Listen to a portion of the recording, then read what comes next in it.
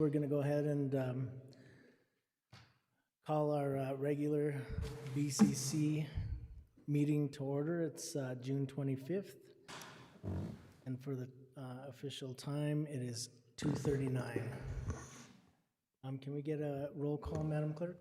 Yes, Mr. Chair. Commissioner Anna Hansen. Present. Commissioner Hank Hughes. Present. Commissioner Anna Hamilton. Here.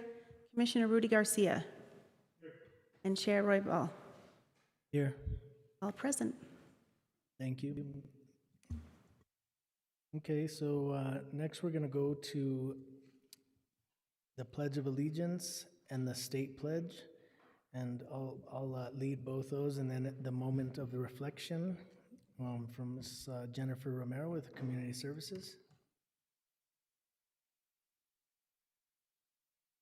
Pledge allegiance to the flag of the United States of America, to the Republic for which it stands, one nation, indivisible, with liberty and justice for all. I salute the flag of the state of New Mexico and the Zia symbol of perfect friendship among united cultures. So, Mr. Chair.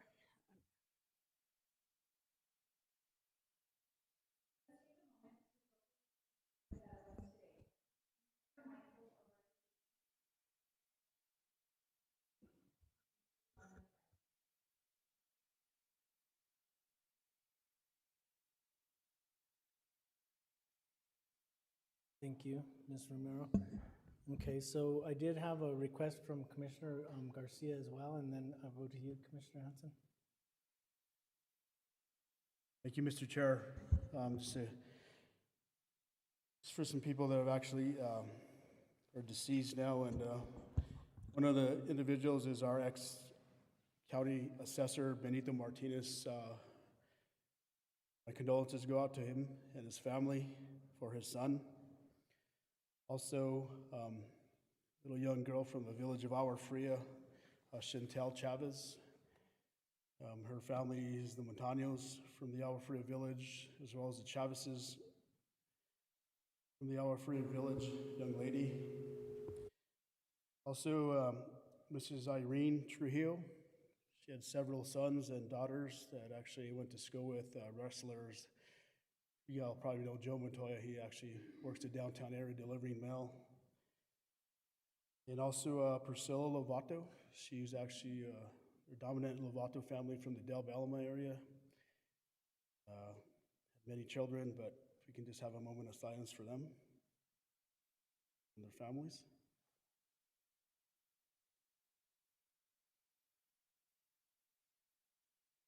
Thank you, Commissioner Garcia, and definitely my condolences to all of the families. And I did work with Benito Martinez in the assessor's office many, many years ago, so my heart goes out to them. Commissioner Hansen? Yes, it is with great sadness that and condolences to the families of Romero Pike. Melinda Romero Pike passed away at the age of 94 years old. She was a Santa Fe River commissioner. She had a very active political career. Her father was considered the mayor of Agua Fria. They had the first store, one of the old stores in Agua Fria, right at San Ysidro Crossing. And I just want to read what it said in the newspaper. Melinda Romero Pike, 94, longtime resident of the historic Agua Fria village, died peacefully in her home, comforted with her family present at her bedside on June 17, 2021. David Stephen Pike, aka Leon Edgar Pike, her loving husband, preceded her in death May 18, 1963. She is survived by Stephen Pike, Margot Katnack, and David Pike. Elizabeth Salas are surviving children. Born to Luis Romero and Valeria Romero, Melinda was raised in the historic Agua Fria village in Santa Fe, New Mexico. I was so honored when when the city gave me the position on the River Commission, and she had retired from the River Commission, and we always got to joke that and play around with the fact that I got to take her place, and she was so happy that I got to take her place. So I will miss her extremely much. She was such a kind woman and so generous to everyone.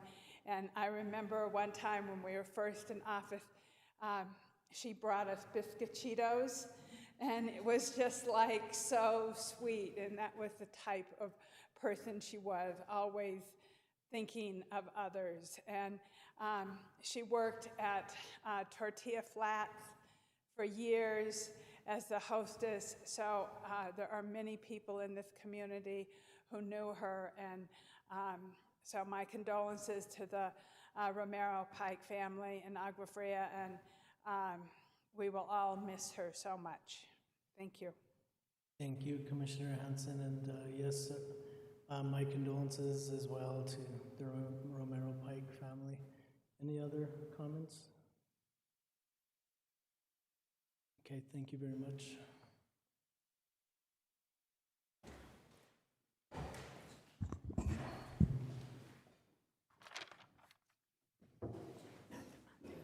Okay, so we're going to go on to our next item, which is item number 1F, and this is the approval of the agenda. Are there any changes or corrections to the agenda? Manager Miller?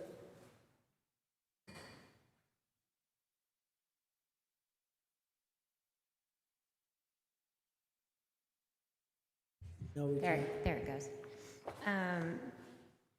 Mr. Chair, we posted the agenda a week ago, and then we 7 days prior on June 22nd at 5:10 p.m., and then we amended the agenda on Friday, June 25th at 5:03 p.m.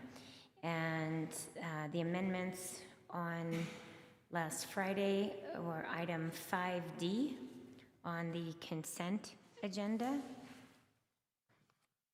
That item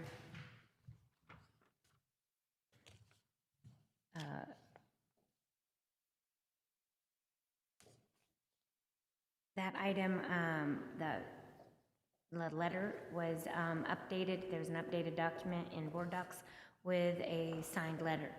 Then also on miscellaneous action items, item 6D, that item, we uploaded an additional document. That's the supplemental medical and malpractice memorandum. Item miscellaneous action item 6F. This item for the final budget resolution, that item was added as the presentation in Board Docs. And then under presentations, item 7A, the presentation was also uploaded into Board Docs. So, and then matters from the county manager, item 9B, that item for the fire marshal order burn ban was also added, and the documents were added in Board Docs. And those are all of the amendments I have to the agenda.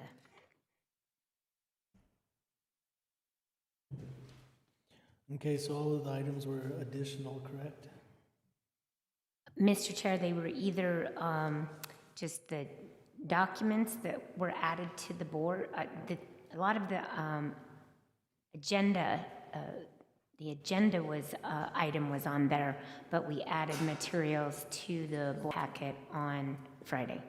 The only actual items that were added on, or agenda items that were added on Friday were item 6F. That item was added and the documents were added, and item 9B. That item was added, including additional documents. The others were just additional documents were loaded into Board Docs for the public and for the board. Okay, thank you, Manager Miller. Okay, so, Mr. Chair, yeah, go ahead, Commissioner Hamilton. move to approve the agenda recognizing those changes or updates. Thank you. I'll Commissioner second that. Hanson. And we have a second from Commissioner Hanson, and that was including the amendments as well, correct, Commissioner Hanson? Okay, so we have a Yes. motion. Okay, so we have a motion and a second. All those in favor signify by saying aye. Aye. All those opposed, same sign. Motion carries. So we have an approved agenda. We're going to go on to item number 2. And 2A is Santa Fe County employees, years of service and new hire recognition for June. And we'll have our county manager, Ms. Catherine Miller, and these are recognitions.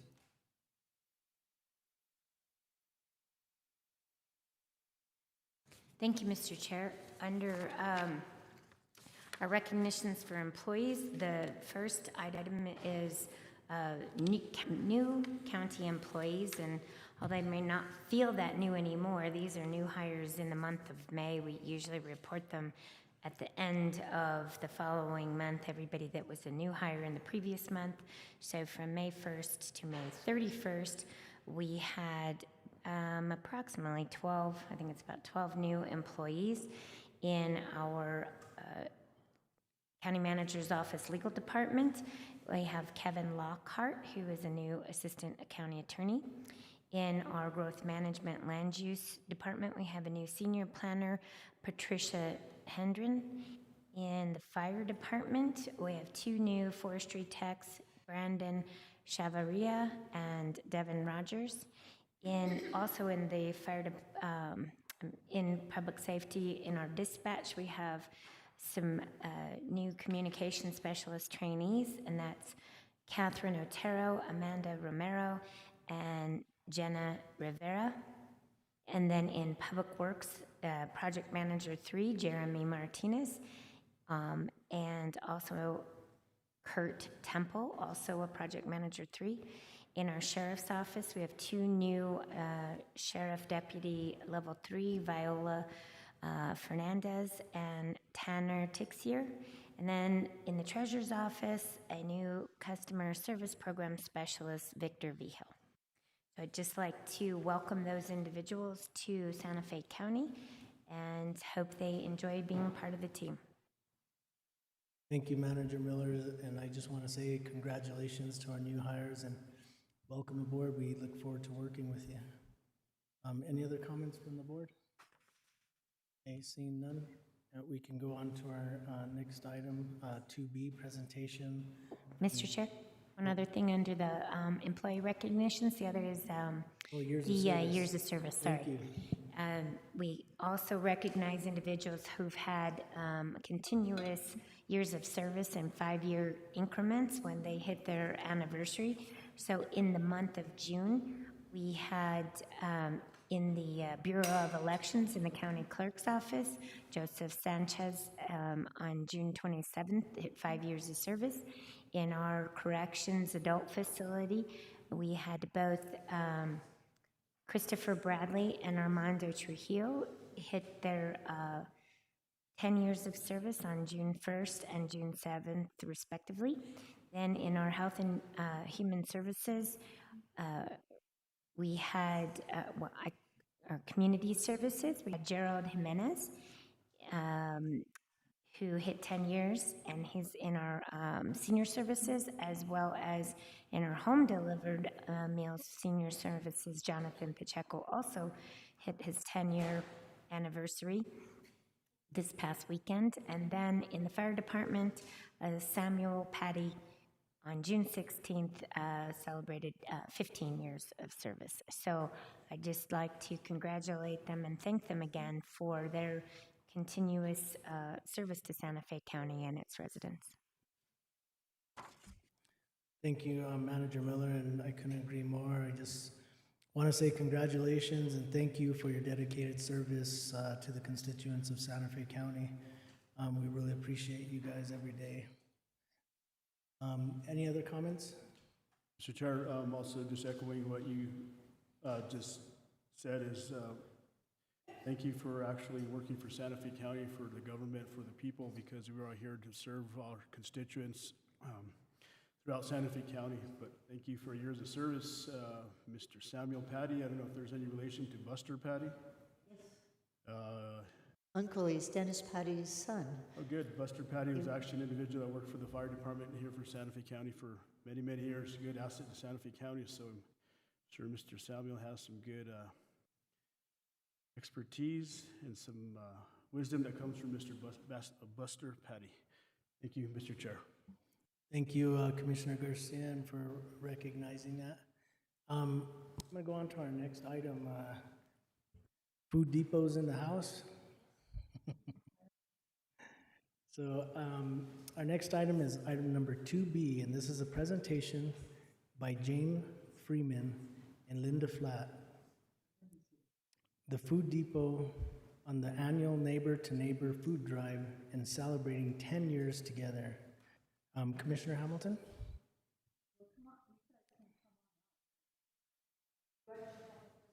I basically can't hear you. What Did you actually have the presentation? I mean, did you? I just wanted to say a few words. Oh, good. Introduce one of Please come, we'll come up to the microphone. Several of us have worked with years. Myself, Commissioner Hanson, we've worked interactively to help this incredible community service go forward. And this is a big anniversary, which is why we're jointly trying to wanting to just recognize this and sponsor it again. And we're very grateful that you guys came to give us this presentation at the beginning so that our community can get informed, for this year about what you all are doing. But what you do for the community is a really big service. And I know all of us up here are really so supportive of that and very grateful for all your efforts. Thank you. Chairman and Commissioners, once again, I want to thank all of you for inviting us here to be able to know that the resolution for this year for the 10th annual Neighbor to Neighbor food drive is moving forward. We're very proud this year because it is a special year. We've done this for 10 years, this is the 10th year. It's amazing. Last year, we had to do things a little bit differently because of the COVID, as all of us have, and we ended up doing a fundraising effort rather than food and fund, and we were very proud to have raised, normally, let me back up a minute, normally it is the third Saturday in September because September is National Hunger Month, recognizing the seriousness of hunger nationally. And nationally, they encourage small communities and cities to participate and to be a part of this. That's kind of how we started 10 years ago. I started it by myself, started contacting neighborhoods, and the first year we had 14 neighborhoods. Woo! We raised like $5,000, and I thought, it was awesome. Last year, thank you to everyone who participated in all the neighborhoods. We had 128 neighborhoods and businesses. The year before, we had 170, but that was because of COVID. A lot of communities were unable to participate. We raised $171,000, which is an equivalent, if you were to put it in pounds, for the Food Depot to be able to distribute would be over 850,000 pounds of food. So we have grown. And fortunately, I have 6 other people, volunteers, women who have stepped up, and it has been a tremendous relief for me over the years to gather more help, which I needed. We work directly with the Food Depot. That we are not a part of the Food Depot, but we are the largest food drive and fund drive for northern New Mexico. I wanted to introduce one of my teammates this year, Mary Ferguson, and she joined us this year, so I'm so happy to have her, as well as 5 others. Jane Freeman has been with me. This is her 4th year, and Therese Prada has been here with me 2 years. Susan Quintana has joined us this year. Gail Raker is back for a 2nd year. And Melinda Price is also joining us. So it really makes a difference. This year, our goal is, I hope, to get to 150 communities and neighborhoods again. And of course, to up the ante from 171,000, I would like to at least get to 190,000. I'm pushing for 200,000 if we can do it. So it is very important, I think, to the community, because we really do benefit and support totally the Food Depot and what they do. And they actually have 9 northern counties that they help with agencies, 145 agencies throughout those 9 counties. And with that, they have done amazing things. During the COVID last year, they, in April, I'm going to just use that as a sample, they serviced and gave over 800,000 pounds of food out because there was that much of a demand. This year it has backed off a bit, but it is still a tremendous, tremendous important thing to be able to support the Food Depot. And I feel that Neighbor to Neighbor Food Drive and Fund Drive really is able to make a big dent in what they need. And I thank you again for bringing the resolution forward. Thank you for always being supportive. It makes a big difference to us, and it feels really good to know both the county and the city do support us and help us with this effort. I thank you. Thank you. If there's any questions from the commission, No, I mean, this Commissioner is just, Hamilton? you know, when those numbers are just amazing, and you guys should just be so proud. It's so amazing how much you've built up over the years and how much effort it takes, but that is such a significant contribution to the area where people need to eat. They need to eat every day, and that's just an amazing gift. And I know Commissioner Hanson is equally committed to having supported this through all the years. Thank you, Commissioner Hamilton, Mr. Chair. Thank you, Commissioner Hamilton. I'm happy to sponsor this resolution with her, and it's so important. You know, hunger is one of the major issues that New Mexico faces, and we are a poor state, and so during the pandemic, it made me just so happy to see the amount of food that could be distributed to people who were in need. And this is a very, very important food drive. So we'll do everything we can to help you reach that 200,000 goal. Yes, because that's what we need. And I look forward to working with you again. Thank you so much. Absolutely. Anna, both Annas, you have been, and Henry, all of you have been just wonderful. I get to know the 2 new gentlemen, hopefully, and I appreciate all the help that you guys give us. Thank you so much. Absolutely, thank you, and thank you, Commissioner Hamilton and Commissioner Hanson, for the great words. I just want to congratulate and just say, for the Neighbor Food Drive and also the Food Depot, I can't express my gratitude and appreciation for what you do for Santa Fe County, and the decade of service. Well, that's a great achievement, but it comes from your untiring hard work to make sure that it keeps going. So we really, you're the heroes here, so thank you so much for keeping that going. And if we can just have a round of applause.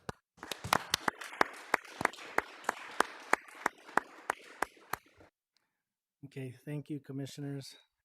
We're going to go on to our next item, and this is item number 3.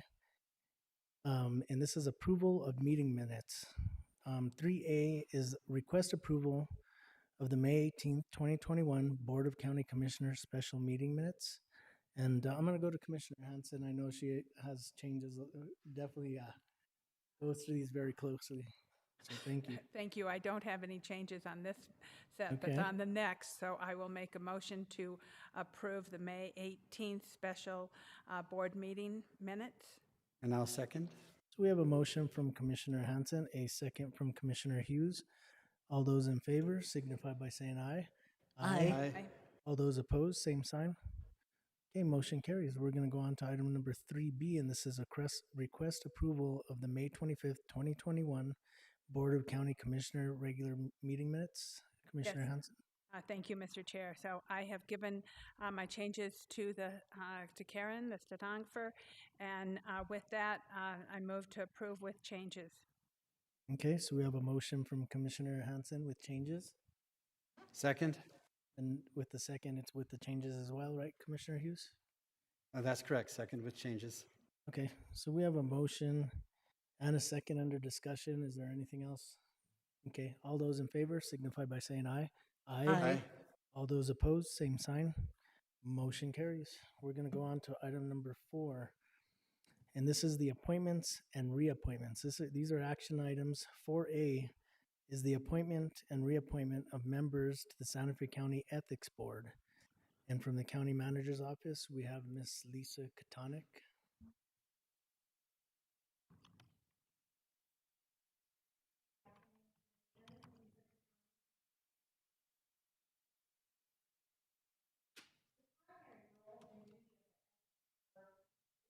Enforce the county code of conduct.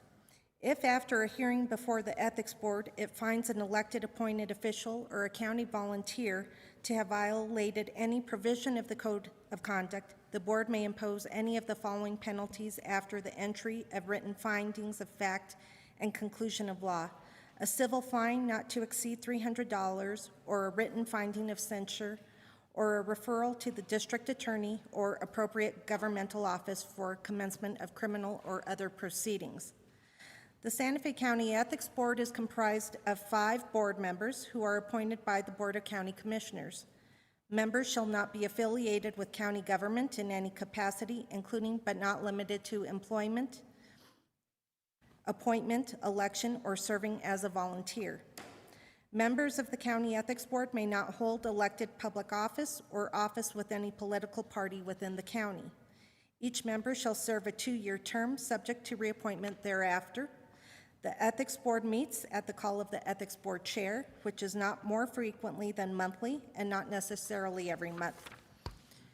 Staff received applications from Board Member Carol Thompson and Board Member Michael Rosenbaum seeking reappointment to the Ethics Board to continue to serve. Staff also received 1 resignation from Board Member Peter Dodds, who was unable to serve his 2nd term.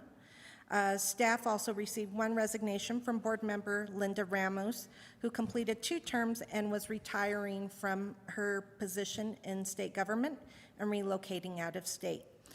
Board Member James Hayes served 1 term and has not shown interest in being reappointed at this time or continuing to serve on the Ethics Board.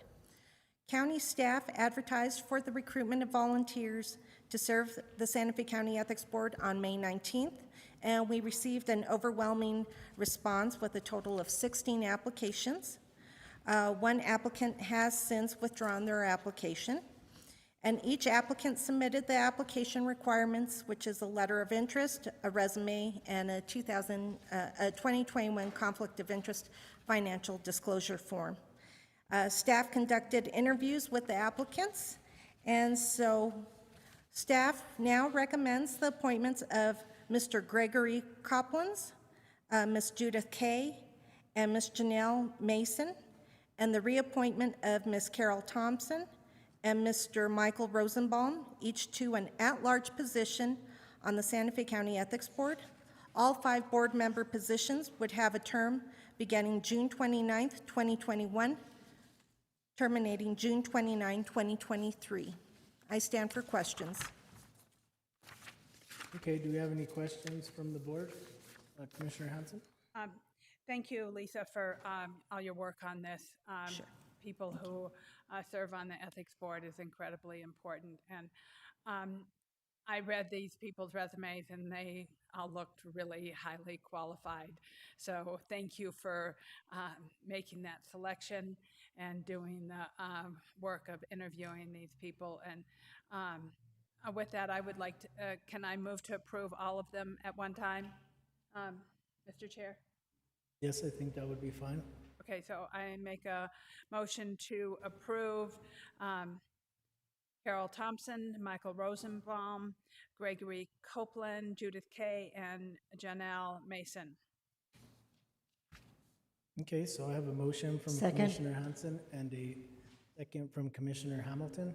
Under discussion, anything under discussion, questions? Mr. Chair, Commissioner Garcia? Mrs. Mason, actually, I've seen the lady before she retired work at the Legislative Council Services for the state capitol, and very good choice. She has very institutional knowledge of what the ethic board should actually handle. Thank you, Mr. Chair. Thank you, Thank you, Commissioners. Commissioner Garcia, and I couldn't agree with you more. I think we had staff did a great job with the recommendations of who to serve. They all had very impressive resumes, so thank you for that, Commissioner Garcia. Any other questions or comments? Commissioner Hughes? Thank you, Mr. Chair, and Lisa, thank you for the hard work. And so now that we'll, in a few minutes, have a full ethics committee, I think we're going to have them meet in the next little while and work on the review of the code of conduct and get that finished up. Is that correct? Yes, that is correct, Commissioner Hughes. Thank you. Right, thank you very much. Thank you. Thank you. Any other questions? We're good? Okay. So all those in favor signify by saying aye. Aye. All those opposed, same sign. Motion carries, and congratulations to our newly appointed and our reappointed board members to the Ethics Board. Next, we're going to go on to item number 5. And this is a consent agenda. Is there anything on the consent agenda that any commissioners need further explanation? Sorry. Mr. Chair, Commissioner Garcia? items number C. Item number 5C.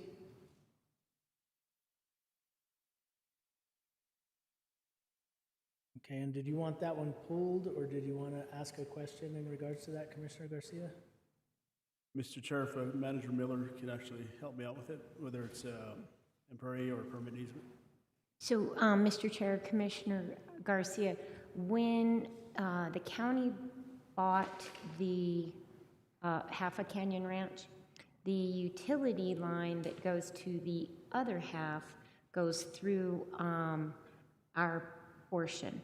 So when Frank Mancuso purchased the other parcel, the other half of the ranch, we issued a temporary utility easement to their property, and that's how they received their power. They have an option in that temporary easement agreement to renew it, and this is a renewal of it through I think it's March 2025.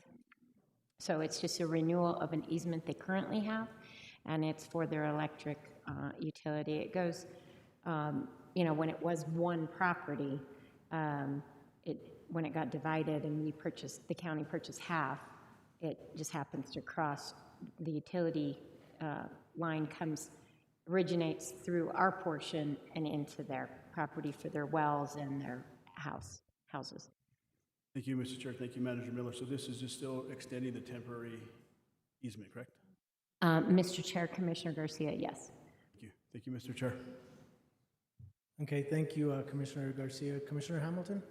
I just wondered, I have no desire to pull it off, it belongs there.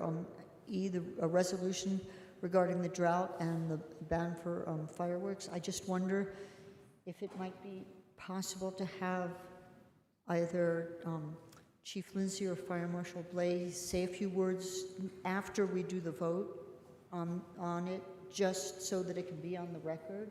Is that an appropriate thing, Manager Miller? Mr. Chair, Commissioner Hamilton, that is actually on the Oh, I'm looking at miscellaneous items. I'm so sorry. I was scanning down. Yeah, Never this is mind. further down in the I wondered agenda. why it was on consent. Okay, never mind. No, we'll let you My- have plenty my of bad. conversation about that. It's really bad when you start confusing yourself, you know? Okay, thank you, Commissioner Hamilton. Commissioner Garcia, did you have anything else, or was that? No, just Mr. Chair, Manager Miller, so once again, if they do want a permanent easement, they'll need to come back to the county commission? Mr. Chair, Commissioner Garcia, yes, and there's also provisions in their agreement that say that I think the permanent easement, they would need to then bury the line as well. Thank you, that's where I was going. Thank you, Mr. Chair. Thank you, Commissioner Garcia. Commissioner Hughes? Thank you, Mr. Chair. Just on item E, which is the New Mexico Solutions contract for the Behavioral Health Crisis Center, I just think this is such an important issue. I was hoping that maybe after the center's been up and running for a few months, we could get a report on how it's going. I just think that, you know, it's just that important. Thank you. Great suggestion, Commissioner Hughes. Any other questions or comments from the board? Okay. What's the pleasure of the board? Mr. Chair, Commissioner Hanson? I would like to move to approve the consent agenda. So we have a motion from Commissioner Hanson to approve the consent agenda. Do I hear a second? I'll second. And a second from Commissioner Hughes. Anything else under comments, under discussion? Okay, seeing none. All those in favor signify by saying aye. Aye. All those opposed, same sign. Motion carries. Our consent agenda is approved. Madam Clerk, can we get some resolution numbers? Yes, Mr. Chair. So the resolution for labeled D is resolution number 2021-058. And for item labeled G, it's resolution number 2021-059. Okay, thank you, Madam Clerk. Thank you, Mr. Chair. Okay, we're moving on to our next item, and this is item number 6, and these are miscellaneous action items. Our first one is a resolution establishing procedures for the orderly and uniform administration of the Santa Fe County process for road improvements. And from the Public Works Department, we have Mr. Ryan Ward. Thank you. Sir. Good afternoon, Chair. Good afternoon, Commissioners. This is one that I've been excited about bringing back to the BCC. We did do a presentation on this months back. This road policy improvement plan is, if Daniel could bring up the presentation, if you would. I'll read over the issue real quick just to give a little bit of background. Santa Fe County currently has no formal procedure that quantitatively establishes road improvement needs for county-maintained roads. The need to administer funding consistently across the county when selecting road candidates for surface improvements is critical to providing community connectivity through infrastructure. The background to this is the purpose of the Santa Fe County Road Improvement Policy is to provide a formal procedure that removes individual or community bias from the process of improving transportation infrastructure, more specifically the driving surface of the roadway. This policy will use a series of analytics to target roadways that would benefit the most from surface improvements. The intent of the roadway improvement policy will be to consistently assess and rate Santa Fe County roadways to maximize the use of available funding and resources, ultimately improving the roadways with asphalt pavement or chip seal.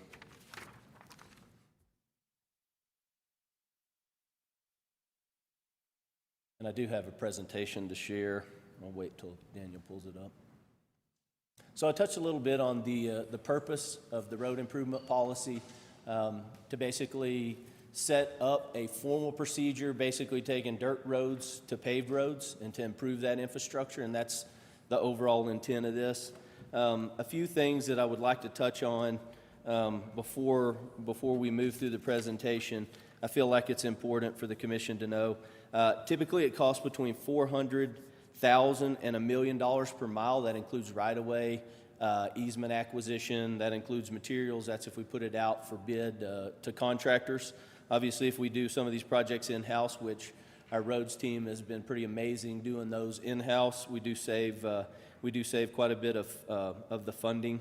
But the paving is an expensive alternative in comparison to unpaved roads, which can be maintained for around $3,000 per mile.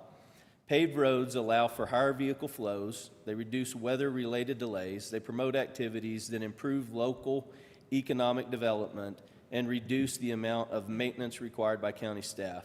The average daily traffic typically used to justify paving an existing roadway generally range from 50 to 500 vehicles a day.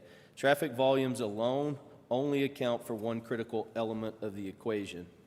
So I wanted to kind of just go over that just briefly, because I think it's always important to know when costs are involved, what those costs are, and how we can improve those things and plan for those. The intent, as I mentioned, of the roadway policy will be to consistently assess and we'll rate roads. We'll have a actual priority list for all dirt roads, so that we can, visibly see where those are at. We'll have a spreadsheet where we can look through those roads in their priority. And one note that I had at the bottom is the Transportation Advisory Committee actually approved this on November 18th, 2020. We could go to the next slide. So the critical things in establishing the priorities to actually score and analyze each dirt road will be these minimum requirements. Traffic volume, as I mentioned, which is the average daily traffic volumes. We actually do most of those counts in-house. So out of our traffic operations division, we have a group that actually goes out, sets up counters, and takes 24-hour counts of the vehicle traffic out there, where we can classify different types of vehicles as well. So any kind of truck traffic, standard traffic, we look at those things. The next thing is route classification, so the functional classification system that's defined by SLDC. That's one thing that's taken into account. Also, one of the critical pieces is how often do we go back and do we need to maintain a road? So when we go out there, we have a lot of roads, and I know all the commissioners are well aware of roads in your district that actually have some repetitive maintenance that we do, and a lot of that stems from the material that's available and the material that's actually on the roadway, where we get some washboarding and we get some muddy instances that's tough to traverse that road. And then the other factor is safety. So safety is one of the critical things that we look at when we're going to make these determinations, and that could be things as simple as looking at this route. Is it a school bus route? Is there some drainage issues that at times when we have severe rains or inclement weather, that it's difficult for citizens to get out of the road? And so that's one of the other things too that we look at. And then the scores will be between 1 and 100. That's the way the priority index is set up. So 0 to 100, obviously, the higher the score, the more the road would be evaluated and looked at for funding. And so that's how it's kind of structured. We could go to the next slide. Thank you. The priority index example is one that we use to basically look at those 4 different areas of analytics. As you can see how this one is scored as an 84, and various things were taken into account. One of the critical things you'll see, which I mentioned, was the average maintenance cost yearly. And so we look at that, and that includes staff time, that includes vehicle use, that includes fuel. So all those things are calculated into that to come up with a cost. The other aspects that you'll notice up there with the traffic volume factor is obviously as the traffic goes up, when you're looking at the 400 to the 1,000 cars a day range, you see kind of where the break point is as you go, as you start losing volume of traffic, and those points go down. So it's consistent throughout this, but this is the actual index that we'll use to rate those roads and to score those roads. Should be one more slide, I believe. Let me go over one more thing before I answer any questions. I just wanted to make sure that the commission was well aware of next steps in the planned implementation. So once approved, the Public Works Department will begin data collection, which is those traffic volumes, looking at some of those analytics, and start to collect that data. A lot of the roads have already have ADT volumes collected, so we're ahead of the game on some of this. But we will start collecting the data for the ADTs, as I mentioned. We'll assess yearly maintenance cost averages and safety risk. We'll generate an all-inclusive roadway list that's prioritized using the new scoring format that I'd mentioned. But the one key critical thing, and I need to just say thank you to our GIS group. They've been amazing working with us and building this, and ultimately the picture that you see there is a GIS-driven shapefile that we will have all of the dirt roads color-coded based on the scoring. So it's an easy way and an easy tool that everyone can use to kind of see where those roads rate in each district. So I just wanted to say thank you to our GIS group for working with us on this. And I'll stand for any questions. Okay, thank you. Do we have, Mr. Ward, I do want to say I appreciate you recognizing the GIS department for their hard work. A lot of times they put these maps together and they don't get the recognition sometimes they should, so I appreciate that. Any other comments from Commissioner Hamilton? Just a quick comment. It's just a great idea to have the maps with the overlays, with the roads, marked out by color coding by the, score ranges. That's really easy to relate to and utilize. Yeah, and the nice thing with GIS is they can populate the attributes, so it kind of, it's a pretty cool tool. Any other questions or comments, Commissioner Hughes? And then I'll go to Commissioner Hanson. Yeah, thank you, Mr. Chair. I think this is a great idea to use scientific methods to decide which roads need the work the most. And I was just curious if there was, and it's okay if you don't know the answer to this, but I was just wondering if there was an idea of how many miles of road Santa Fe County would be planning to pave in the next year. Mr. Chair, Commissioner Hughes, in the next year, our usual target is about 20. I think we target 24 roads 24 miles of roadway. Last year we did 26.5, somewhere right in there, and so we try to target at least that yearly. And so, we have, I think there's 555.21 miles across the county. 290 approximate miles are paved now. And so we have, that difference in unpaved, dirt roads. So there's a significant, it's not quite half, but there's a significant volume of roads that would be candidates for paving, depending on the priority index. Okay, thank you very much. That's all for me, Mr. Chair. Thank you, Commissioner Hughes. Any other, Commissioner Hanson? I'll go to you next.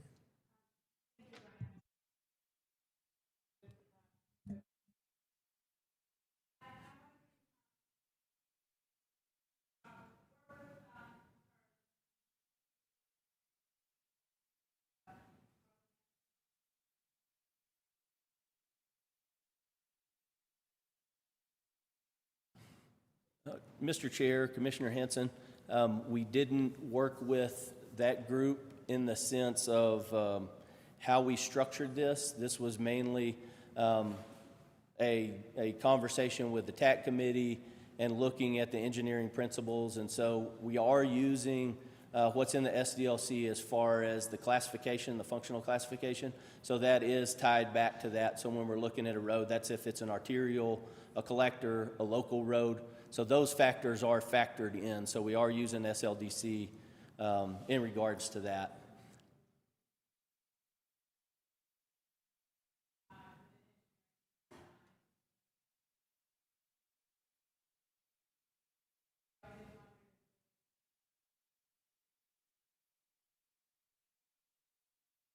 Yes, we made sure it did relate in the various analytics that tie to that. So we did, vet that.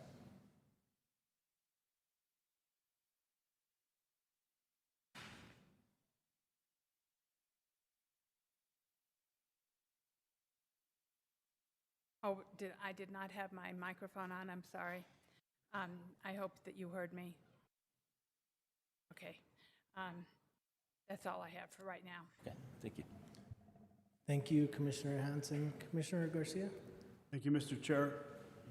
The reason why Chairman Roybal said GIS, he and I started working here for the county back in, well, there was GIS, like 30 years ago, and we actually literally had tax maps, and we actually used to, with ink pens, create parcels and try to do the roadways based off of aerial photography. But since then, it's come a long way scientific. Sometimes scientific actually may not work all the time, though, because when you look at something from the satellite and you actually go out there on the ground, it's a lot different. But we're getting to that technology, which is great. One of the things is the existing data. I know there's a lot of existing data out there on some of the existing roads, so I just hope that we don't reinvent the wheel, because I know Johnny Bach and his crew you see those car counters all the time on the county roads, so please look at that. That'd be great. And so on your presentation, number 2 is A, B, and C, which is arterial roads, collector, and local roads. And as Commissioner Hanson mentioned, talking in regards to the SDLC. So my question is, if you have a local road that actually handles, I think it's less than 400 less than vehicles per 400. day, what if that local road is actually a major arterial and needs to be upgraded? And so if we follow the SDLC rules, that means that road now needs to be wider driving surface as well as the width. So if there is county roads which are in all of our districts that don't meet the current SDLC standards, how are we going to work that into the equation that we're talking about? Mr. Chair, Commissioner Garcia, that's a great point. One of the things that we will do, and we actually looked at that, and that was something that I've talked with Earl, who's our GIS director over there, manager, and we did stress that because while there's some roads that would fall under a certain classification, the county on a whole is more rural, and so a lot of these roads, while it would look like it would fall in a certain category on SLDC, as you mentioned, sometimes just because it's designated based on traffic volumes as a local road, it could truly function like a collector or some sort of arterial, minor, major arterial road. But we would look at it from the standpoint and still try to go, back to the SLDC. And you're right, the cross-section of that roadway, depending on what it's classified as, will be different. And so we'll look at that when we pave it. We do our best to make sure we meet those minimums. And that's something that, as we do those projects, we'll make sure that we catch those typical sections, and that's incorporated in the road design. So, Mr. Chair, once again, Ryan, so there may be county roads out there that don't have any right-of-way width, and we are still going to accommodate those county roads if they're dirt or sand or with some possibly chip seal. Is that correct? So we're not going to bring them all up to SDLC standards. If a road in any one of our districts wants to, we would like for them to get paid, provided that you have 75% of the individuals out there. So can that 20-foot road, existing county road, be upgraded? Mr. Chair, Commissioner Garcia, yeah, that's correct. We will focus our efforts on making sure it matches. But as you noted, in a lot of instances where we have prescriptive right-of-way or prescriptive easement, and there's not enough width, the policy includes that in those instances, it'll be similar to the road acceptance policy in the sense that we will ask for that right-of-way from those residents if we need to make that, typical section wider, add ditches and do, other things. But our goal is to not let that, because I know that's one of the concerns, is to not let that impede, progress on paving the road. I believe most of the roads, a lot, are fall under that local category, and so the widths that we have now are sufficient unless it's, less than 20 foot, and then we would have to look at that.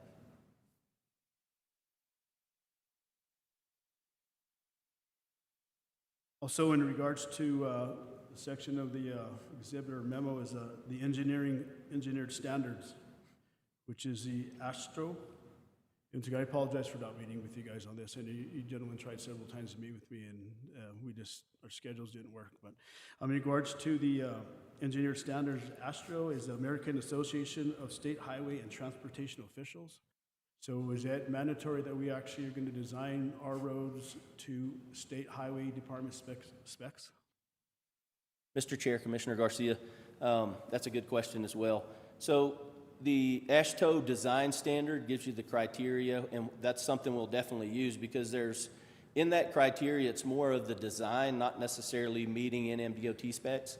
So it's focused on the profile of the road, where you have super elevated areas. So if we rebuild a road, the goal is to make sure we're matching those because you've got sight distance, visibility issues, there's some safety factors if we don't build a new road tied to AASHTO standards, which is the design criteria, not necessarily, NMDOT specs. That's more of a, how we'll focus our vertical and horizontal profiles of the road. Mr. Chair, thank you. Just because I know in the past we've actually dealt with some contractors in my district, southern part of the district, where there's sometimes notes on the construction or design documents that say comply with New Mexico DOT standards, and it's kind of, do we need to comply with them? Do we not? Is it a school bus route? And this road is actually I have roads in my district that are county roads, and they feed 4 houses. There's another county road that's 20 feet wide, and Mr. Royball's district, I know there's many roads out there 20 feet wide, and there's more than 400 cars a day on that. So I just want to make sure that we're not stuck to these certain design standards, and we can still work with what our existing right-of-way prescriptive easement is for our county road. Mr. Chair, Commissioner Garcia, that is the intent. The intent will be for us to try to make it fit as best we can in those areas, because I know there's several in your district. Camino San Jose is one of those, where we're limited between walls, between cemeteries, between houses, and there's, some roads that will require some sort of variance for us to do it, where we can't build it to that standard.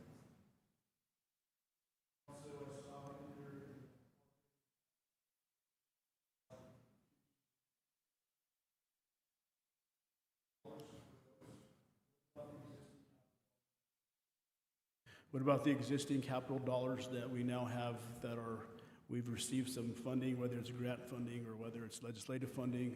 How does that play into the equation as to acquiring more additional funds for different roads, as well as the existing funds? How does that play into your equation? Yeah, Mr. Chair, Commissioner Garcia, that's a good question. The funding that's already allocated, is dedicated to certain projects.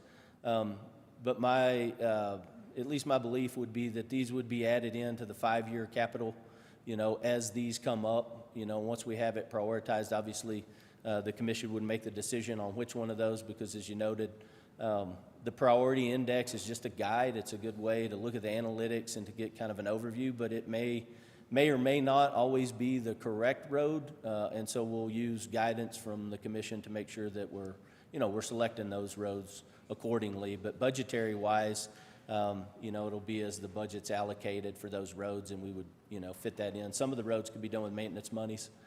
Some of it would be capital. Thank you. Thank you, Mr. Chair. Then a couple more questions in regards to legislative funding. Sometimes our state legislators actually fund county roads within their districts. And so are we still amenable as into maybe if we have 5-mile county road and we get a certain amount, can we do the first quarter, second quarter as we go on, or are we amenable to that, or are we actually stuck to no, till we receive the entire funding for the 5-mile length of the county road? We're not going to upgrade it till we get the entire funding. Yeah, Mr. Chair, Commissioner Garcia, there's actually some projects that we're doing that with now, where we're breaking them out and phasing because we don't have the funding to cover the full project. So I don't know any reason why we wouldn't continue to do that. I think that's definitely a viable way to get some of these projects done.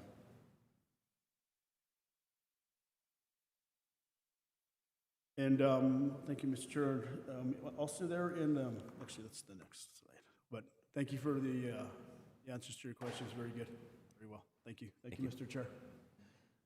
Thank you, Commissioner Garcia. Any other questions, comments? No? Okay, what's the pleasure of the board? Mr. Chair? For approval? Second? We have a motion from Commissioner Garcia and a second from Commissioner Hamilton. Under discussion, is there anything else under discussion? Okay, seeing none. All those in favor signify by saying aye. Aye. All those opposed, same sign. Motion carries. Can we get a resolution number, Madam Clerk? Yes, Mr. Chair, the resolution is 2021-060. Thank you, Madam Clerk. Thank you, Mr. Chair.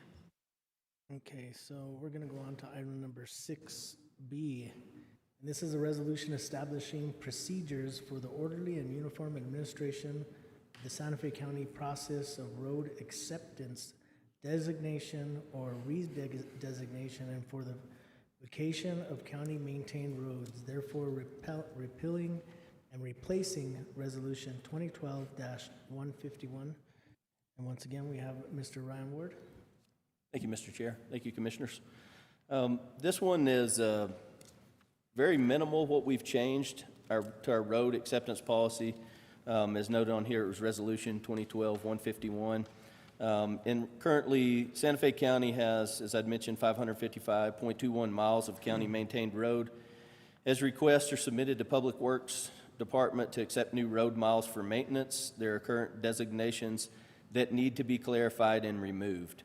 The purpose of the policy is to establish procedures for the orderly and uniform administration of the Santa Fe County process for road acceptance, designation or redesignation, or vacation of county-maintained roads. So the purpose is to repeal and replace Resolution 2012-151. The intent of the road acceptance policy is to ensure that there's no ambiguity amongst the designated authority for specific roadways to be maintained. More specifically, the resolution dissolves the prior maintenance designations of lesser county-maintained road and shared maintenance road. This update will add clarity to the remaining designations of the county-maintained road and non-county-maintained road. If I could ask Daniel to pull up the presentation. Thank you.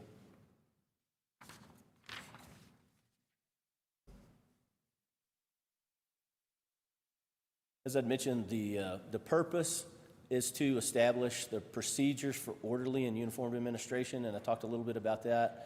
I think some of the key factors that I wanted to discuss with the commission and put out there, since this is an action item, is one of the main goals and one of the things that we were looking at in removing those two items was direct, tort liability.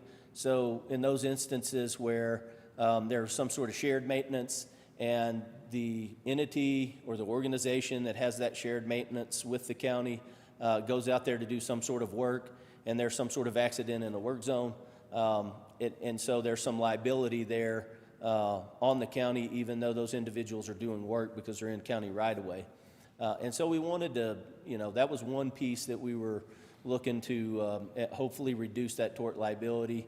I think another thing that's really critical is we do get calls at times from residents or developers, different individuals that are concerned with, can I share in some of the maintenance? Could I do some of the grading?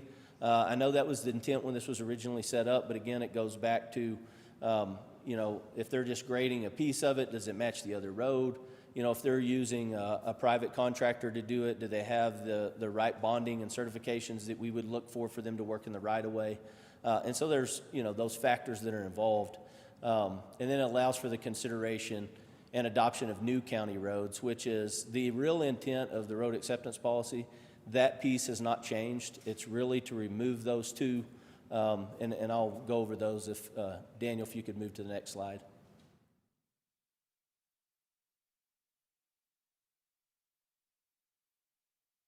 So the specific items, which is the lesser county maintained road, which is a road that has been accepted for limited county maintenance. Services on an unpaved lesser county maintained road shall be limited to the maximum of twice annual motor grading, signage, limited snow removal, contingent on the availability of labor and equipment, and limited repairs. So that one in and of itself is hard to quantify. And that was one of the reasons that we wanted to try to, get rid of the ambiguity and take these two out, because that one is really difficult to know if it's been maintained twice a year. The residents, don't know when it's maintained. And so at this stage, We haven't adopted any. We've adopted some shared maintenance, or one shared maintenance road that I'm aware of, which is Dinosaur Trail. But there has not been any Lesser County maintained roads adopted. There's been some looked at and considered, but to my knowledge, none adopted. The other one that would be removed would be the shared maintenance, which is a maintenance of a lesser maintained county road or county maintained road, may be shared between the county and a private individual or individuals, a homeowners association, a public improvement district, or a corporation, partnership, LLC, or other entity. Next slide, please. So the remaining road designations, and I think these are pretty straightforward, is the county maintained road, which is a road that the county has adopted. It's made it into the county road list that we adopt yearly that gets forwarded then on to the DOT. And so these are clearly defined roads that the county does have maintenance and has rights to improve and place infrastructure on. I won't read the full designation, but it's that one's fairly straightforward. Go to the next slide. And then the non-county maintained road, which is any road that has not been accepted. We do see from time to time individuals that will call that are living on a private road, or there's an HOA, and I always try to relay on to those individuals that the critical thing is, if you feel like a road is needing to be taken over by the county, we do have the process. The process falls within the road acceptance policy. There's a petition, there's the meeting with Public Works, and there's a piece where you bring up the road to the SLDC standard before the county would consider taking on maintenance of that. So that's defined within the road acceptance policy, kind of that process and how that works. But there are quite a few non-county maintained roads, and we do see many citizens requesting that those get adopted, and that's really what this road acceptance policy kind of helps us put in place. Any questions? I'd stand for questions.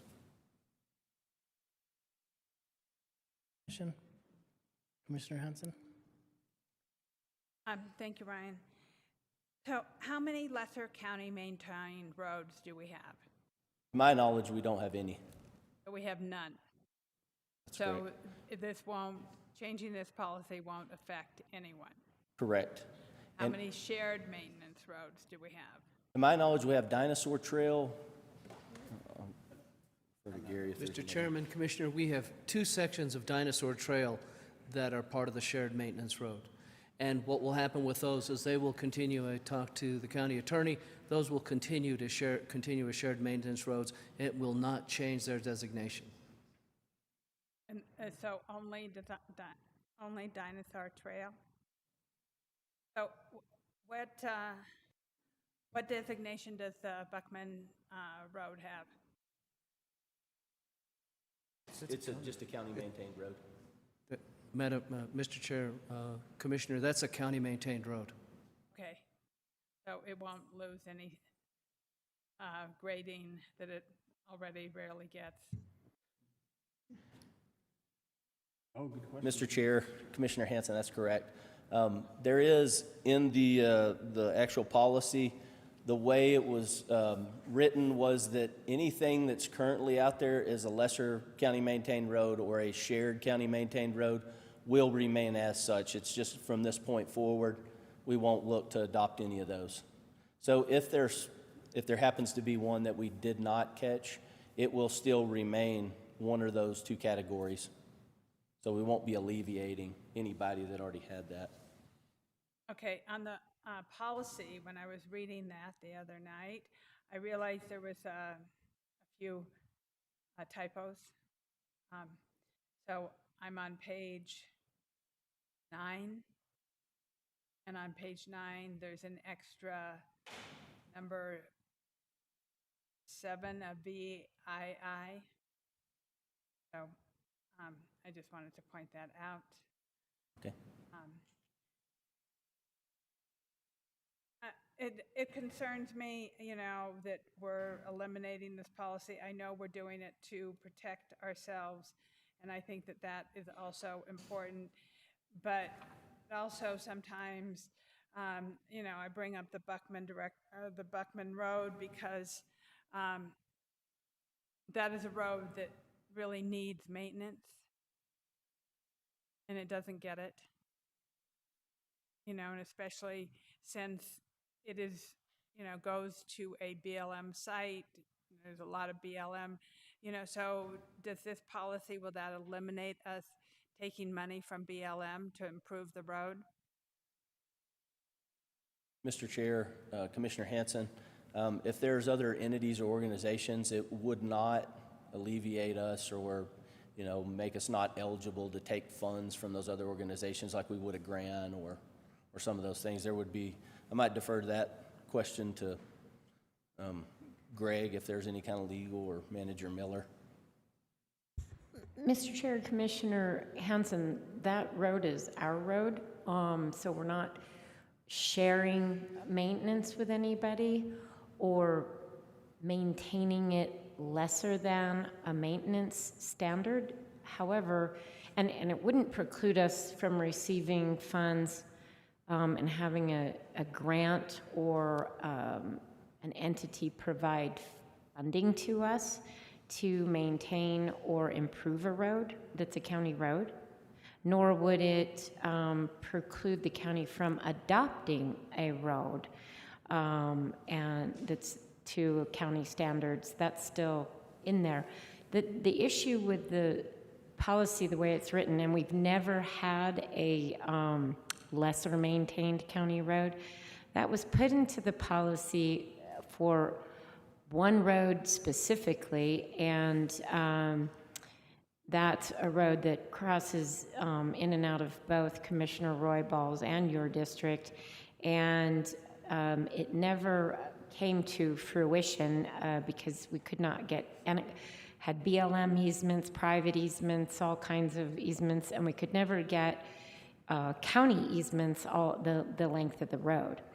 Additionally, an attorney, after this policy was written, that segment of the policy, I think, was taken from a county that has a lot of roads that are used for oil fields and by the oil and gas companies. And so they had written something like that in to try to assist the contractors that deal with the oil fields in having access on roads that were not passable. The problem with that is, and then a subsequent attorney said, you know, that's really a bad policy. To one, it's unconstitutional to maintain a private road. So that would be a violation of anti-donation. So that's the first problem. So then you're adopting the road and saying it's a county responsibility, but we're really not going to do very much to maintain that road. So if something bad happens on that road, it's not our fault because we said we weren't really going to maintain it. So adopting the road under that provision would be not advisable to the county commission and for the county. If the county feels they want to adopt a road and maintain it, then this does not preclude the Board of County Commissioners from doing so. It just says we're not going to sort of adopt and sort of maintain a road by taking that lesser maintained provision out of there. And then Dinosaur Trail, I think even portions of it we have done away with that shared maintenance, and that had to do with an emerging development. Typically, developers will build the roads and build them up to county standards, and then petition the county to take that road over as a county road, and we would take it over and maintain it.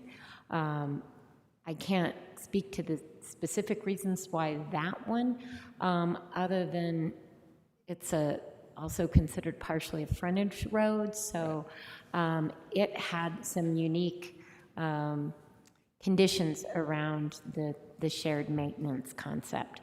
But I don't think that we have any others like that. Also, this policy does not preclude the board from, in the event of an emergency, of going in and clearing a road in order to get people that's a private road or a non-county road, to go in the case of an emergency, to go in and clear a road and make it passable so that somebody who's in an emergency situation may need to get out, or our first responders may need to get in.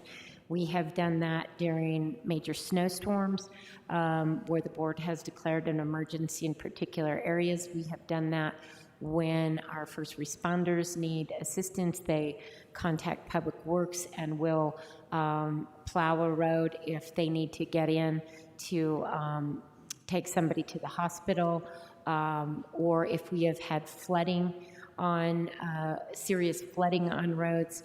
We have also, and we need access or people need to get out, we have declared emergency and gone in and assisted on those roads. But it does not allow for us to do continuous maintenance of a private road or a non-county road.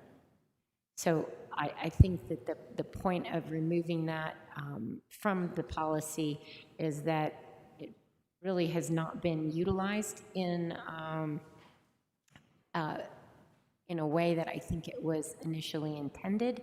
And it also, I think, by not taking that out of the policy, leaves the Board of County Commission and the county in a bad situation of potentially adopting a road that we don't have the resources to maintain or bring up to a acceptable level. Thank you. Okay, thank you, Commissioner Hanson. Was that it, ma'am? You still have the floor? You're good? Anybody else? Commissioner Garcia?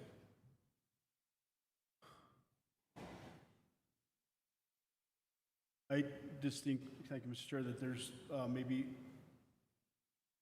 some institutional knowledge that may need to be brought forward to a point as into Commissioner Hanson's district, Mayflower Drive, Mayflower Way up there off of the stop sign of Camino La Tierra, and you take a right there.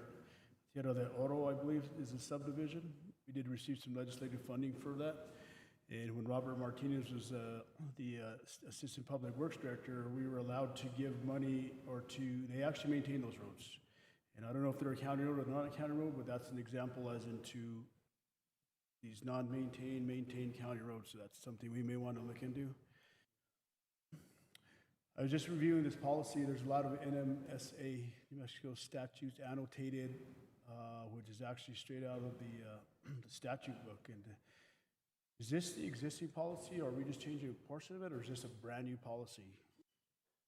Mr. Chair, Commissioner Garcia, the policy has just been modified under Section 5 to basically, from this point forward, not adopt or accept, shared or lesser maintained roads. The rest of the policy is still intact, so the rest of the policy is consistent with what the policy was prior to this. So, Mr. Chair, once again, Ryan, so just Section 5 of this initial designation is the only thing that's changed from the existing policy? That's correct. I'm just reading through here. If somebody wanted to get their road adopted, it's kind of get a survey, you have to have an EA, environmental assessment on that road. You have to, it's pretty, I just sometimes think we actually work, we represent the local government. They just hope that we're not actually going to go to interstate standards or highway department standards for our little local roads in some of our areas that serve a little community that's been there for many, many years. And whenever we impose these SLD standards, which according to you gentlemen we're not, in certain areas that they're an existing road and they don't meet the SLD standards, the width, the thickness, sidewalks, shoulders, bar ditches, so on and so forth, that we can still help out these individuals that live off of these smaller county roads that need county assistance or local government assistance. Which we'll still be able to do, correct? Just one more time. Mr. Chair, Commissioner Garcia, our intent will be to help, any of the different areas of community that need road improvements. I mean, that's still that's still our main goal. The only, well, let me take a step back. So the main intent of the NMDOT specs is to give us a quantifiable way to test materials. We've implemented that, and so we're using that now. We, as the county, we have never adopted any kind of construction standards or spec books that relates to road construction, and so to get a quantifiable number on whether that's base or we're, doing any kind of, tests on the subgrade or asphalt mix, we're using the knowledge that basically the NMDOT has already put together within their specs. And so the way we've currently been designing roads, and a couple of the projects that are out there now are using the NMDOT specs for the design criteria of the materials. And then we use the SLDC as far as the typical cross sections for what the road's actually going to look like width-wise and what amenities need to be placed on that road, whether that's sidewalks.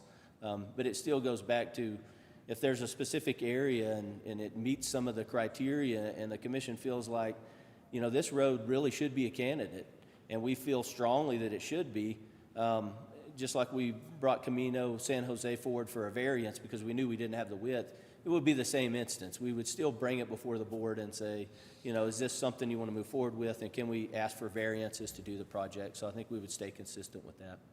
Mr. Chairman, thank you for that explanation. Makes a lot of sense. Appreciate that. No more questions, Mr. Chair. Thank you and your staff for putting this together. And one last question is, when does the rating begin? The rating, as you mentioned, Mr. Chair, Commissioner Garcia, the rating will begin as soon as this is adopted. Most of the ADTs we have, as you mentioned, Johnny Baca, our traffic manager, has done a great job. Julian goes and does the counts, but they have several counts already there. So we're going to use that data to start building the different priority indexes for each road. So we can start, as soon as this is approved. Sorry, Mr. Chair. Also, what's the time frame for the data? Mr. Chair, Commissioner Garcia, I think that's a good question. To put a time frame on it, I can tell you that we've measured, so we use a distance measuring device mounted to our vehicle now that's accurate. I think within a mile it's accurate up to 50 to 100 foot. So we've already gathered all the roadways. We've driven all the roadways to accommodate what GIS says those links are, what the links in the county road list book are. And so that's taken us approximately, I think it's been about 8 or 9 months we've been working on that, and we've completed that. With the ADT counts, you're having to set those traffic counters out there a day in advance. They count for 24 hours. You come back the next day and pick it up. And we have multiple counters, so we can put several out on different roads. It would just be kind of dependent upon, how quick we can get the counts. Most of the other information, we can pull from our budgetary, prior year's budgets to come up with the maintenance cost and some of those things. But really, it's just the ADT volumes, average daily traffic, that we're going to have to, do. So, in reality, it's probably 6 to 8 months, to try to capture all the dirt roads and the traffic volumes on those. Thank you, Mr. Chair. Also forgot about this, but shared agreements between two government entities, City of Santa Fe. When you go down Richards Avenue, I-25 is City Road. The next road, it's a city, then going south towards the community college is a county road. And those little signs that say, stop maintaining county road. We're with this policy, we're still able to, the town of Edgewood, still able to work with City of Santa Fe. It just amazes me that blade lifts up when it gets to the county road, puts it down when it gets to the city road. We've talked about this. So it still allows us to move forward with another governmental entity on their road, or vice versa. Mr. Chair, Commissioner Garcia, that's correct. We're actually working with you when we reached out to the town of Edgewood. I know that was a big concern. We've sent them over, actually, an MOU to review, and so we're just waiting to hear back. I've reached out to them a couple times, but yeah, we're hopeful that gets in place. So yeah, that would not impact, this policy does not impact those type of MOUs. Thank you, and I know you gentlemen have reached out to the town of Edgewood, and so appreciate that. Thank you, Mr. Chair.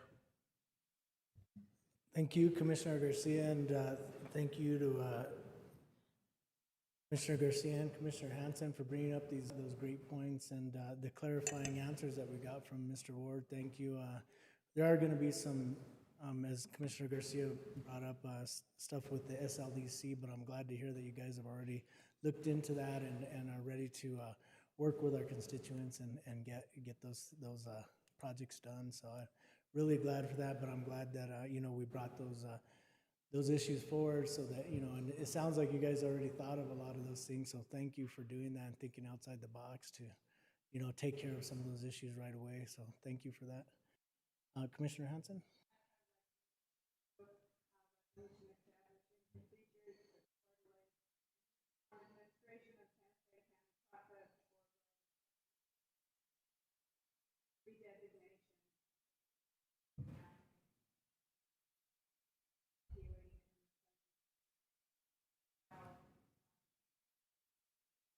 Thank you, Commissioner Hanson, for the motion. Do I hear a second?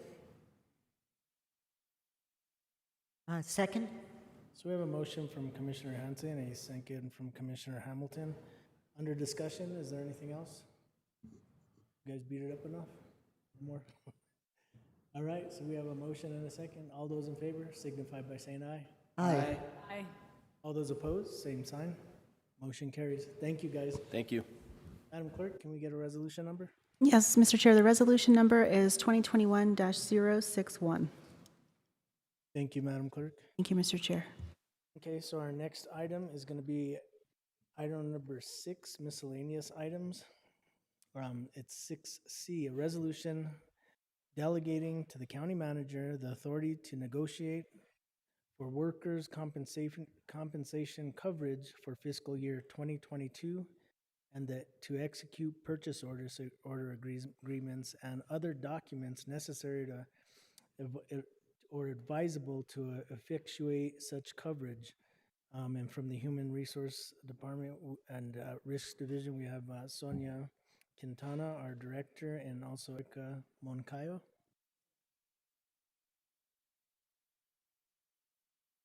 Okay, please proceed.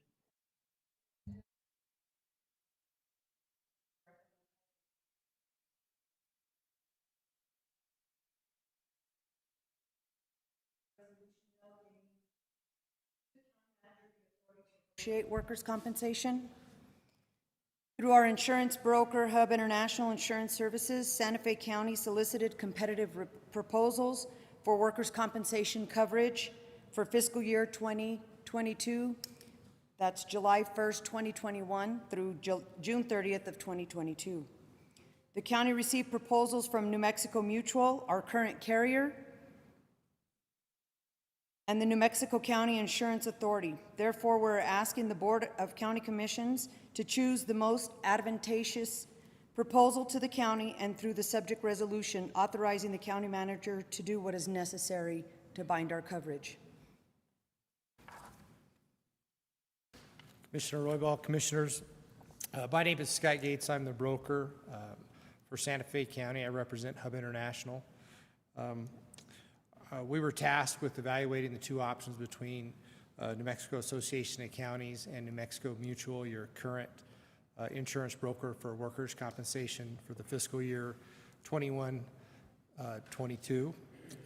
After our examination and evaluating not only the premiums that they charge, we were also tasked with evaluating the various deductible options that are available to the county to come up with the best practice for determining what your best option is for your cost. In doing that, our report indicated that New Mexico Mutual would be the most advantageous to Santa Fe County in evaluating their total cost of risk for workers' compensation. And we do this by evaluating previous year's premiums plus deductibles. And included in that, we also evaluate the various other lines of coverage that you have that also have deductibles or high SIRs or self-insurance retentions in making our recommendation. To note that the recommendations that we've made in the past that the county has adopted over the past 3 years have been advantageous to the county and have substantially lowered the county's workers' compensation cost. And we foresee that happening with continued risk management efforts and further coordination between risk management and the various departments that need the improvement.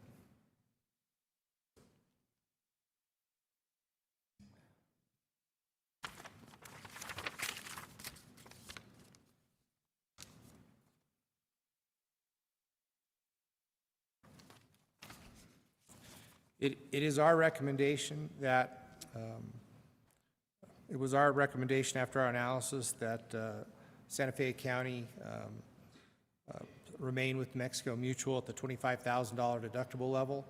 Although this wasn't the lowest total cost or risk, in looking at the totality of all the other lines of coverage and the success that we've had with this program, that is our recommendation to the Commission. Thank you, Mr. Chairman, County Commissioners. Okay, thank you very much. Questions from the board? Commissioner Garcia? Mr. Chair, thank you. I'd just like to thank County Manager Miller and her team, because what is it, 5 years ago, we actually decided to kind of go in for our own insurance, and which has really helped us out. And also the previous employees that actually worked for this, we worked on this, our risk management division, and thank you, Sonia, and your team for bringing this forward, and we're still doing good at carrying our own insurance, so thank you all. Thank you, Mr. Chair, and with that, I'd like to make a motion for approval. Okay, thank you, Commissioner Garcia. We have a motion from Commissioner Garcia. Commissioner Hanson?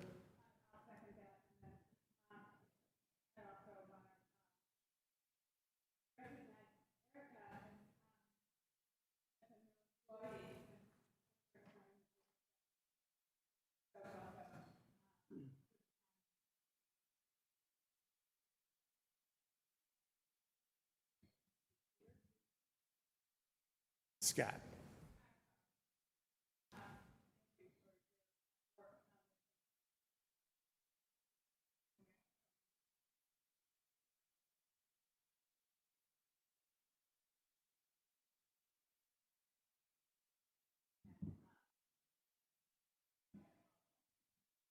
Oh, I don't have my mic on.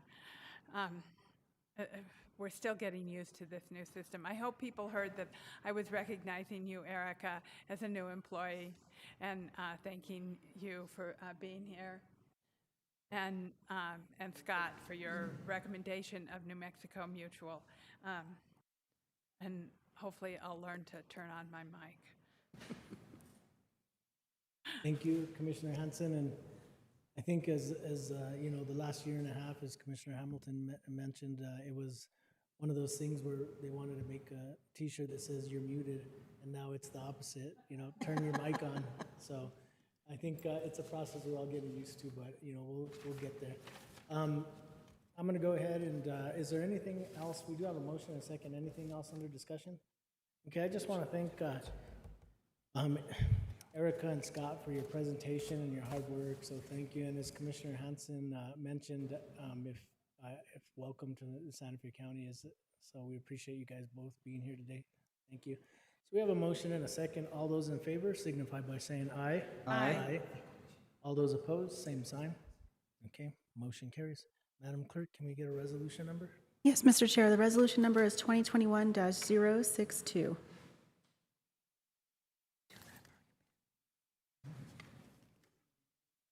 Thank you, Mr. Chair. Clerk. Thank you, Mr. Chair. We're going to go on to item number 6D, and this is an approval of resolution delegating to the county manager the authority to negotiate for medical malpractice coverage for fiscal year 2022 and to execute purchase orders, agreements, and other documents necessary or advisable to effectuate such coverage. And secondly, a decision to fully self-insure medical malpractice in fiscal year 2022. And from the Human Resources Department, we have once again Ms. Sonia Quintana, we have Scott, and also Erica. Go ahead.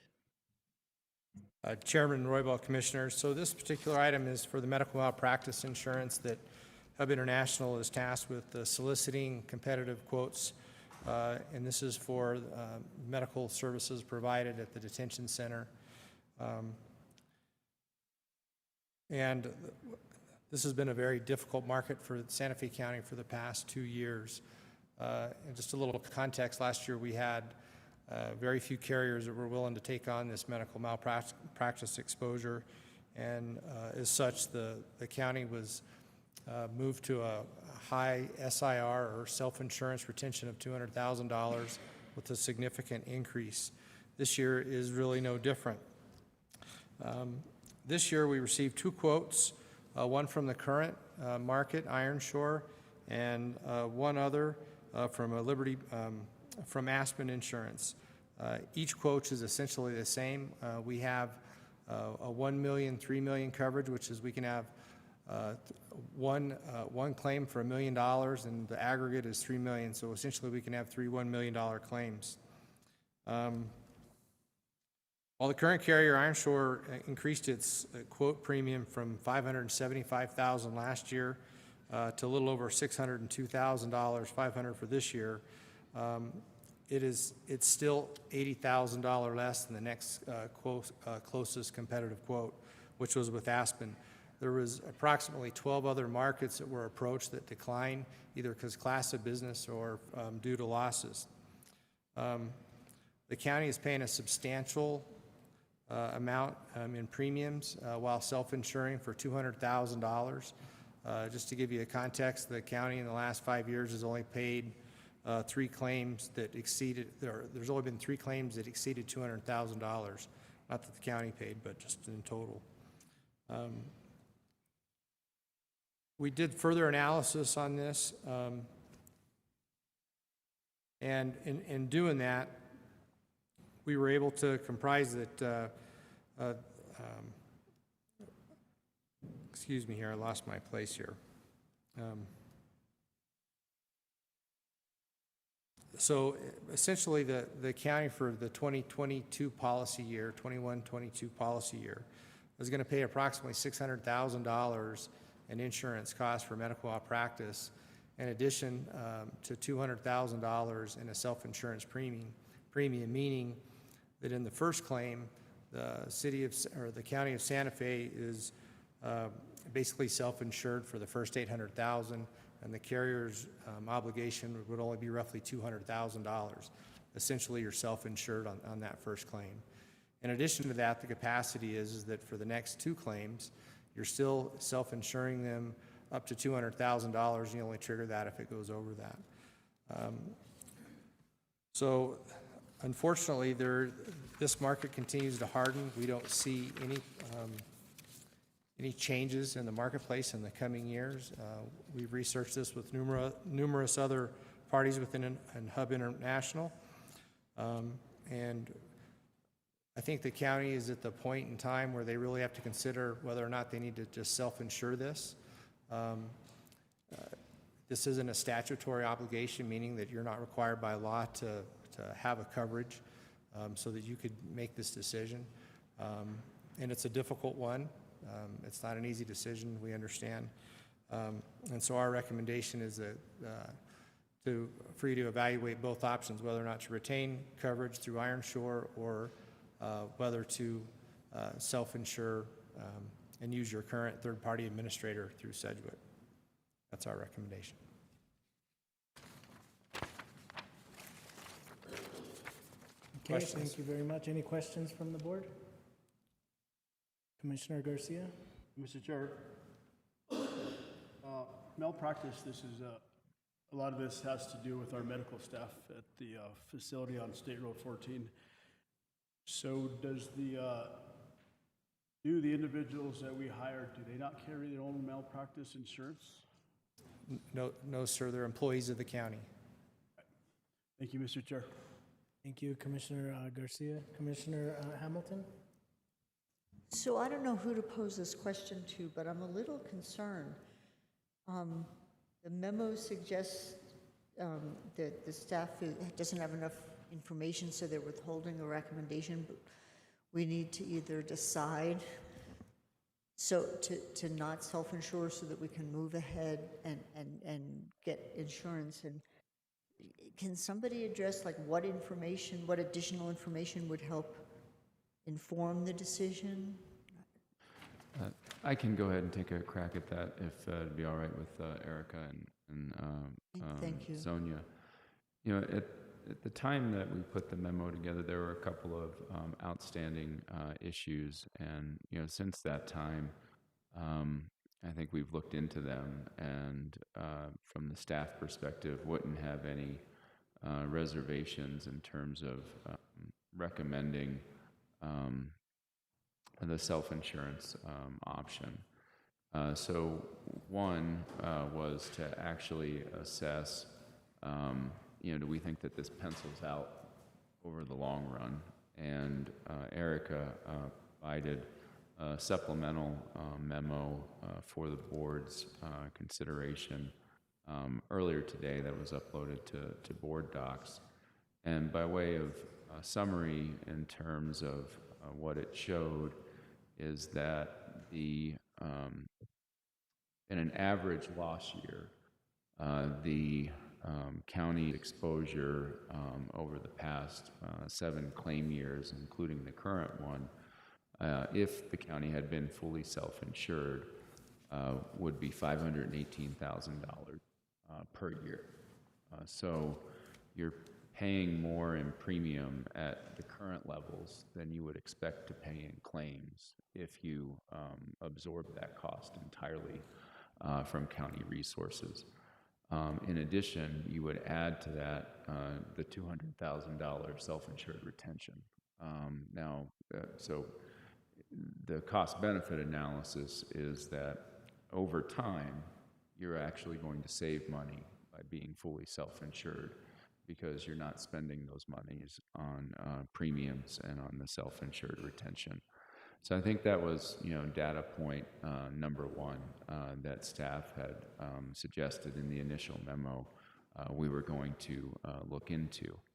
You know, now there's a caveat that comes along with that, which is you're going to have, you know, claim fluctuation over the course of being self-insured. So it's not going to be a flat, you know, $518,000 every year that you can just pencil in and assume that's what you're going to pay. There will be years where that could be in excess of $1 million. In some years, it could be, you know, much less. But that's the long game, and you're looking at what are my average costs going to be versus how it is, you know, what you think your premium cost and self-insured retention costs would be. So in making the decision to go fully self-insured, you know, the board has to be prepared to accept that variability and that you could have a bad year before you build up fund balance to pay those claims. So I think that was point, you know, number one. The second thing that we undertook to look into is with regard to, you know, what if impact, if any, do we think that, you know, this move would have in terms of our law enforcement liability coverage with the New Mexico County Insurance Authority. And I did talk to the risk manager for NMCIA, and I think, you know, we were both of the opinion that, you know, nothing of material consequence would change. Instead of, you know, a conversation with an insurance carrier and TPA under the existing structure, they would be having conversations about who covers what with the TPA and the county. And we felt that that would all be, again, feasible and would not be material to the decision to move to a fully self-insured program. The other component was how are we going to administer claims? We're not really set up to have claims adjusters, and we don't have that at the county. But as was pointed out, I think by Mr. Gates and in the memo, we've already hired a third-party administrator. We've already contracted with professionals who provide those services because that was a term and condition of the existing coverage from our insurer. We've consulted with the chief procurement officer for the county, who does not believe that we would need to do a new procurement just because now we're fully self-insured and they're administering those claims directly on our behalf totally, as opposed to having a third-party carrier in the mix. And then I think finally, looking at sort of the accounting responsibilities that come with this, fully self-insured program. As Mr. Gates alluded to, we're practically there already, so this isn't different in kind, but you do have to track and report in your financial reports what you think that liability is that you're carrying on your books. But I believe, based upon previous conversations with our finance director and the fact that with our current deductible programs, we're doing so much of that already, that is something that we could discharge. So I think that those cover all of the issues that were addressed. The one other, I guess, question mark as I looked through the initial memo was, in essence, instead of taking $602,500 and giving it to the insurance company, you're going to take that money and put it aside to cover medical malpractice claims. And the question was, what do you do in the event that that initial year is a bad year and you end up having to potentially pay more than the $602,500? And I think at least from my vantage point, and I would ask the county manager to chime in if she feels differently about this. Probably a prudent option would be not to allocate additional funds to cover the potentiality of a bad year, but instead rely upon the fact that the board has already committed in excess of $8 million in order to cover uninsured losses. And the board does that as part of its normal, prudent budgeting process. And so the board has already committed $8.4 million to cover uninsured losses. And so I think, at least from my vantage point, my recommendation would be don't put additional monies aside for medical malpractice claims specifically. Rely upon the $602,500, knowing that that's there specifically for medical malpractice claims. And to the extent our claims exceed that, know that you have $8.4 million set aside, for uninsured losses generally, and then you can fine-tune that as time goes on. But initially, I think that would at least be my recommendation. Thank you. So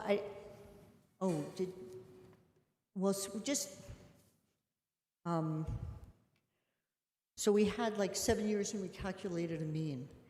And I totally understand if this is not an answerable question, but you can quantify that variance, and that's what gives us, that uncertainty about how often you're going to be at the mean and how close you're going to be to the mean, and it would inform us a little bit about that liability. Did anybody calculate a standard deviation? Because we could look at how much is one standard deviation still below that premium level? Is 2 standard deviations above the mean still below, or just barely above that? And that would show a fairly limited liability, because you can quantify variation. I would defer to Mr. Gates, who has a stronger statistical background than I do, but I believe I recall from our conversation that there was the limitations of the data, precluded him from providing that sort of level of confidence in the numbers. We just don't have that many claims, and we don't have a long enough time horizon. And whereas with some of our other programs like workers' comp and multi-line and law enforcement, you just have much more robust data, both in terms of how long it goes back, but just in terms of the number of claims. Did I get that right, Mr. Gates? Correct. Thank you. Yes, so the numbers that we look at when we use standard deviation models to predict the variances, the problem with your medical map, you don't have enough claims, and you have a lot of claims that close for 0, so it significantly skews the data to make it very hard to predict. We use other numbers like regression analysis to get confidence in the number, and it's a very low R-squared score for that. So there's other analysis that we can do and some other comparisons that we can do. Unfortunately, because of the timing of the quote and where we got to, we weren't able to do dive as deep as that. However, that being said, if you just look at the claims that you've had in the last 5 years and look at your worst year, you wouldn't exceed $1 million. Or wouldn't have you wouldn't have exceeded $1 million in even if you'd have self-insured. So that being said, it gives you some perspective to what you're taking on here, and really just where your choice of spending your dollars are at. So, Thank you. And that was actually quite informative, so I appreciate it. Okay, thank you, Commissioner Hamilton. I'm going to go to Commissioner Hughes. Thank you, Mr. Chair. I just wondered if the recently passed civil rights statute of the state would potentially give us more exposure than we've been having in the last few years. Mr. Chair and Commissioner Hughes,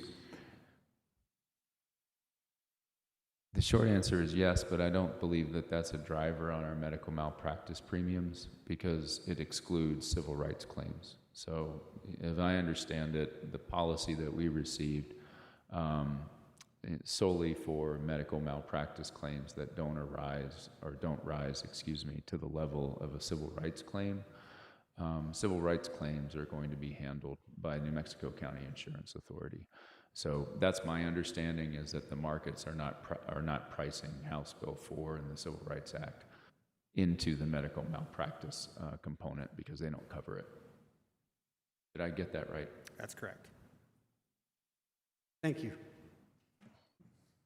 Thank you, Commissioner Hughes. Any other questions or comments? Mr. Chair, just ready to make a motion on this. I actually appreciate the presentation and the hard work that staff has done, and the entire staff, anywhere from Director Cedillo's team all the way down, because that's where it starts as a teamwork, and all you individuals here. Once again, Mr. Cedillo, thank you for talking to your correctional officers and your medical staff, because this is why we're here, and they're doing an excellent job as to keeping those claims down. Greg, thank you for doing the detailed research work on this, and I feel the advice that you and Manager Miller are giving us is actually good, and I feel that we should still maintain what the recommendation is of the county manager and her staff, so I'd like to make a motion for approval. Okay. Is that to approve going for self-insurance? Yes. I'll second that. So we have a motion from Commissioner Garcia and a second from Commissioner Hamilton. Under discussion, is there anything else? Okay, seeing none. All those in favor signify by saying aye. Aye. All those opposed, same sign.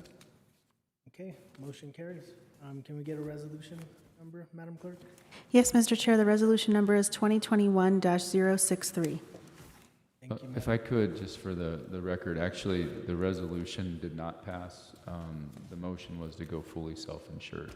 The resolution would have been had you directed us to go secure the medical malpractice coverage that was offered by Iron Shore. So to be clear, there's no resolution associated with the decision to go fully self-insured.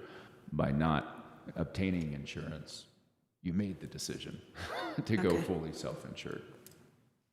Is that clear, Madam Clerk? Yes, thank you. Thank you, Attorney Schaefer, for the clarification. Okay, so we're going to move on to our next item, item number 6E, and this is a resolution to proclaim extreme or severe drought conditions within Santa Fe County and to ban the sale and use of certain fireworks in the unincorporated portions of the county and within wildlands in the county. And we have, from our fire department, we have Chief Jackie Lindsay and our Fire Marshal, Mr. Jama Blake. Thank you, Mr. Chair and Commissioners. Thank you for having us today. I wanted to talk a little bit about wildland prevention, wildfire prevention, and put in front of the Commission a resolution. As you all know, we've been under a drought conditions in New Mexico for some time. Currently, and we do have a slide that, if someone can put that up for us, indicates where Santa Fe County is currently, and you may have it in front of you as well. It looks this map as well. Do we have that slide? In the board docs. So once that gets pulled up, we can talk a little bit more about it, but basically, Santa Fe County, with one little sliver as the exception, is in exceptional drought conditions. The only sliver that we have is under extreme drought conditions. The last time we passed a fireworks ban was in 2018, and was similar conditions at that time, and we wanted to talk a little bit about how wildfire prevention, the way in which we go about that. So we do the three prongs approach. So we educate, we do extra patrols and are out in the community and have a bigger presence. And we also have the opportunity for restrictions and bans. And that's what we're here today to talk a little bit about. I'll talk about what our fire prevention and Fire Marshal Bly and his team are working towards better education for our community. And there is a concerted effort for outreach. We've been out to many of our communities, most recently down in Edgewood, had an opportunity to work with the community down there on our Ready, Set, Go program, which is building defensible space around people's communities and in their own homes so that we can help protect that if wildfire does come in that area. We've been putting out bulletins on campfire safety. As we've seen, some of the fires that have started in our forests have been campfire driven, and we want to do everything we can to help prevent that. The old adage that an ounce of prevention is worth a pound of cure. So the U.S. Forest Service also talks about $1 spent on prevention saves us approximately $35 in damages and in fire suppression. So in the month of May, we saw 684 calls for service for the fire department. 28% of those were fires, and about 171 of those were non-structural firefighting type of incidents, which is a significant number. And we want to try to decrease that number as best we can by bringing that human-caused fires down. U.S. Forest Service talks about wildfires being 80 to 90% caused by humans, and so if we can help decrease that risk, we want to try to do that. And so this proclamation talks about the sale of certain types of fireworks and the use of certain types of fireworks. It doesn't remove all of it. It still gives us an opportunity for our communities to celebrate in the way we usually do for 4th of July, but doing that in a safer manner. And I will let Fire Marshal Bly talk any more about that if you have anything else you want to add.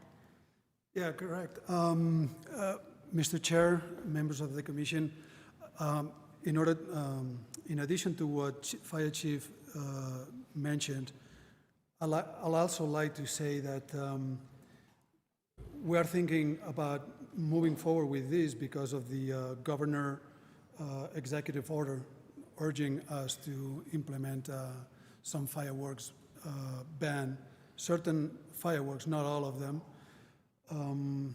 The fact that the city of Santa Fe also has passed a resolution declaring extreme drought conditions, wildfires in surrounding counties like to the east of us. The Rincon fire is currently burned more than 500 acres. And current drought indices still indicate that we're in exceptional and extreme drought. Obviously, the rain that we've been having is a blessing from God, but it seems that the drought is here to stay, and that's what is pushing us to be extra cautious in addressing this issue. And with that, we stand for questions. Okay, questions from the commission, comments? Okay, Commissioner Hanson?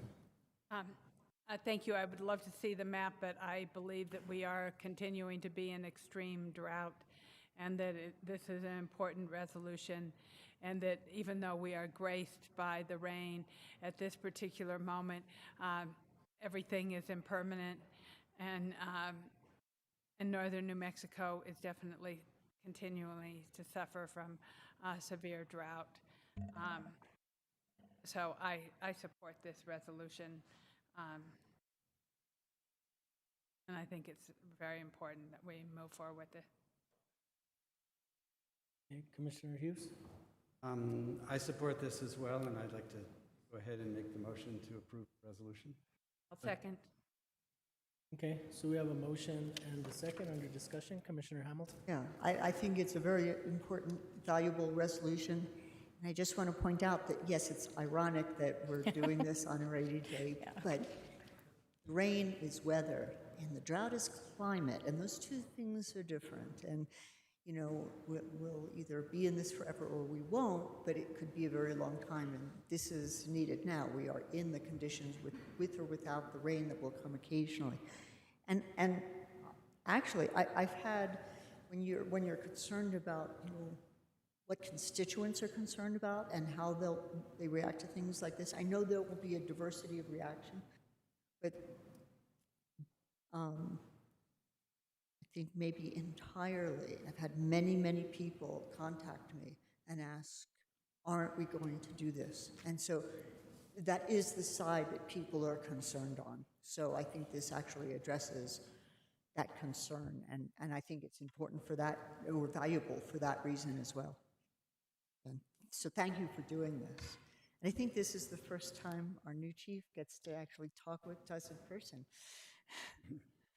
So this is great. It's a great moment. Okay, thank you, Commissioner Hamilton. Any other comments? Okay, so we do have a motion and a second. I'm going to go to, or actually, all those in favor signify by saying aye. Aye. All those opposed, same sign. Okay, thank you very much. Thank Almost you. went to a roll call vote. Mr. Chair, before they leave, could I ask that we just move up one item that was under matters from the county manager? It was an update on the fire marshal order prohibiting open burning within the unincorporated areas. Since they're here, could they just do that now?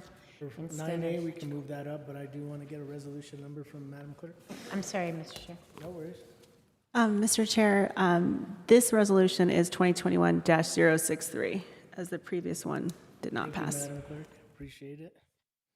Okay, so we're going to move up item number 9B, and this is Fire Marshal Order 7.2.21.01, Fire Marshal Order prohibiting open burning within the incorporated areas of Santa Fe County beginning Friday, July 2nd, 2021, and continuing until further order of the Fire Marshal. And from the, we have our Fire Chief and also our Fire Marshal, Jama Blai. Mr. Chair, Commission members, again, at the time that we were collecting the data to implement the ban on fireworks, I was also thinking proactively about implementing an open burning permit ban based on the current drought conditions. And the only thing that I would like to add is that based on the current conditions the weather conditions that we're having, and it seems like the monsoon season may be around the corner, if there is a need to rescind that fire marshal order, that could be done promptly, and I would announce it at the next BCC. I would let the county manager let her know if conditions completely improve from moving forward. Okay. Thank you, Fire Marshal. Any questions from the board? Mr. Chair, Commissioner Garcia? so this is, Mr. Chair, this is actually prohibiting burning of weeds, brush, so on and so forth? Correct. It's only relegated to open burning permits. So, Mr. Chair, how does the individual out there know when there's going to be a burn this week? When there's not going to be a burn this week, how does the individual out there know? The order would take effect Friday on the 2nd, and what we would do is use our social media platforms to advertise it. Maybe like we've done in years past, put road signs, that we have a couple of them, one in the north, one in the south, to let people know that until further notice, open burning should be banned. Current holders of open burning permits will not be able to use them, and new open burning permits will not be available. Mr. Chair, so if somebody has a current burn tag today, They will be depending on- suspended. so depending on what the fire marshal decides in 2 weeks from now, that permit may not be able to be used to burn their brush and to clear out their areas? Mr. Chair, Commissioner Garcia, the intention of this fire marshal order is to be implemented on Friday. So starting on Friday, people would not be able to use their current existing or apply for a new open burning permit. The best way to disseminate this information again is through social media platforms. And until this meeting, I was expecting to get some feedback from the commission, but it looks like we may need to move forward and then, depending on the weather conditions, rescind that order. So maybe for the next couple of weeks, yeah, people won't be able to burn, but then immediately after that, I could rescind this order and let people start using their open burning permits again. Mr. Chair, I just find it a little bit challenging to the individual out there. I bring this up all the time, it's the social media stuff that we all love and can't live without, right? We wake up in the morning and people are probably in the shower doing this social media stuff, but just keep in mind there's individuals like elderly people that don't have a cell phone. Grandma doesn't have a cell phone. She barely has a landline still.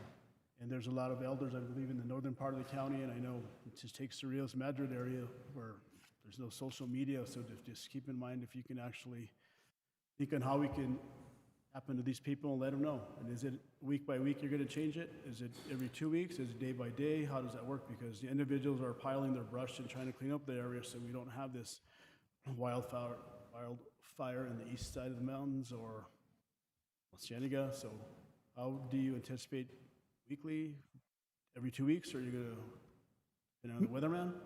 Mr. Chair, Commissioner Garcia, the one and most important thing that I'm going to be looking for is whether the monsoon has arrived or not.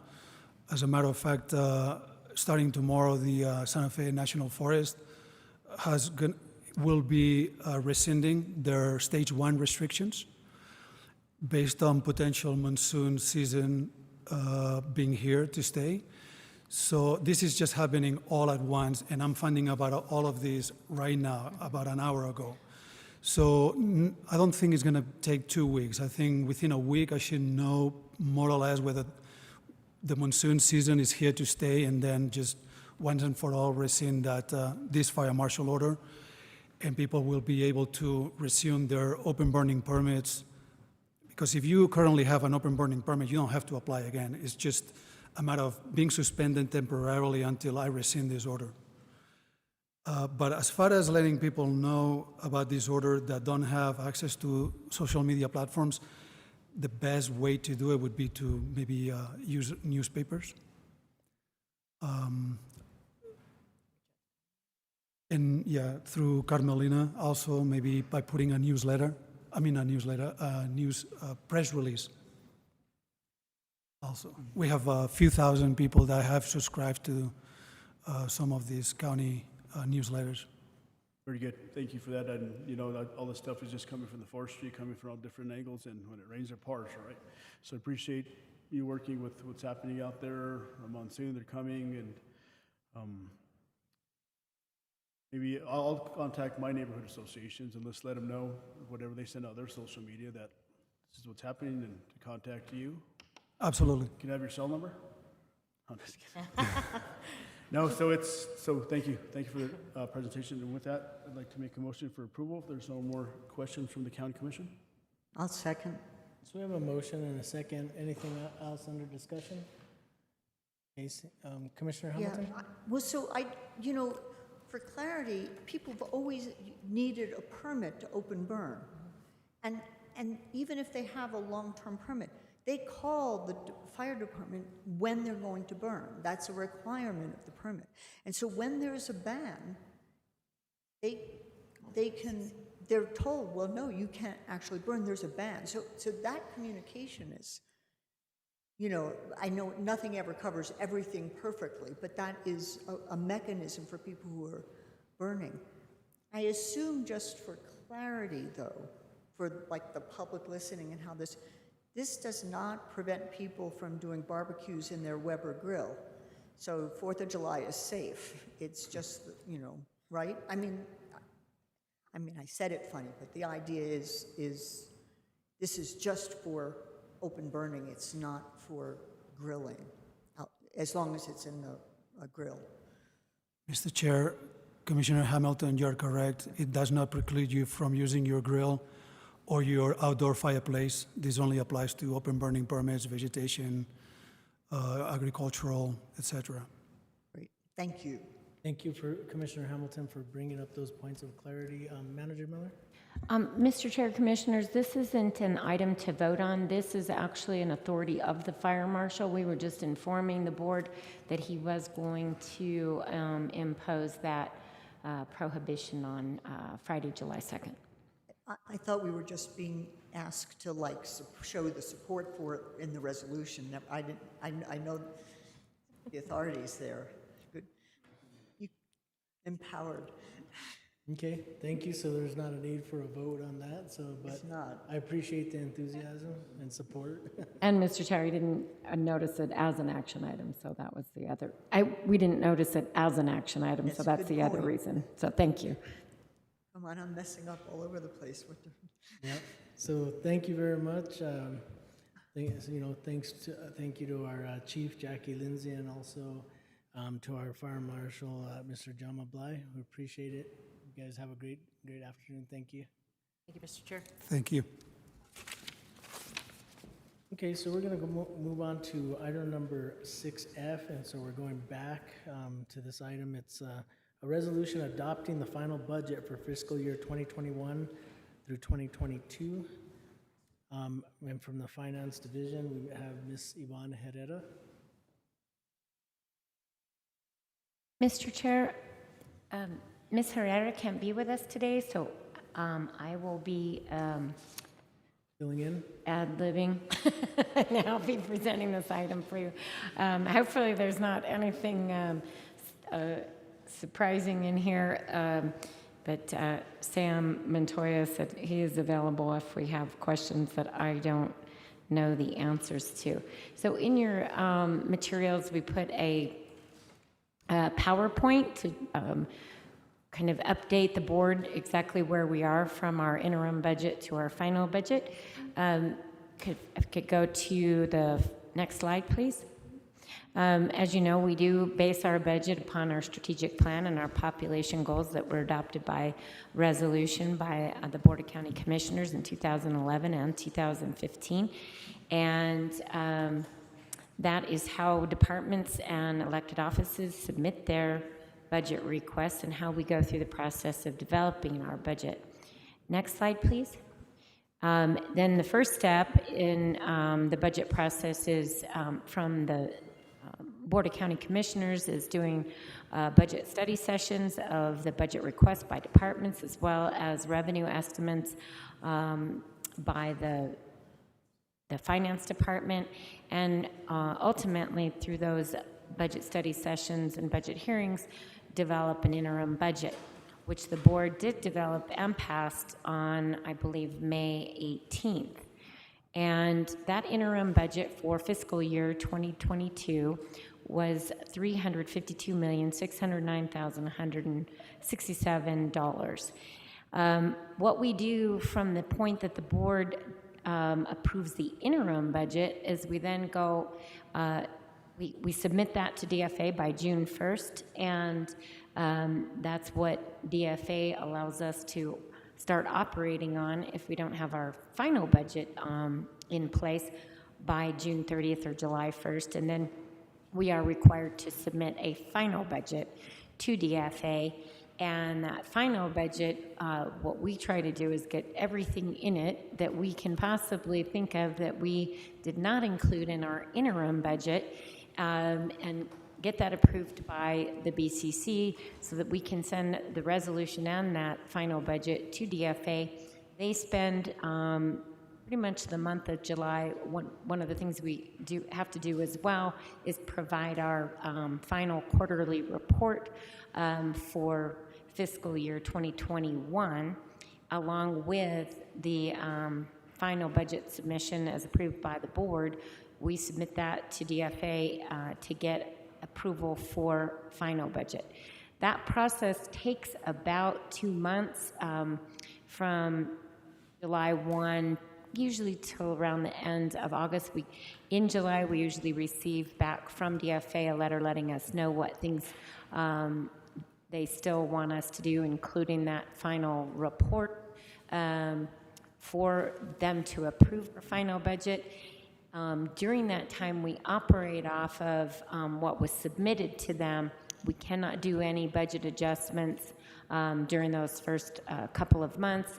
Once we receive final budget approval from DFA, then we can do budget adjustments. So that's part of the reason we try to get everything into the final budget before June 30th and get that approved by the board, so that we're able to continue with projects, make sure we roll over project budgets, make sure any grants that we are aware that we'll be getting, as soon as we know the amounts or approximate amounts, we include those.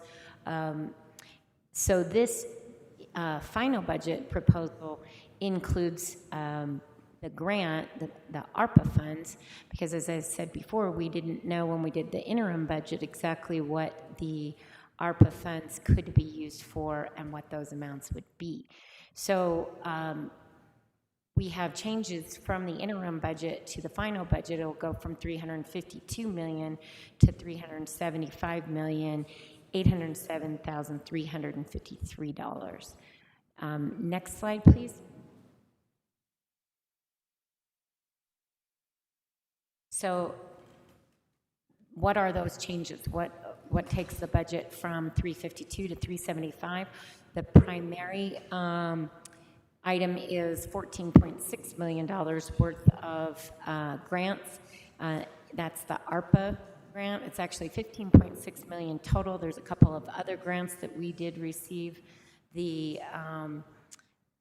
estimates that we would have for the next fiscal year, so those are included in there as well. Some smaller capital grants, some operating grants that we've received, and then 14.6 to 14.7 roughly in the ARPA funds. We did receive those early June and are going to include them, so we've received those funds, and we do want to include them in the final budget so that the board, if something comes up that you would like to see us do, or that we have, that we'd like to propose to the board, that those things, the money is already within our budget to do them, and we don't have to wait till September.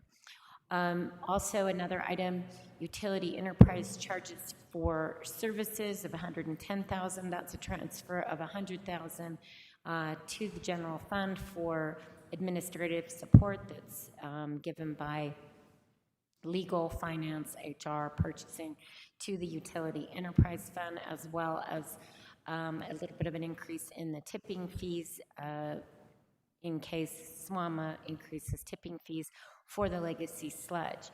Number 3 is capital outlay gross receipts tax. That was the grant or the funding that we had in capital outlay for Aurora Vista.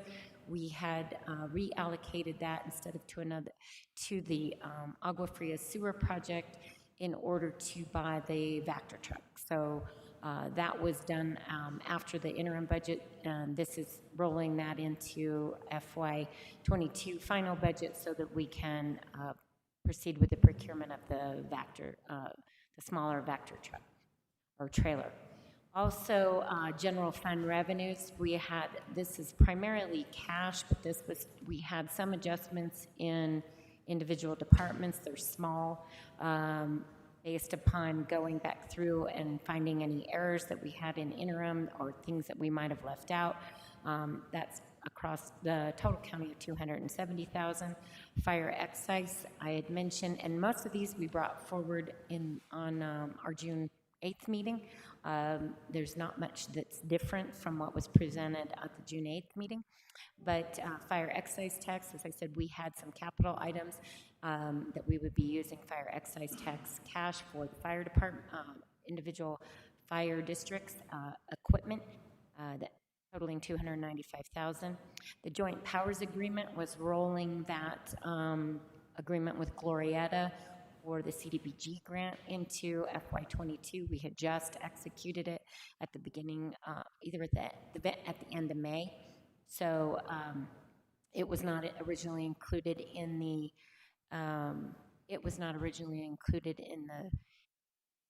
interim budget. Also transfers from for revenue replacement funds. I'm going to go into those details, but these were things that we talked about relative to cost of living allowance for our employees, the FTEs, as well any additional FTEs that we didn't fund with grant funding or enterprise funds, and also budgeted cash, total cash across all funds of $3.6 million. This includes over $2 million for the year out energy services contract, which is the majority of that. The rest is also rolling capital funds that will drop to cash on June 30 and then to bring them forward. We continue to pay bills on, so we're always estimating. This is just a reminder because you will see several budget adjustments for capital projects because they're multi-year, but we don't have such thing as a multi-year budget process or budget approval by DFA. So we're always taking an estimate of what we're going to spend through June 30 on a project and invoices, and then adjusting that up or down depending on whether we actually pay as much in invoices by June 30th or we pay less. So the rest of that budgeted cash is just adjusting for those projects. Next slide, please.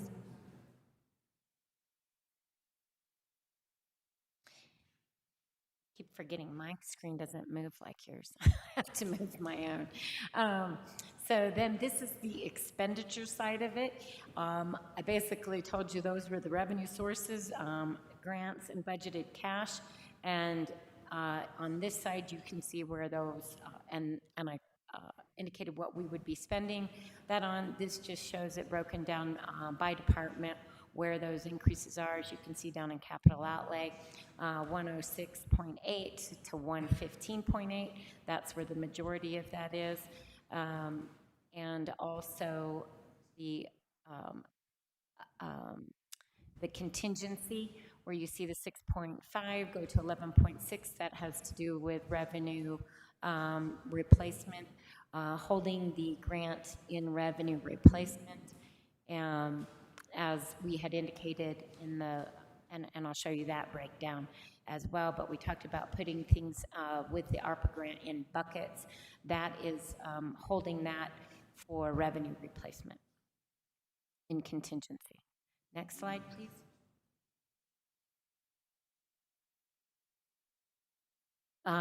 So here's the breakdown. That was the breakdown by department. Here's the breakdown by expenditure. So the first one was breakdown where the revenue is coming from and how we're increasing the revenue side of the budget. This slide shows you how we're increasing the expenditure side of the budget. 15.6 will be in grant expenditures. The 152,000 is in department adjustments. The capital project and fixed asset adjustments of 5.5. Community development department additional costs. That has to do with the proposal to split growth management and have a community development department that would include the Public Housing Authority, affordable housing, economic development, and sustainability. And so that's the additional cost to do that.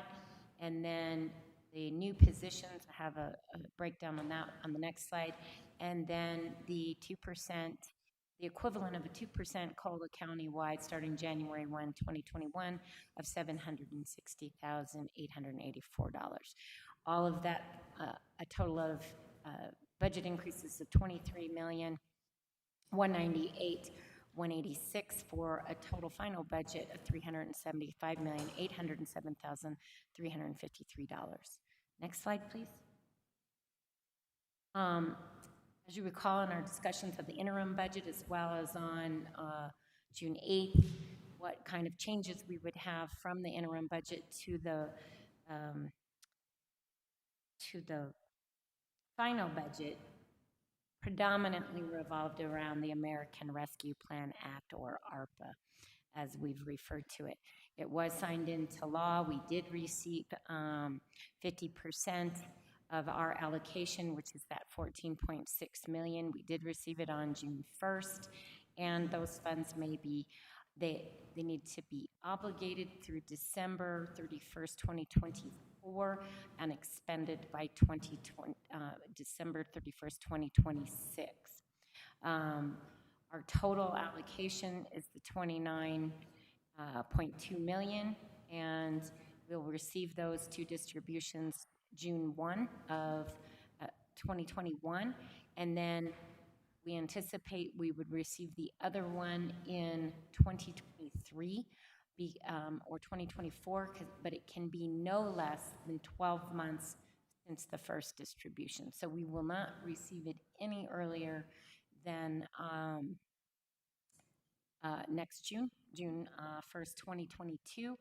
But that's based upon also showing that you have drawn down or accounted for, either in revenue replacement, the distribution you received already. And then also we talked about at the last meeting allocating 50% of that into buckets, and then for the final budget, and then looking next spring or even earlier, it's just put into the budget so we have it in buckets, and then looking at reallocating it next spring if those buckets aren't appropriate. Next slide. And then these were the buckets that were proposed at the last BCC meeting. That's $1.5 million for economic development initiatives, $8 million for infrastructure, affordable housing and shelter assistance at $2 million, Connect at $3 million to include the Families Assistance Initiative for immigrant residents, also behavioral health and mobile crisis funding of $1.5 million, public awareness campaigns and other public health related supplies or needs as a result of COVID-19 of $1.2 million, and then the remainder of it as $12 million for, next slide, please, being held for revenue replacement. And that first portion of that would be to allocate in revenue replacement above what we anticipate we are going to receive in revenues in predominantly property tax, gross receipts tax, and interest income. Those are our three biggest areas that we anticipate not having revenue recover to pre-pandemic levels for a couple of years. So we were looking at approximately $6 million a year holding aside.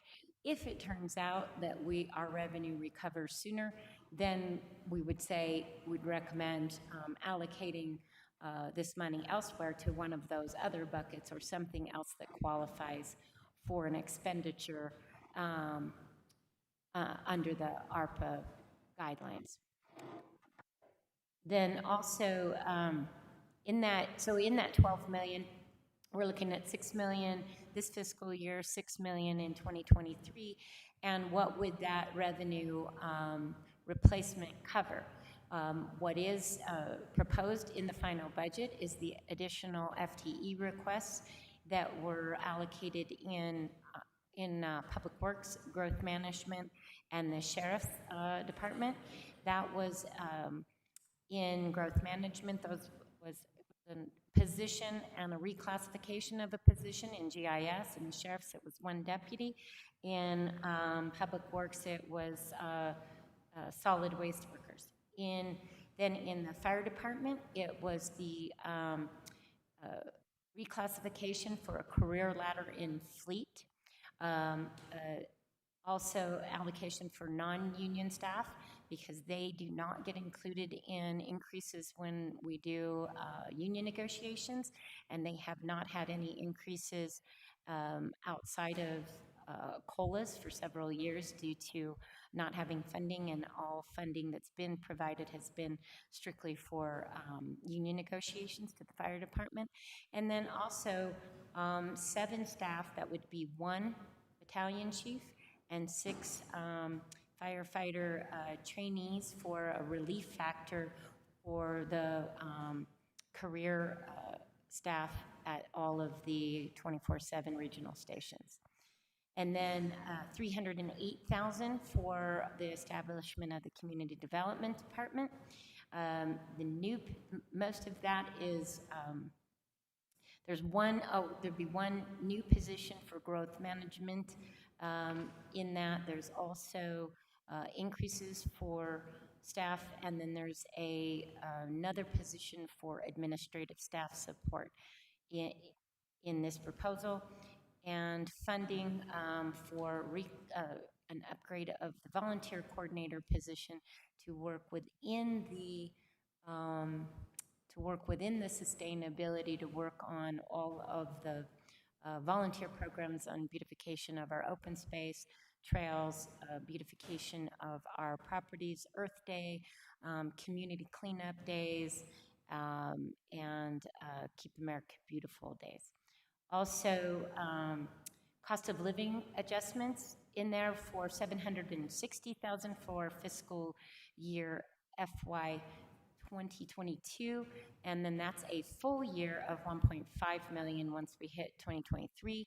There would also be a potential in that revenue replacement, that $12 million. There's also funding available for COLA in 2023 if we see that revenues are trending in the right way, and it's advisable for the board to give another COLA next year. Obviously, we wouldn't build that into this year's budget, and we're not committing the board to that. We're just saying that's part of why we're recommending holding $12 million out of the ARPA funds at this time for revenue replacement. That annual cost would be $1.388 million. And then a potential $1 increase in 2023. We did build in the interim budget the $1 increase for everybody who is below $15 an hour, effective July 1. And then we have, or the first full pay period after July 1. And then also holding revenue aside in the ARPA funds for that same action next July 1 in the 2023 budget, and that runs about $238,000 a year. And then also holding aside a $1.5 million reserve for the interim budget cuts. You recall, we did cut budgets in order to get to recurring, equaling recurring, closer to that. So we did cut budgets, and we said that we would hold funding aside in case some of those cuts were too severe. Finance got pretty red pen happy when they started cutting, and we want to make sure, for instance, that we didn't cut too much.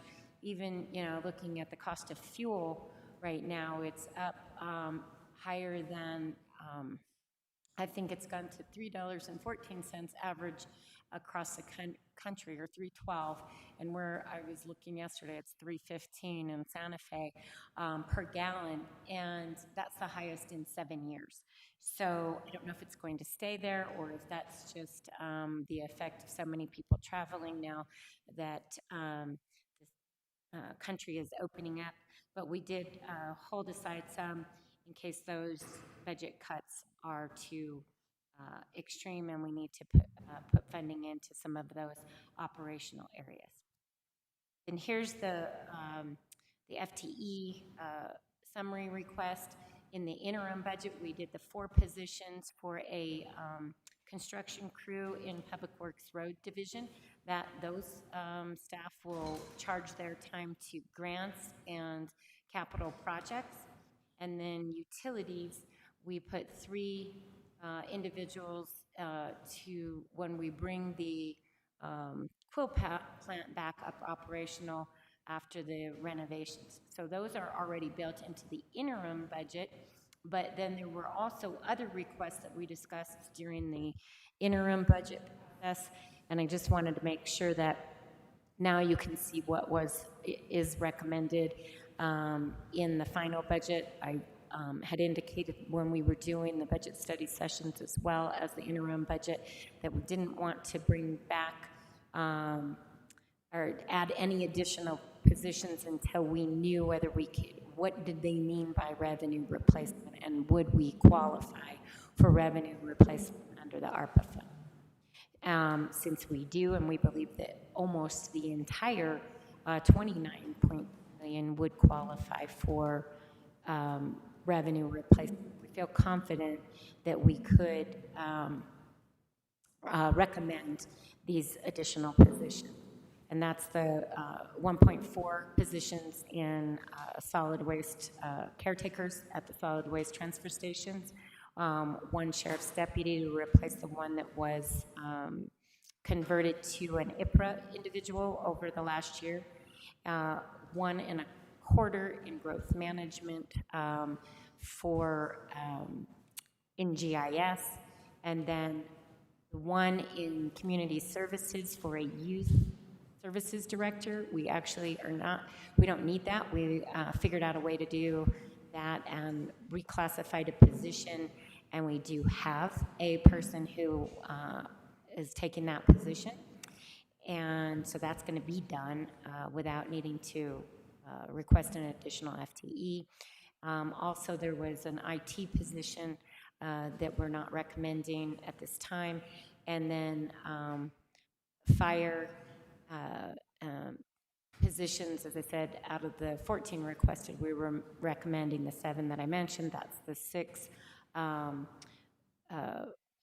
for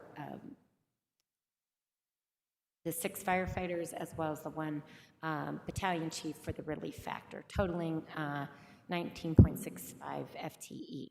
And then you can see the sources in the interim budget were grants and utility charges for the 7 that were recommended, and then the 871,000 for the 19.65 that's recommended, and we'd be using the revenue replacement ARPA funds to cover that until general fund and the other funds come back to full pre-pandemic levels. Next slide, please.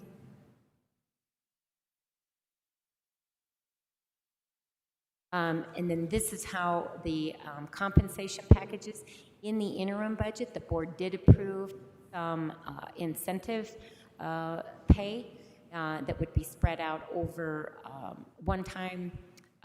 It's non-recurring, but it would be spread out over several pay periods. That was approved, as well as the $1 for those under $15 an hour. What's in the final budget, we are requesting the 2% cost of living to be effective January 1, except under the one doesn't show up on my screen, is the International Association of Firefighters. Please go to the next slide. This is an equivalent of the 2% COLA, but Senate Bill 90 passed in the firefighters union lobbied the state legislature and executive to pass a Senate Bill 90, which allows for any of para contributions by employee and employer for overtime. No, because firefighters have a different type of schedule than others. They do, for instance, for Santa Fe County, they do 48 on and 96 off. It means they have a certain amount of overtime built into their base schedule. And they also do a 28-day pay period versus everybody else with a 14-day pay period. And so inherent in that schedule is mandatory overtime, or overtime. It goes beyond their regular hours that aren't considered overtime hours. And they had previously not received or been able to get retirement contributions on that overtime. Senate Bill 90, which the governor will be announcing on Friday at our fire station, what it does is it actually allows firefighters to receive, if they have that type of schedule, then they can receive para contributions or make para contributions, employer and employee side. That goes, it's effective July 1st, and that will cost us $149,292, but that is exactly equivalent to a 2% COLA on January 1, 2022.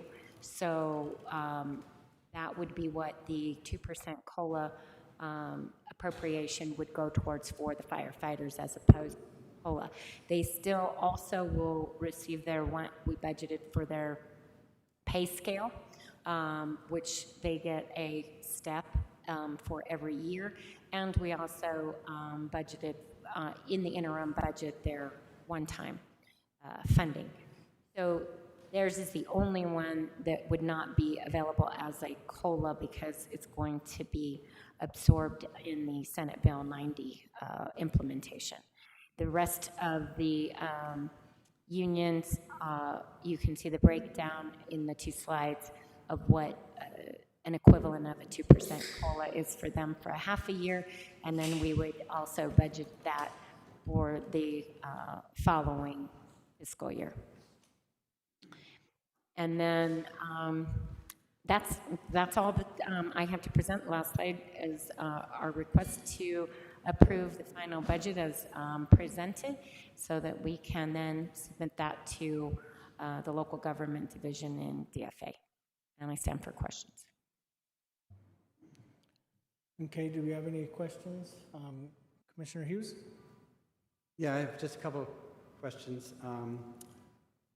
So the $375,807,353, does that now includes the ARPA funds? Yes, it includes, Mr. Chair, Commissioner Hughes, it includes the first half. So it's 14.6 million, and then it's placed in the budget. So it's budgeted as a revenue, as a grant. So it's in the grant side on the revenue side, and on the expenditure side, it's half of those buckets that I mentioned. So for instance, and we do it in a separate cost center, so until the board tells us, yes, that's what we want you to do with it, on the expenditure side, let me find the slide. Somebody's car alarm is quite loud. On the expenditure side, we had $6 million in contingency for revenue replacement. Then we do, instead of 12, so we do half. And then of the economic development initiatives, we have $750,000 for economic development initiatives. And right now it's just in a lump amount for the board to say, we'd come back to the board and say, okay, we could do this program, and this program. And we'd come to you for authorization and direction for the specific programs. Infrastructure, $8 million, but it's $4 million right now. It's not budgeted for a particular project. We'll come back to you to ask where you would like that to go. For the infrastructure, we might even say, hey, where do you want to allocate all 8? Because we might need, for instance, we might need $1 million for something in order to get moving on design or something, but we know we won't get the other $500,000 till next year as an actual revenue. Then affordable housing and shelter assistance, we said $2 million. So in the budget, there's $1 million set aside in a housing cost center under the grant. Connect, same thing, $1.5 million.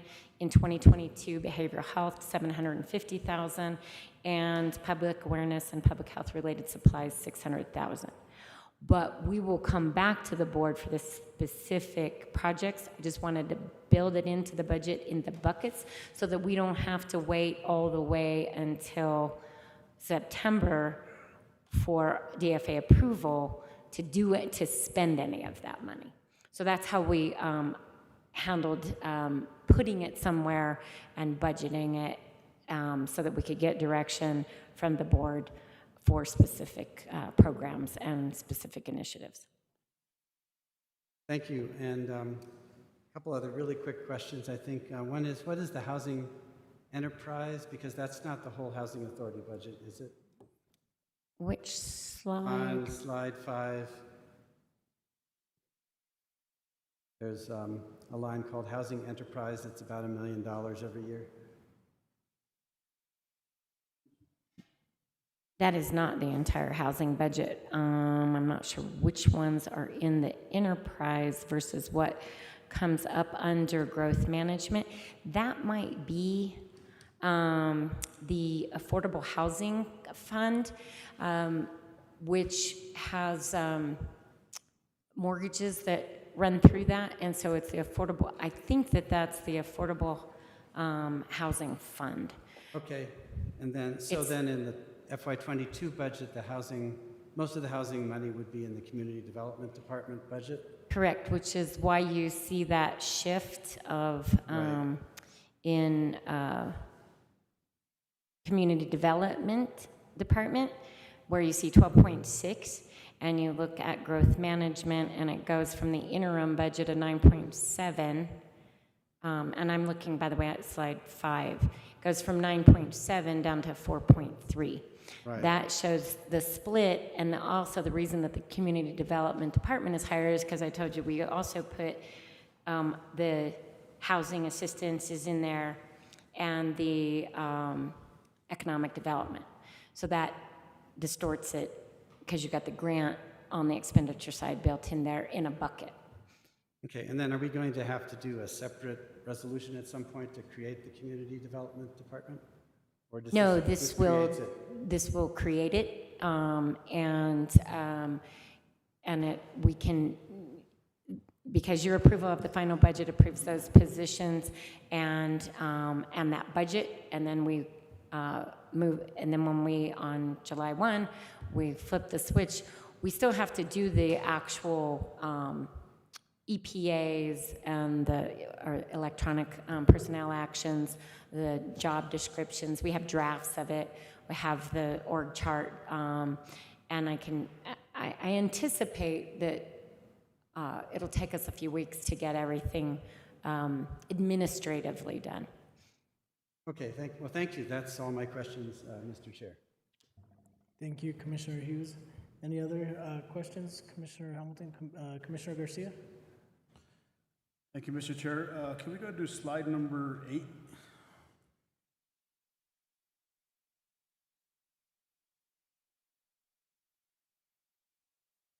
I don't know if Daniel can bring that up.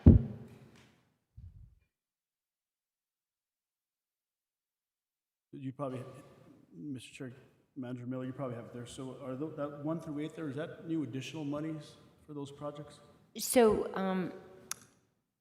Mr. Chair, Commissioner Garcia, yes. Now, we don't have all of that money. We have half of that money right now. So we've received what's on here.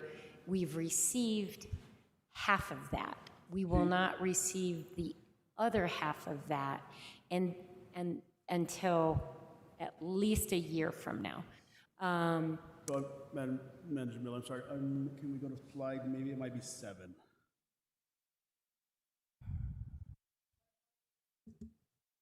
What slide are you asking for? He's asking for 7. I'm actually a little before that, please. There's like there's 8 additional, there you go. There's actually. Oh, I know where you're talking. Hold on. There- Are you talking on slide 4, where I had items 1 through 8? Yes. So are those, Mr. Chair, Manager Miller, are those all brand-new dollars allocated to GRT, fire excise tax? Is that brand-new money? Mr. Chair, Commissioner Garcia, most of it, so 15.6 million, 14.6 of that 15.6 is federal grant money that we have never received before. That came out of the American Rescue Plan. The other million are some other small grants that we either received and had not had before, or we finally got numbers on those. So that weren't included in the interim budget. So we've been applying for grants kind of continuously, especially since the federal government has had these programs, the states had some grants, but those are, I don't have the list of the other ones besides the 14.6. I don't know if, no, Sam's not in here. But they're primarily, the majority of that, the 14.6 is one-time money from the federal government. The other million are state grants that we've received by applying for grants. They're like tourism grants. We usually get an advertising grant around, 20, 30,000. We got 100 and some thousand. So some of them are bigger than usual. And as we got amounts since April, we added those to the final budget. Now, utilities, that's not new money. That's part of their revenue that they will get next year from fee-for-services. Mr. Chair, thank you. Manager Miller, sorry about that. Can we go to slide number 9? Let's see what I got.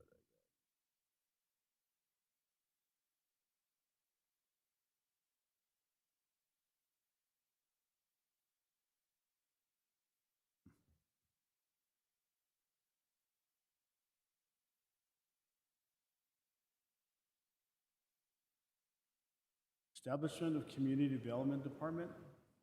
Can you explain to me a little bit as into we're actually going to consolidate some different, let's just assume some positions to create this Community Development Department? So the, is it $308,000, is that new money for that new development, for that new department? And also, can you just give me a little update as to what the new department and what the rationale is behind that, please? So, Mr. Chair, Commissioner Garcia, during the interim budget process and during the strategic planning process, the meetings that we had, which, by the way, I do want to remind the board, I know we are not finished with updating the strategic plan. We will do that to provide you a new written strategic plan, but we did have a lot of dialogue around and a lot of new requests as far as the areas in the strategic plan that had the most focus were predominantly in the more sustainable community. And that was in economic development, affordable housing development, and climate responsiveness to climate change, including drought resiliency. So all of the focus, and I shouldn't say all, but a good percentage of the focus of our strategic planning discussions were that these were areas we needed to invest more money, more time, and more resources. And so out of that conversation came the concept of taking growth management and taking the planning and kind of what I'll say regulatory side of growth management and keeping that as growth management and then pulling the community development part out and bringing it up to its own department level. In that department, we would take Joseph Montoya, public housing, a position that would be a deputy type position or project manager position, take affordable housing, public housing. So you've got currently 2 housing specialists in affordable housing. You have the full public housing authority staff. You have also sustainability, which is in public works right now. There's 3 staff in sustainability. Then there's a volunteer coordinator position that hasn't been filled over in community services, pulling that into sustainability and focusing on community cleanup, trail beautification, open space beautification, Earth Day, community events, litter pickup events with volunteers through that, and then also economic development to include the current economic development director, then there's also an economic development specialist, and also film and advertising or county marketing. So all of that is what would be in the community development department. And then everything else that is in growth management currently remains in growth management. Thank you, Mr. Chair. Manager Miller, thank you. So the growth management department, let's assume the planners, depending on the levels they are, they'll still stay as planners within the growth management department? Correct. This other community service department will focus on those different departments that you brought up that will be consolidated and can go out to the community and start interacting or... Mr. Chair, Commissioner Garcia, much of what this department will be focusing on is affordable housing development. So we have our own development, the land that we purchased off of Jacobo, we need to move that development forward. We also have the old public works site. We've been looking at other additional sites as well. And part of that initiative is to try to not just create additional affordable housing for low income to moderate income, but also to create a revenue stream that helps sustain the Public Housing Authority. They barely can survive off of what we receive in federal money from that, and they can't actually survive without the assistance of the rest of the county. So we've been, with Joseph and Jordan, really looking at what else could we do to generate revenue while doing affordable housing developments, like the one at Camino Jacobo could create a revenue stream for and rental housing for the housing authority, along with a nonprofit arm that would help develop that and get us tax credits for that. So that's one main focus of that department. The other areas in economic development, we've really talked about getting what's come out of the whole COVID-19 is a real need for broadband expansion and better connectivity. We'll be bringing forward to the County Commission, hopefully at the next BCC meeting, a resolution to help support applying for a multi-million-dollar grant in conjunction with ReadyNet to expand internet. So there's another area of focus that we really need to put energy towards and staffing towards. And then the other area is sustainability. Much of what the board requests that the county do is in the area of sustainability and dealing with our sustainable community initiatives, initiatives at the federal level, the state level, and the local level in a race to zero, making sure that Santa Fe County is ahead of the game in getting basically to using all renewables for our electricity, and then also our water supply, working with our utilities department in how do we best manage the county for drought resiliency and water conservation efforts through our sustainability group. So those were the things that kind of came out of the strategic planning process that kept coming up as a major area of focus, as well as all other areas of economic development, our tourism area, our arts and culture,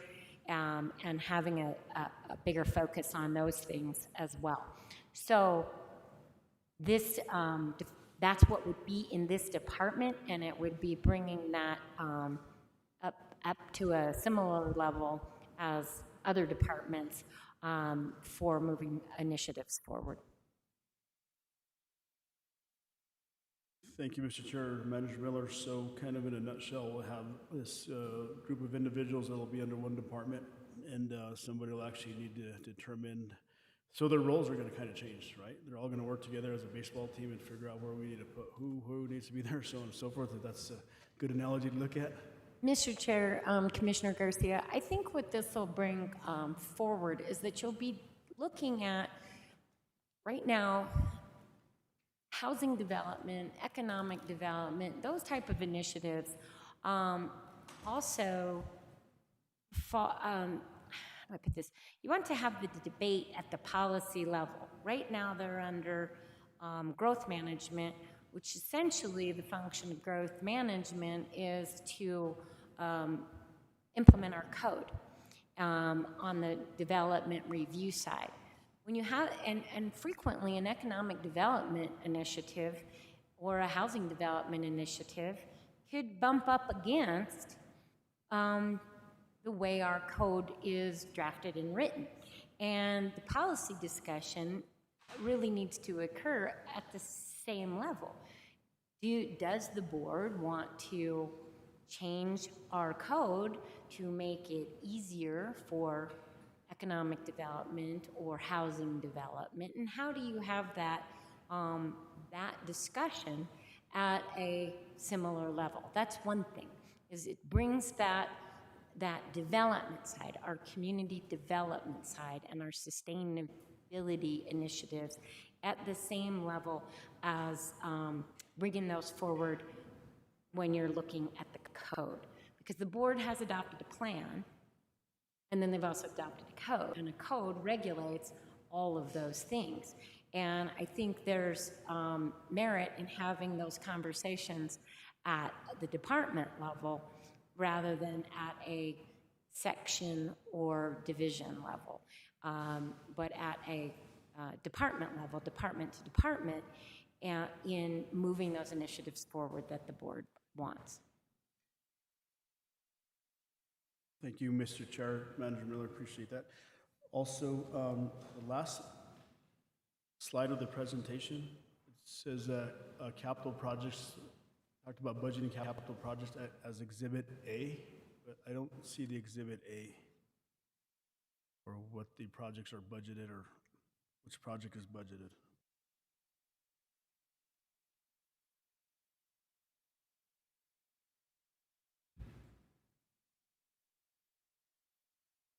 I don't see that in the last slide. It's June 29th, next steps, June 29, 2021, approval of final budget, including capital projects.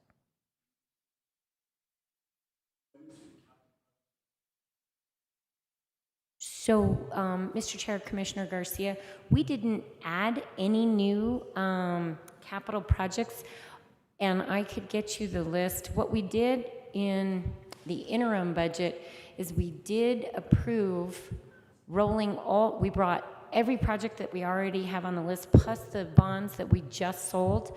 We got the money for those. So we created the budgets for all of the new, the projects that were in that bond.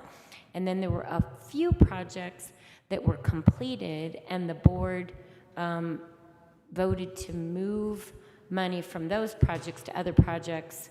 And we did that in the interim budget. There's no new projects in the final budget that weren't approved in the interim. The amounts moved around based upon what we've spent or not spent. So we took what they were on, say, April 30th. We took that amount, but invoices have been coming in since then. So we estimate for the final budget what it's going to be, and we may underestimate or overestimate.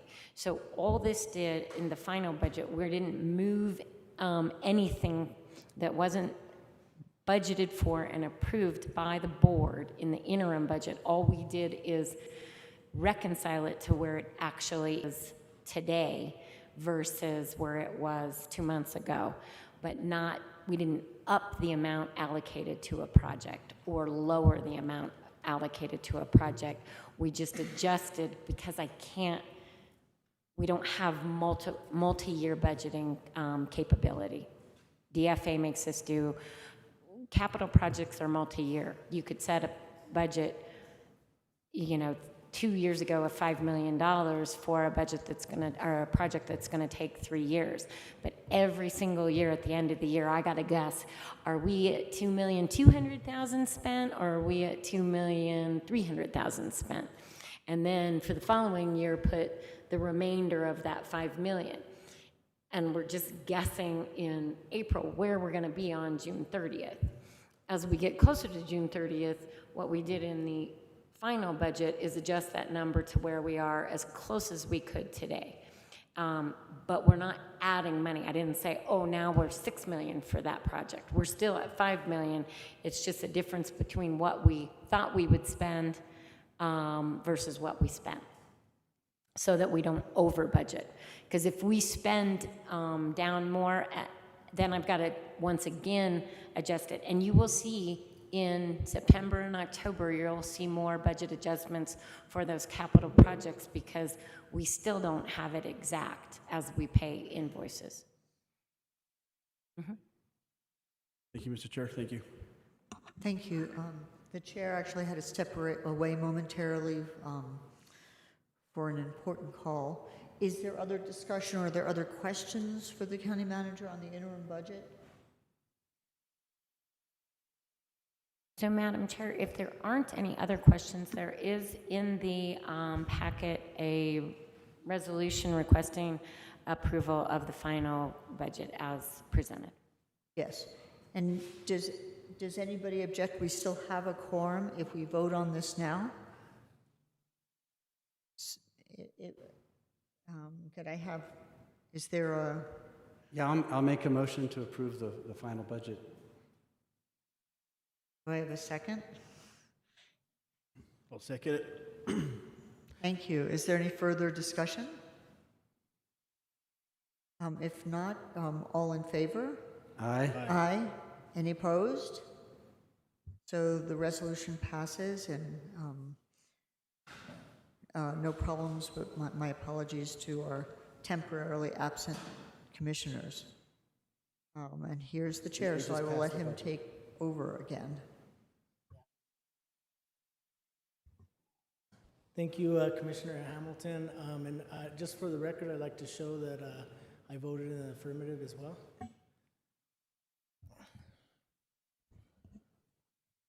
Thank you, Mr. Chair.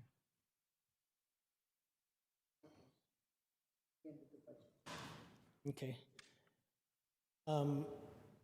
So our next item is item number 7A, and this is a presentation concerning CIDs, PIDs, TIDDS, and IRBs. And from the county manager's office, we have our county manager, Ms. Catherine Miller, and our county attorney, Mr. Greg Schaefer. Mr. Chair, I'm sorry to interrupt. Would you like a resolution number for that fiscal? Yes, thank you, Madam Clerk. It's resolution number 2021-064. Sorry to interrupt. Is it 064 or 065? 064.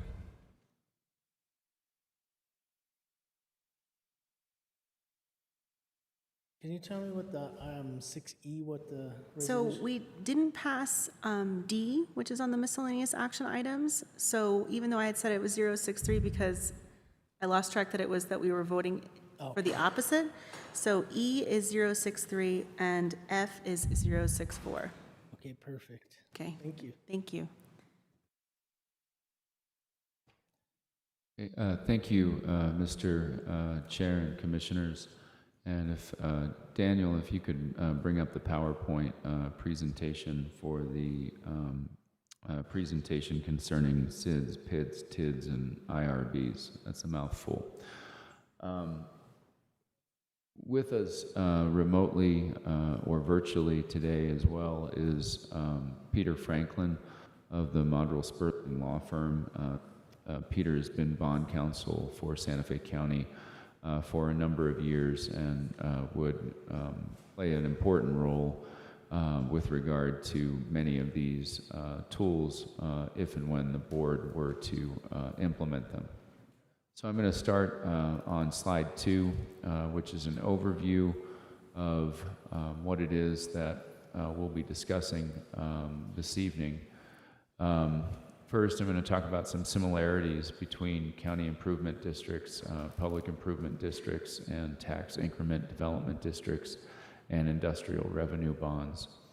You know, generally speaking, they're different tools that the board in its discretion can utilize to finance infrastructure, enhance services, and or economic development. Again, these are tools that involve the exercise of legislative discretion by the Board of County Commissioners in terms of whether or not to implement any of them. There are some pretty key differences between the 4 tools that we're going to discuss this evening. First, SIDS and PIDS, county improvement districts and public improvement districts, generally are going to involve new taxes or new special levies that will be put on private property in order to fund infrastructure and enhance services. Even if the Board of County Commissioners determines that it wants to create a PID or TID, ultimately those particular districts require both owner and qualified elector, if any, approval. In contrast, SIDS and industrial revenue bonds aren't subject to such approval. PIDs and TIDs, in creating them, the board is technically creating, separate political subdivisions that are separate from the county, even though the board can decide to govern them. They are separate governmental entities. TIDs result in taxes attributable to growth being diverted from their normal recipients to the TID, though the TID can impose a property tax as previously indicated. So that's taking a growing pie and diverting the revenue to a different governmental entity versus the governmental entity that normally would receive it. Industrial revenue bonds result in property taxes and some gross receipts taxes being foregone altogether, since the county owns the underlying property in the project being constructed. If you could go to the next slide, please, Daniel. So the this is some caveats about tonight's presentation. My goal was to provide, and the county manager and Peter's goals were to provide, a high-level overview of these tools and the process that is involved. We'd be pleased to give you copies of any of the laws or policies that are referenced in the presentation. And obviously, if we mischaracterize something in our efforts to provide that high-level summary that conflicts with the law or applicable policies, that's what's going to control, not this high-level overview. So as we go through the various slides on these tools, again, I'm not going to go through each specific bullet point. The deck is there for you to review at your leisure, and you can ask follow-up questions. And again, I'm going to try and hit some highlights in terms of how these tools function. If you could go to the next slide, number 4, please, Daniel. So the county improvement districts are addressed in both state statute, the Sustainable Land Development Code, as well as a county resolution establishing CID policy and procedures. There are a variety of purposes that are set forth in those documents as to why one would do a CID. They include the financing of the construction, acquisition, repair, or maintenance of authorized improvements that benefit the property included in the improvement district, as well as funding public infrastructure to bring the level of service in existing communities to current county standards. And in addition, a stated purpose of the CID is to reduce the cost of developers of meeting the SLDC's sustainable design and improvement requirements by placing a proportionate share of the cost of on-site improvements on the future occupants or residents of the development project. CIDs can be formed in two different ways. One is board initiated, and the other is a process that's initiated by a property owner petition. Next slide, please, Daniel. I'm going to focus on the petition method since that's the most likely scenario in which a CID would be considered by the board. It's required that there be a petition and an application submitted. The petition has to come from owners of 66 2/3% or 2/3 or more of the total assessed valuation of the property which is proposed for inclusion in the CID. So in other words, under the petition method, you have to have 2/3 of the property owners come forward and say, this is something that we want you to consider. There's an initial review done by the Public Works Department Director to the Board of County Commissioners based upon a preliminary application. And at that point, the board decides, no, we're going to reject this. It's not something we want to entertain. Or the board can decide to form a review committee to study the proposal in greater depth. Next slide, please, Daniel. So the review committee is set forth in the CID policy and procedures. Consists of the county manager, the county finance director, the county public works director, and the county attorney or their designees. If the board decides to, again, form a review committee, it does so by resolution, and the review committee then works with the applicant to sketch out a process for moving forward and work with them on a timeline for consideration of the application. Ultimately, a final application is required that will, set forth a description of the improvements, an estimate of what they'll cost, and give an estimate of what that additional tax burden will be on the property that's included in the CID, and the estimated benefit to each parcel. Ultimately, the Board of County Commissioners, if we go to the next slide, number 7, Daniel, can decide to fund the improvements itself and not create the CID and impose that additional tax burden. It can alternatively impose a special assessment against the benefiting tracts or parcels, or with voter approval, it can impose improvement district property tax and issue improvement district general obligation bonds to pay for the improvements. Ultimately, at the next stage of the process, the BCC can reject the request to create the CID. It can create the CID and again decide to pay the cost of the improvement without an assessment or property tax, or it can move forward with a preliminary hearing on the creation of the CID. Next slide, please, Daniel.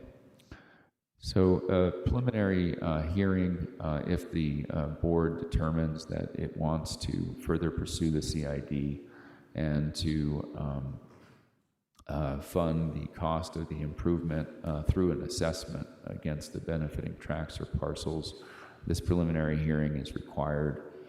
Property owners have the right to contest certain issues at that preliminary hearing, including the amount of the proposed assessment or tax, any irregularity related to the proceedings, the benefits of the improvement, or any other matter relating to the improvement district.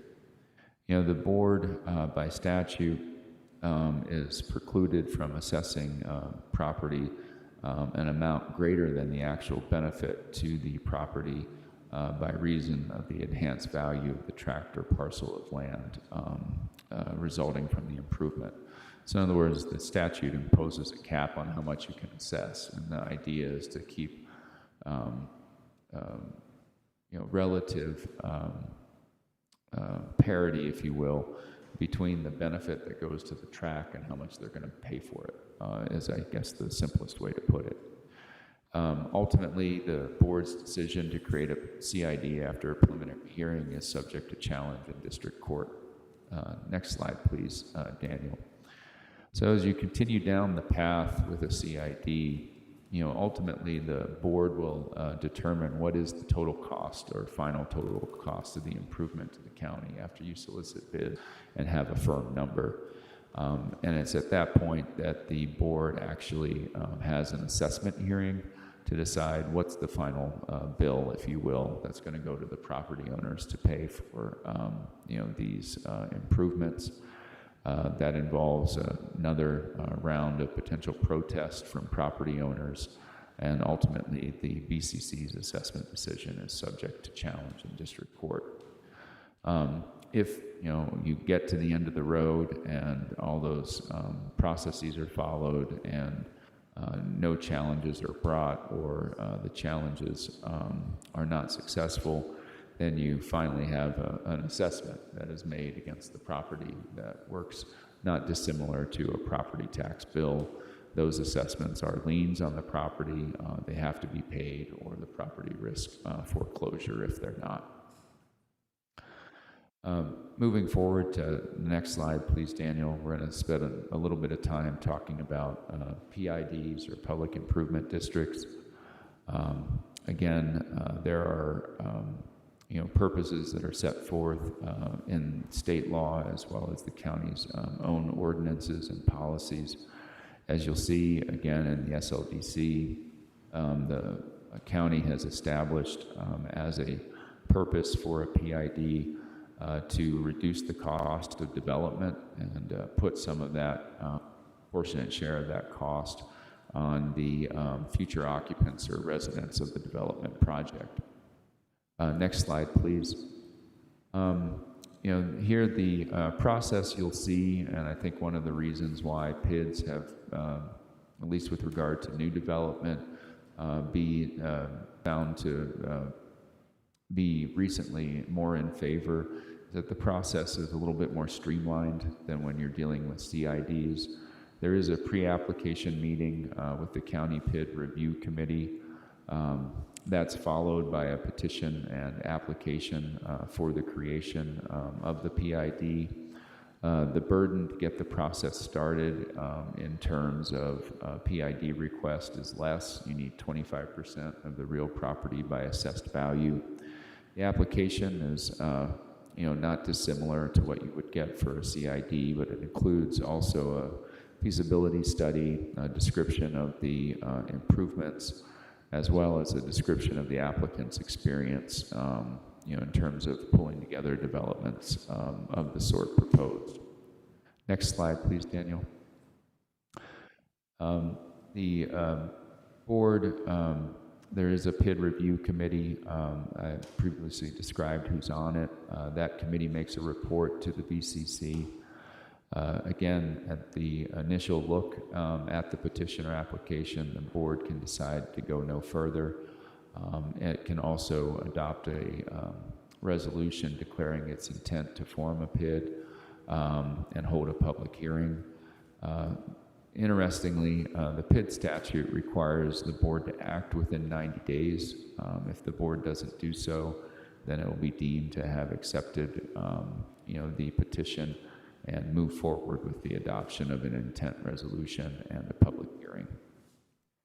Ultimately, a general plan for the PID is required before the board adopts any resolution of its intent to form the PID. Next slide, please, Daniel. There is a hearing before the board at which a person claiming an interest in real property may object on the following grounds. And they include that there's no substantial benefit from the infrastructure to be, or services to be financed, that the district should not be formed, or that the general plan for the district should be modified. After that hearing, the board can decide not to form the PID, or it can determine that a PID should be formed, in which case it adopts a resolution to that effect. As I indicated at the outset, even if the board thinks that it's a good idea, there's then a check on that determination. You need the owners of the real property to agree for the creation of a PID, and that's based upon 3/4 majority vote. And if folks actually live in the area to be included within the PID, then you have a formation election by the qualified electors, if any. So the process is streamlined if you have nobody living within the PID, and if all of the owners consent. In that case, there's no election, and the board has the discretion to waive the hearing, notice, posting, publication, what have you. With regard to the governance and financing of the PIDs, next slide, please, Daniel. As I indicated at the beginning, PIDs are political subdivisions of the state. They're technically separate governmental entities. PIDs would be governed by the BCC, acting as a district board, so you'd get to wear another hat. If you were to ever create a PID, you'd now be the PID district board. In terms of financing sources for the PIDs, the county can contribute towards the cost of the infrastructure, since it is another governmental entity. There could be general obligation bonds approved by the owner's determination and election of qualified electors. You can also have special levies and special levy bonds, as well as other fees and charges. This is an important component of some PID reform legislation that was passed relatively in recent memory. And under state law, there are certain disclosures that need to be made to somebody wanting to buy a property within a PID. And the notice is required prior to accepting an offer to purchase property that's located within a PID. And that notice includes the fact that it is within a public improvement district, an explanation that the purchaser has to pay any property tax or special levy that might be imposed by the district board, an explanation that it's separate and apart in addition to any other levy that would be imposed on the property. If a levy's already been authorized, what the maximum amount of that levy is, and then also information about general obligation bonds. And finally, it's that, if you fail to pay, that foreclosure, could result. And so the point of those disclosures is that everyone buys in and eyes wide open, that, no one's going to buy a property and then learn after the fact, oh, here's your additional tax bill, here's your additional levy. People are able to make that decision on the front end before they make a decision to buy property. Next slide, please, Daniel. Ultimately, all good things come to an end, and there is a process in state law for PIDs to be dissolved. That would be done by resolution of the district board after certain conditions have been met. Those include that the improvements will be conveyed to the county, and that here in our case, the county, because the board would have created the district, and that there are no outstanding bond obligations to be met. And finally, that any development agreement of the district, or between the district and the county, have been satisfied. I'll stop for a second before we go on to TIDs and PIDs. Again, they can be created with regard to land that has already been developed. The process is much more streamlined if you are dealing with a new development. So in other words, somebody is going to come in and say, for example, I want to create a subdivision. And so before the land is divided, the developer owns all the land. Nobody lives there. And they come in and say, here's our proposal to create a PID. You could do the same thing with a SID, but the PID process is more streamlined, as we just discussed. And then that's part of their entitlement and development process. And in that event, you know, everybody has expectations set when they come in and the development occurs, because folks who decide to buy a home in that development, they'll know on the front end that this is your tax burden. It's in addition to everything else that you can be taxed for. And so again, the process is more streamlined, and you don't run the risk of upset expectations if those districts, a SID or a PID, is created before development occurs. If they're created after you have existing residents and you already have development, you do have the risk, not that it's a reason not to do it, that folks are going to disagree. You know, I don't believe that that infrastructure should come in. I don't want to pay for it. You know, I don't want to pay an additional $5,000 for this or for that or whatever the assessment might be. But again, if it's done on the front end before the development occurs, then folks have a choice. They can decide to live in that community or not and make an informed decision. Next slide concerns tax increment development districts. You know, the formation here, it's property owner initiated. Next slide, please, Daniel. It requires both a petition as well as a plan for the tax increment development district. The plan explains you know, what public improvements are proposed, the general proposed land uses, how many jobs they expect to be created with the through the TID, what workforce housing is expected to be created, you know, a description of innovative planning techniques that were used or are going to be used in the TID, and the amount and type of private investment. Next slide, please, Daniel. I'm going to go through this fairly quickly because there's a lot of parallels between what we already discussed with the PID. Again, the board can make an additional decision to deny the petition and do nothing further. If it decides to move forward, ultimately it declares its intent to do so and then has a public hearing. As you'll see, the legislature has, you know, tried to, in my view, limit the availability of TIDs to certain types of development. And I think that's supported by the fact that in order to form a TID, the board has to make, you know, specific findings, you know, concerning innovative planning techniques, you know, that the plan incorporates sustainable development considerations, and that, you know, it reasonably protects the interests of the governing body in meeting goals to support job creation, workforce housing, etc.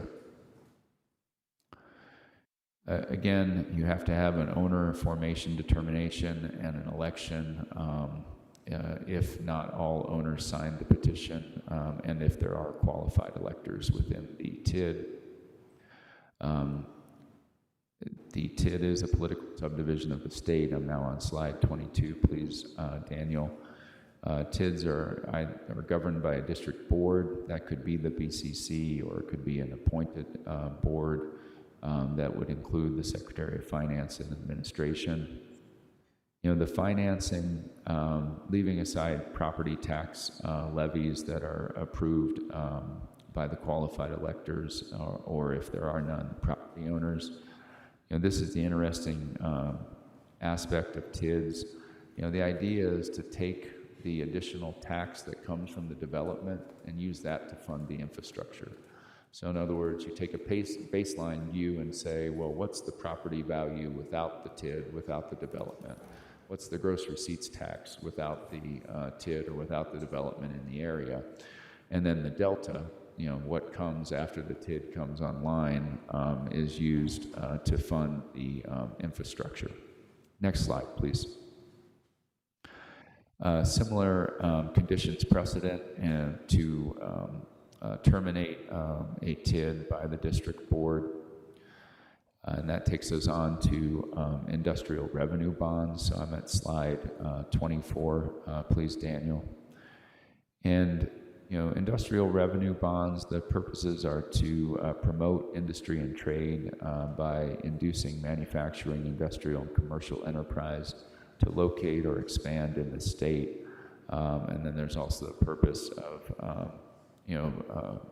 promoting the local health and general welfare by inducing nonprofit corporations to engage in healthcare services.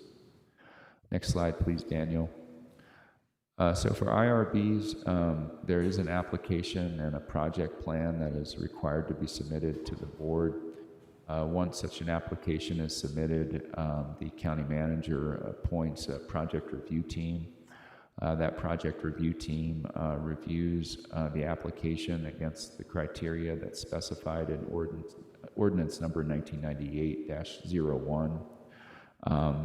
The primary criterion being what is the benefit to the county provided by the project. Other things that are looked at are the project, projected use and design, the economic benefits from the project, including analysis of whether the IRBs would provide an equitable advantage over competitors within the county, and the project feasibility. That project review team makes a recommendation to the Board of County Commissioners. It's required that you provide notice of the potential IRBs to the county assessor and other property taxing authorities. They have the authority to comment, but their approval is not required. And if the board decides to move forward, it adopts an inducement resolution as a step in the process, and then ultimately would approve the issuance of the industrial revenue bonds. IRBs are what are sometimes referred to as conduit financing, and that's because the debt is issued in order to provide funding and a benefit to a private entity. In addition, while the county is nominally issuing the debt, it's not an obligation of the county. The county doesn't actually pledge any of its own revenue or taxing authority to repay the debt. Instead, the county pledges to use revenue that it receives from the private entity as part of the project in order to repay the debt. Next slide, please, Daniel. The primary benefit or structure of industrial revenue bonds would work as follows. For the life of the IRBs, the project property is transferred to and owned by the county, and then the county leases the property to the private entity. County-owned property is exempt from property taxes, and by state law, the lease to the private entity is also exempt from property taxes. So what that means is that the project doesn't have to pay property taxes, during the life of the IRBs. That's will reduce their cost of operation, and all other things being equal, make the county a more attractive place for them to make their investment or make the potential investment more feasible. In addition, because the county owns the project, equipment purchases for the project would not be subject to gross receipts tax. Payment in lieu of taxes is something that is often looked at as part of IRB transactions. They're required in certain types of deals, but otherwise they can be negotiated as part of the transaction. And what a PILT, or a payment in lieu of taxes, represents is a payment that goes to the designated taxing authority, such as a school district, in lieu of the property taxes they would have received but for the IRBs. So that's a matter of negotiation as you evaluate an IRB project. So that concludes the slides that I wanted to provide relative to the high-level overview.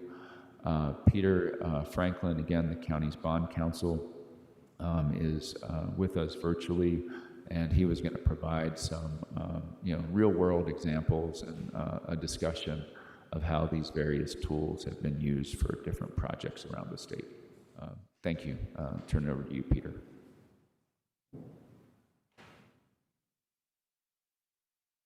You're muted, sir.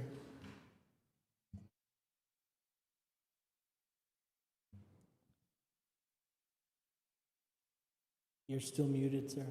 Essa, can you unmute him?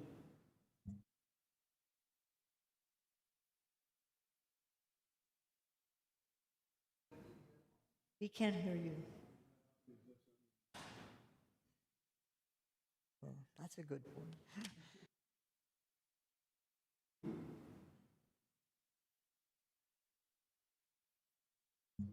We still can't hear you, sir. Daniel, can you help him?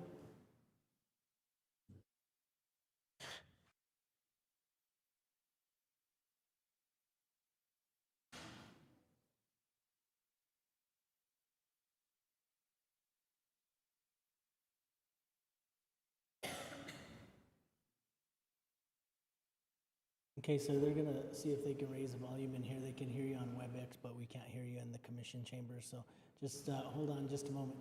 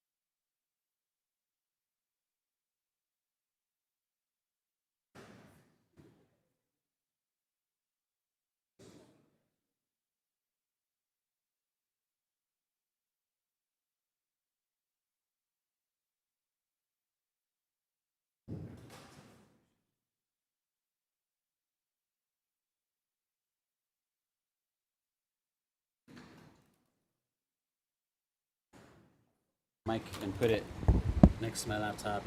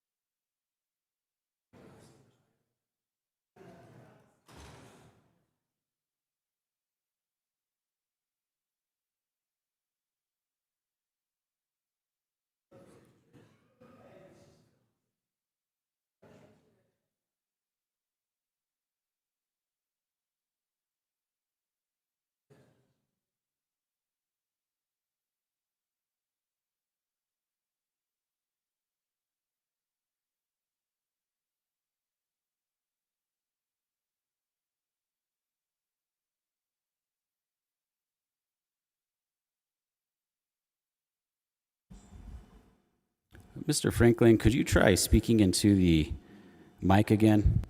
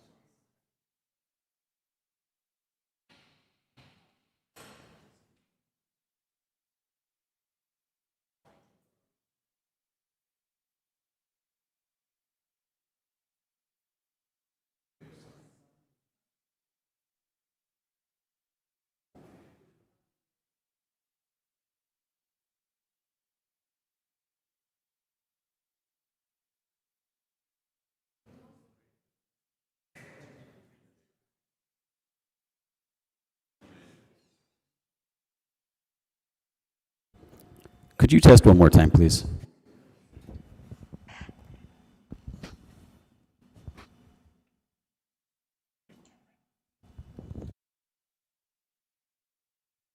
Mr. Franklin, could you speak into the mic one more time, please?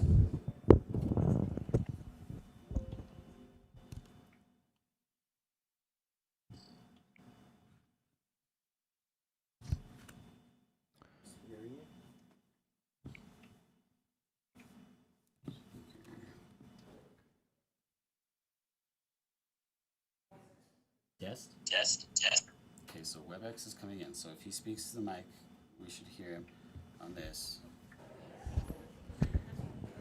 Daniel, let me know if and when you want me to speak.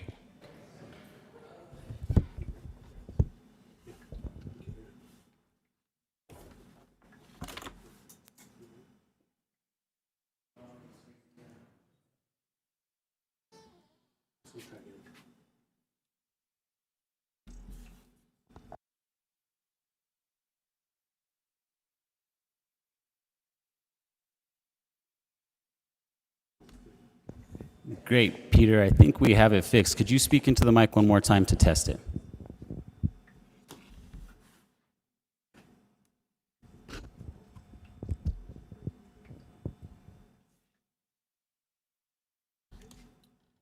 You still there, Mr. Franklin?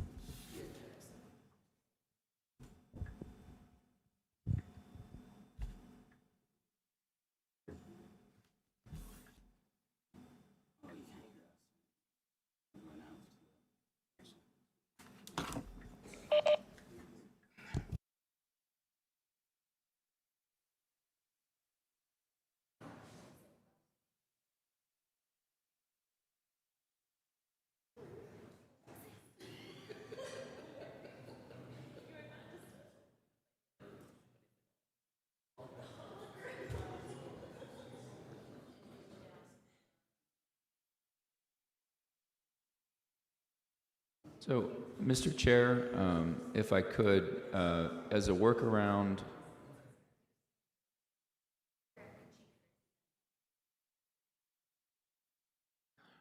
excuse me, Mr. Chair, Commissioner Hamilton, just to keep things moving as a workaround, since this is a presentation, perhaps if I held my phone up to the microphone, that might allow us to interact with Mr. Franklin, if that would work.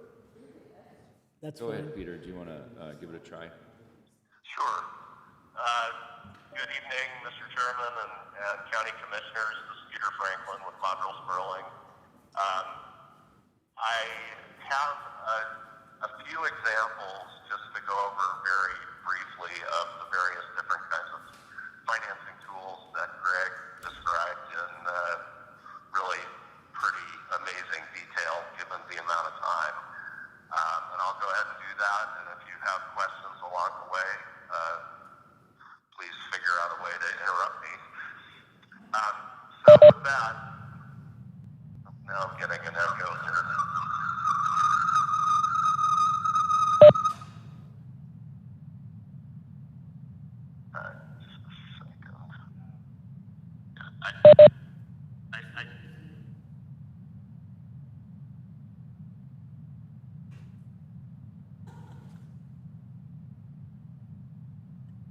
Audio test from WebEx.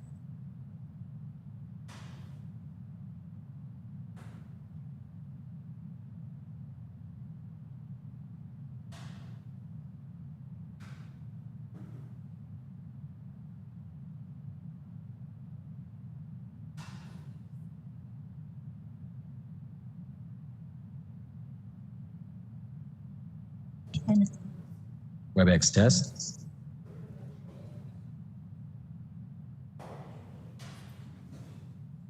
WebEx test.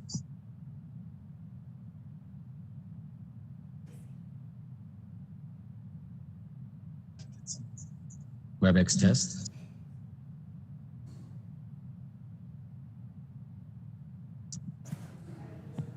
Mr. Franklin, we've run some tests and we're ready for you to do a test on your side. Can you speak into WebEx?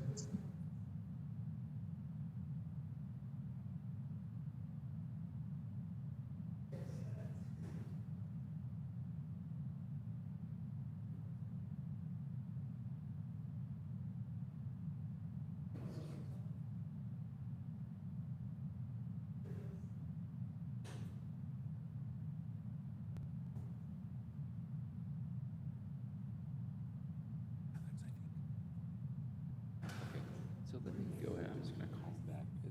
If that's okay, because it's just a presentation.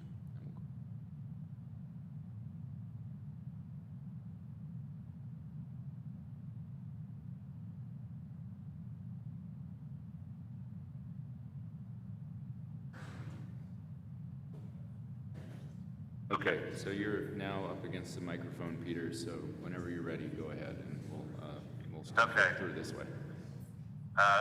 Again, good evening, everyone. Mr. Chairman, County Commissioners, Peter Franklin with Montrose Sperling. I thought what I would do is give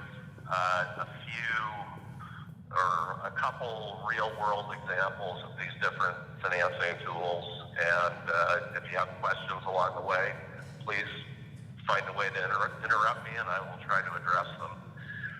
So, the Santa Fe County actually has a county improvement district that was formed at the request of Hyde Park Estates.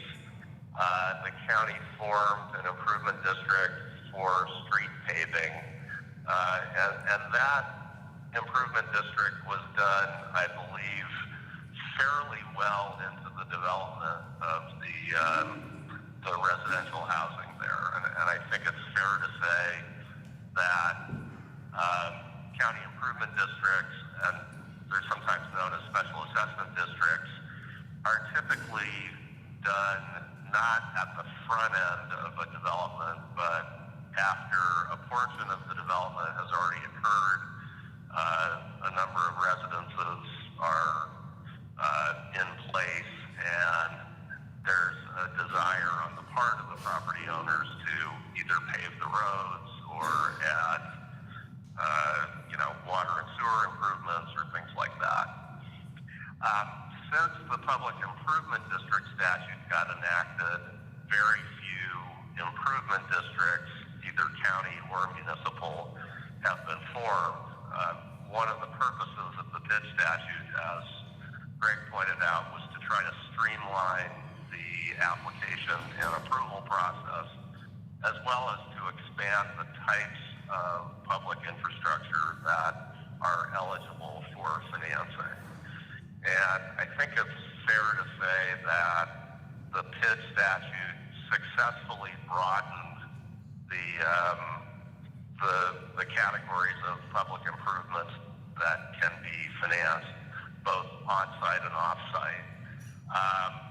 And it's probably more debatable as to whether the process is actually simplified for public improvement districts as compared with county improvement districts. I think on paper it appears to be simpler, but I think it's pretty fair to say that both types of district application and approval processes are time-consuming and involve a lot of expense and a lot of effort on, both the public entity side and certainly on the developer side, the side requesting the formation of the district. Public improvement districts are used relatively widely in Albuquerque and Rio Rancho. I just lost there we go. And it's also fair to say that as these districts have come into wider use, home builders and to some extent, residential property purchasers have decided to prepay the assessments rather than to pay them over a 20 to 30 year period. And so that's a common feature that we now see with public improvement districts. As far as tax increment development districts, I think the first district that was ever approved was for Mesa del Sol in the city of Albuquerque, and that was in the 2005 and 2006 time frame. And when 2008 came along, that district sort of ground to a halt and has not really done much in terms of financing additional development since then. There is another tax increment district that was formed in the village of Taos-Ski Valley by the purchaser of the ski resort there, and that has financed, I think to date, about $30 million in public improvements, which were to be necessary to support the private development of the Blake Hotel, which was completed a couple years ago. And so that district is sort of, roughly a third of the way through its anticipated life. Let's see, there are other tax increment districts that have been formed in the city of Albuquerque and Rio Rancho for mixed commercial and residential projects. And the city of Las Cruces actually formed its own TID for downtown street revitalization, and I think that is unique in New Mexico. There is a feature of the statute that allows a local government to sort of form a tax increment district on its own motion. In the city of Las Cruces' case, it is entirely public property that is in the district. And, really what that district was trying to do was leverage the non-recurring construction-related gross receipts tax to pay for a portion of the street reconfiguration and improvement project. As far as industrial revenue bonds are concerned, they've been around in New Mexico for a long time, I think since the 1930s. And recently, probably in the last 2 decades, have come into pretty wide use, especially by renewable energy developers, developers of wind farms and solar farms and so on. And, other than that, have been used pretty widely for various different kinds of commercial and industrial projects. I know the city of Santa Fe has approved a couple recently I'm not sure. I think Santa Fe County approved one for BTI, which is a bicycle parts concern, and even though the IRB got approved, I'm not aware that it was ever actually issued. So I'd have to look further into that. I'm trying to think of what else to say here. One thing about, I think it's fair to say that although kids and TIDs do have a separate existence as political subdivisions, apart from, in this case, it would be the county, they do involve a fair amount of ongoing county staff involvement, and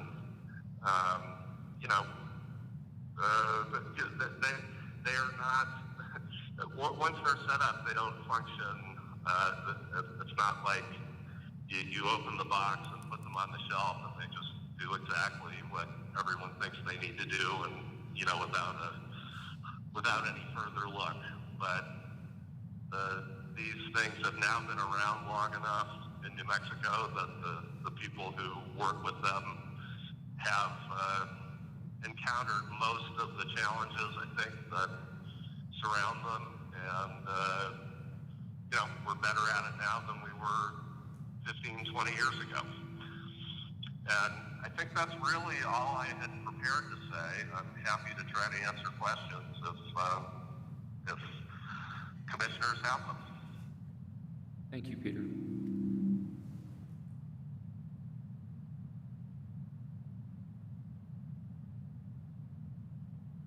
So I think that's all of the prepared presentation. Be pleased to answer any questions that the board has. Okay, are there any questions from the board? Commissioner Hanson? Mr. Chair, Greg, was the studios, did they use the IRB or anything? Mr. Chair, Commissioner Hanson, no, Santa Fe Studios, in terms of what exists today, IRBs were not used to finance that. That was a mix of state appropriations that flowed through Santa Fe County for the benefit of the project, as well as some county funds to guarantee a loan that was made by a private entity. They have recently submitted an industrial revenue bond application recently, meaning within the last 10 days. And so that will be coming forward to the board at a future date. But to date, no IRBs have been issued for Santa Fe Studios. So they are thinking about it. Have we issued any IRBs in the last 20 years?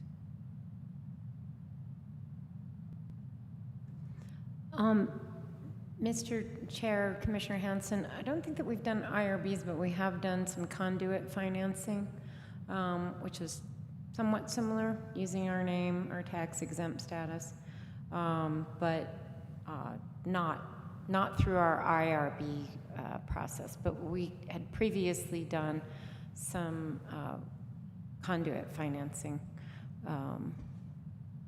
with a housing project, and also I believe the Law Enforcement Academy were two that I know of in the late 90s, I think. But otherwise, we have not issued any IRBs. Or the CIDs or the TIDs or anything in the county? Mr. Chair, Commissioner Henson, we did special assessment district in Rancho Viejo, but, and we worked on a county improvement district in Las Lagunitas for sewer, but it didn't qualify based on the cost of the project.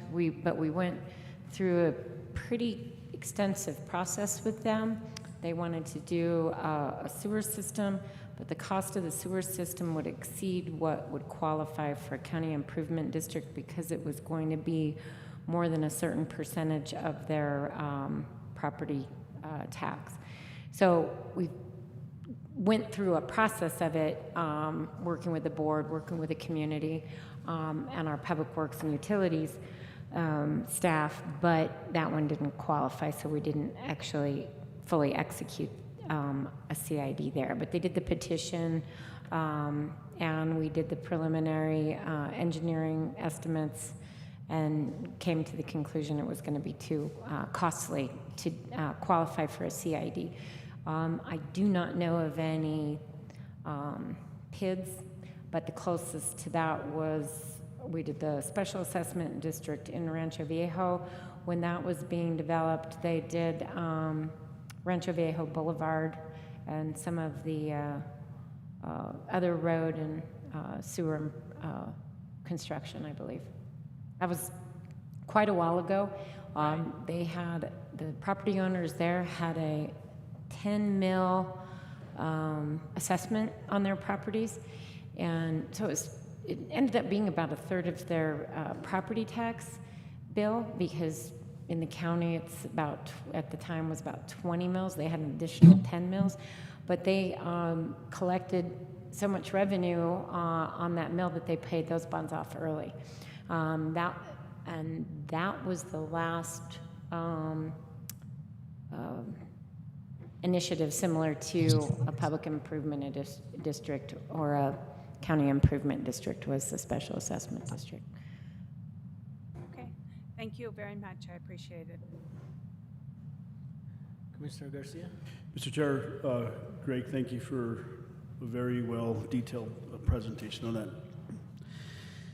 I just think this is something that the county, we need to start thinking of what we're going to do with possibly all these IRBs, all these Bs that we were presented, because in the larger picture of it, these are things that are financed over a period of time, 20 years, 25 years, depending on how the debt is paid by, whether it's a private road that the individuals want to actually create an assessment district. But I think it's something we really need to look into, because just the growth of this community, Santa Fe, the laboratory has roughly about $6 billion that they're going to put infrastructure into the labs. You see the complexes of going up. We see all the new subdivisions coming up, and just feel like we're kind of busting at the seams here in the city and the county as into for development.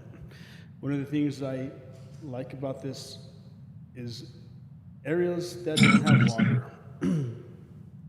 Excuse me for going through district there, Commissioner, but across the Lone Butte, we have all these brand new water lines, sewer lines to certain areas of the county, and there's rural areas that are almost a rock throw away from a utility. And just be interesting to see how these can actually work with communities that don't have water. And this is actually really, I'm proud that the county's bringing this forward. Once again, thank you, Greg.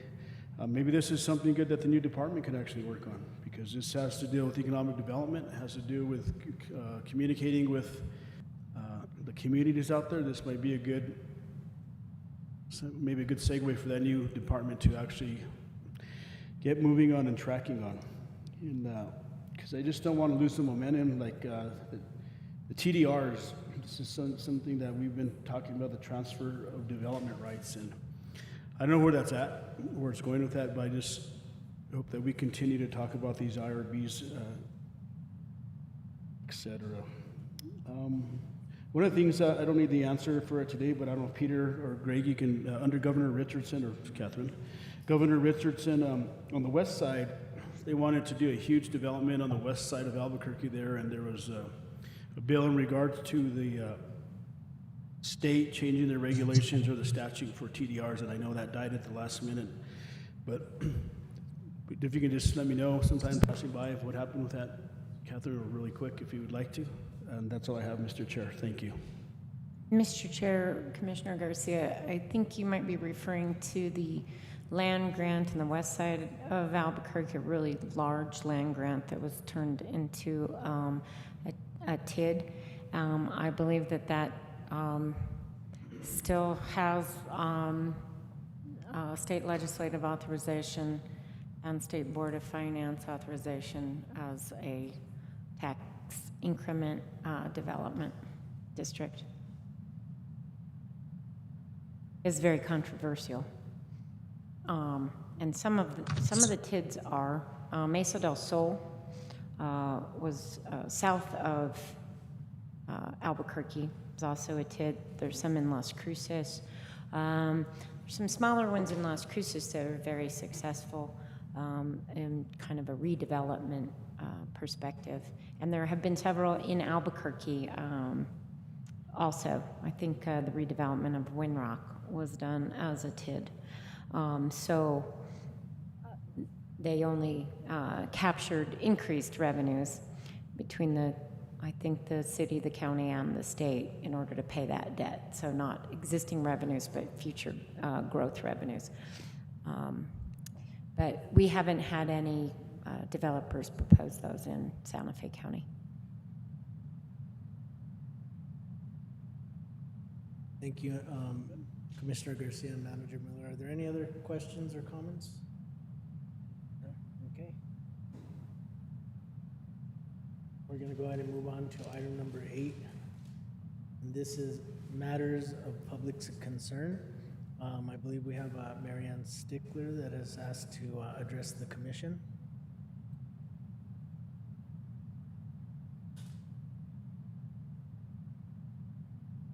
Mr. Chair, Commissioners, my name is Marianne Stickler, and I did ask to be able to speak very briefly following this particular presentation.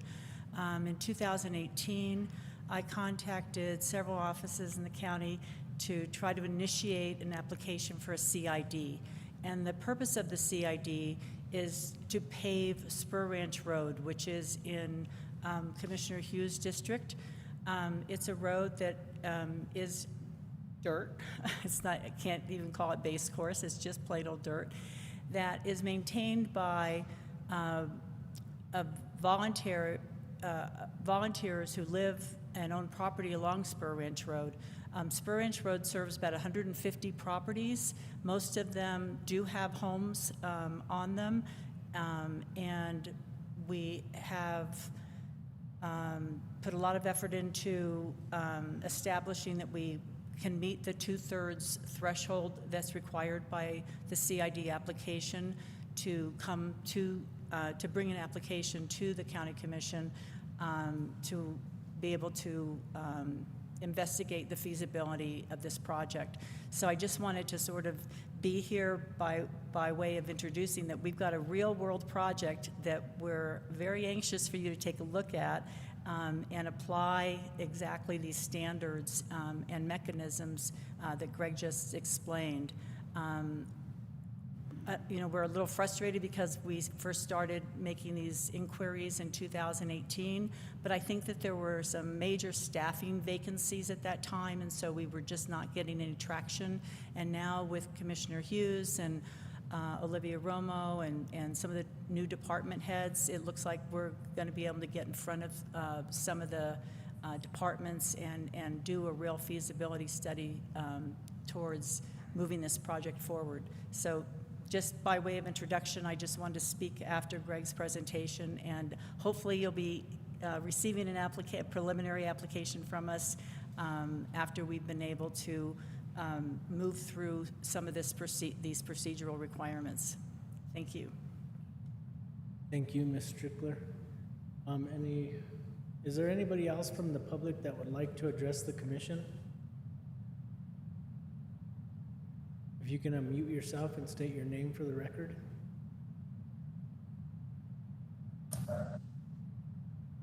Hi, I am Marcela Diaz and have a comment. Go ahead, Ms. Diaz. Very good. I'm going to start my video.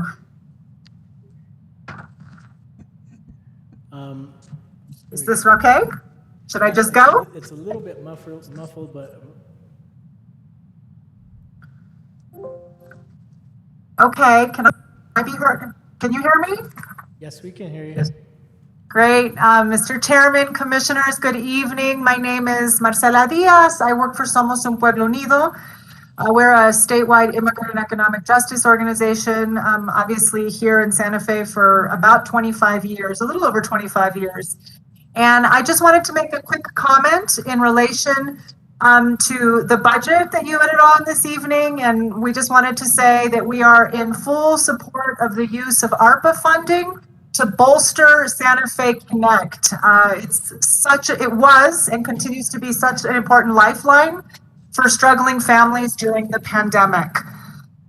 It is our understanding that a portion of this funding will go to a cash assistance and economic relief program similar to the one that the city of Santa Fe, as well as the state of New Mexico, used and did with CARES Act funding last year. And so we just really wanted to support that. While the worst of the health crisis is over, fingers crossed that it continues to stay that way, we know that we will continue to see the reverberations of the economic crisis for years to come. And despite mixed status families, and there are about 19,000 immigrant residents in Santa Fe County, many taxpayers who do not have social security numbers but use their individual tax identification numbers, and their children did not receive any of the traditional economic relief. This includes the 3 economic stimulus payments at the federal level. Most did not receive the $600 tax rebate provided by the state of New Mexico to low-income families eligible for the Working Families Tax Credit. And these families also did not receive weekly unemployment benefits. So we know that cash assistance, such as stimulus rebates and unemployment benefits, have proven to be one of the most effective strategies in supporting struggling families and promoting an inclusive economic recovery.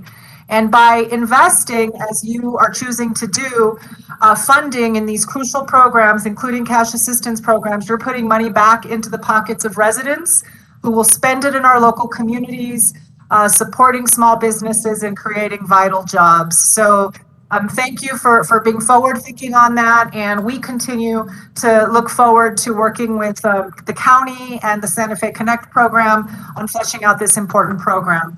Thank you. Awesome. Thank you, Ms. Diaz, and thank you for the comments and the support to the commission today. We really appreciate that. Thank you. Have a good evening.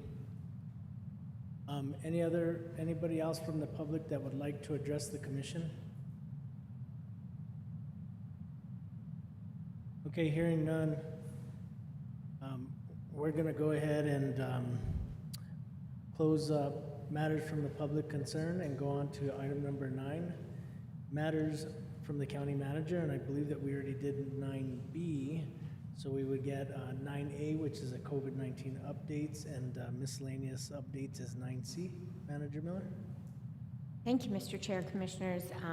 Yes, so just for our COVID updates, the most recent numbers that we have for COVID-19 vaccinations for the county are that the Santa Fe County has the 4th highest vaccination rate in the state of New Mexico, with 77.4% of our residents partially vaccinated and 68.2% fully vaccinated.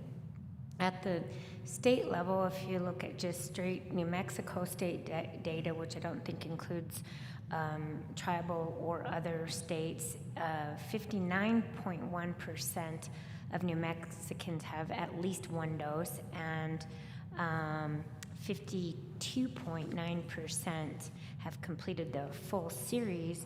But when you look at the overall state data totals, they said the percentage of New Mexicans 16 and older with at least 1 dose is 70.7%, or percentage of New Mexicans 16 and over with vaccination series completed, 62%. So, as you know, that means that the governor has indicated that the state will fully open up July 1. So, that's good news. But we are still working on our public awareness campaigns through community services and Fire Stick. We've finalized a series of posters and employee handouts for staff, and we're putting up a new billboard regarding vaccinations, and our videos continue on social media. We are still trying to address vaccination hesitancy around the rest of the country, and in most cases, from the meetings that I've been in with health officials in the state of New Mexico, people who are being hospitalized or who are dying from COVID are not vaccinated. So the hospital had last week had a couple of deaths, and all the people who were hospitalized as well had not been vaccinated. So the hospitals and providers are still struggling with individuals who are hesitant to get vaccinations, and we'll continue our public awareness campaign to try and encourage people and educate them of why getting a vaccine is critical. Also, last week at our detention center, we partnered with Christus St. Vincent's Hospital to hold a vaccination event at the jail. They did 16 vaccinations. We've done probably close to 200 vaccinations at the jail with inmates and staff with the 3 events that we've done so far. We also did a drive-through with FEMA at the community college using both Johnson & Johnson and Pfizer vaccines, and we did a walk-up with FEMA in both Stanley and Galisteo. They yielded small numbers, but we still had individuals come get vaccinated. On Father's Day, there was a vaccination day held at the car show in Edgewood, and our mobile vaccination unit, which was our previous mobile health van, so it has become our mobile vaccination unit, and it was used, and we have some upcoming events planned in La Cienega, Madrid, and at the Santa Fe County Fair. We also are planning on reopening our senior centers and community facilities. We finally have received some guidance from the state relative to our senior centers, and we are working with our legal department to plan the reopening of the senior centers. And then community centers and our satellite offices are open, but they do have some restrictions, and Stanley Cyclone Center and the Edgewood Equestrian Facility are also open, but they do have some restrictions. We are continually looking at any of those restrictions that we have, and as things are, as public health orders change and as vaccination rates change, we have been changing our policies. We have also gone to full operational hours at the 100 Catron, but it is still by appointment, and staff have prepared return to work, physical work plans for next month, and then they have another stage in August that all staff will be in the office 3 days a week in August, but we're also working on a policy for those positions that are most appropriately deemed as potential remote working positions based upon how what we've learned from responding to the pandemic. We will be working on a policy that allows for remote work a little more than what we had in the past. What we had is in our HR manual and in our agreements, union agreements, we've had alternative work schedules, but we want to make a more permanent way of employing people that can utilize remote work. And we think that'll be a good retention tool as well as a good recruitment tool, and good for the environment and employee morale. Also, the Crisis Center, as you know, we opened the La Sala side of the location. I think opens tomorrow. They've moved in, but I think they'll be starting to take clients for the LaSalle side. And then we've also tentatively chosen the date of July 29th to complete the opening of the Crisis Center side of the LaSalle with a kickoff of the crisis services that were approved earlier today in the consent agenda with New Mexico Solutions. And we also are inviting all of the commissioners, obviously, to participate in that, but we hope that the state's Human Services Department Secretary Grace will be able to attend and speak at that event. So that is all I have on COVID updates. Did you have any questions on those?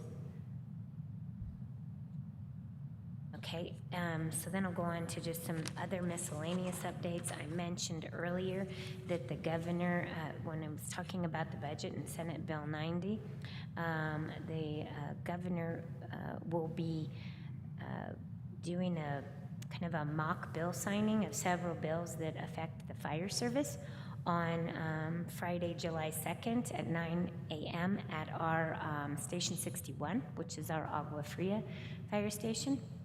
Which you might ask, why the Agua Fria station, considering it was a temporary station and is a modular unit that was put there with the idea it would be temporary. But what we need is funding in order to replace it. And one of the bills that she'll be mock signing is one that affects fire funding and will allow us to apply to the Grant Council for funding for things such as a new fire station at that site, as well as other fire service equipment and facilities. And so that's one bill. It's not just for us, it's obviously for the whole state, but also Senate Bill 90 that affects fire service career staff's retirement contributions and some other bills. So we'll be supporting that press conference or that bill signing at our station. Our staff will be there. And if you're able to attend, I'm sure that the governor would be happy to see all of you. So that is Friday at 9 a.m. in Agua Fria. Also, another update, we have started our Commit to Be Fit Managers Challenge. That's our fitness challenge, and happy to say that this year we have 29 teams. That's the most we've ever had. So everybody is very eager to get rid of their COVID-10 or 15 or whatever it might be. I don't think we've ever had this many teams sign up or this many staff, and everybody's pretty excited to do our fitness challenge. And it's a challenge where we have 29 teams compete against each other for exercising and eating healthy, as well as some mini challenges. And one of my favorite parts about this, besides it gets me motivated to work out myself because everybody wants to beat the manager's team, is seeing the names that people come up with for their teams. So just to give you a few of them, Ambra Baca is our team captain, but they came up with Cats, Jim Rats, and I said, you know that's going to end up being shortened to Cats Brats. And then the deputy manager has his deputy dogs, and we also have the Silver Line, and then ATF, which stands for After the Fat, Cirque du Sore Legs, and let's see, Skinny Dippers, Coordinators of Chaos, 9 Run Run. For the, obviously that team has to be at the 911 center, 9 Run Run. No Guts, No Glory, SO50. So they're pretty creative when they come up with their names. And it's not too late if any of the commissioners want to hop on a team and participate. we have all kinds of them, the pound posse, too legit to quit. So I'm sure that any of the teams that have room, if commissioners are interested, we can get you included on a team. But you have to commit to at least 100 minutes a week or the team of exercise, or the team does not get any points, and that would not be good. Or you guys could form your own team. We'll still let you in on the competition if you so desire. So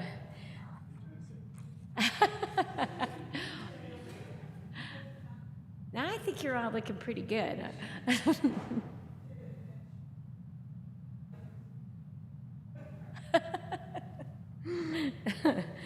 So we've been doing this for about 6 years. We didn't do it last year, and but we have been doing it for about 6 years, and this is by far the year with the most teams. So I think it's going to be very competitive. Also, just an update on recreational cannabis land use code or ordinance update. We are going to, at the next BCC meeting on July 13th, request to publish title and general summary for the proposed ordinances related to, or ordinance or code changes related to the legalization of recreational cannabis. Then the first planning commission that it can go to, the first public hearing would be at the Planning Commission on July 15th, and then the second public hearing for the BCC, I think we were looking at August 2nd, but it looks like it might end up being July 30th instead. From what I understand, that was the date.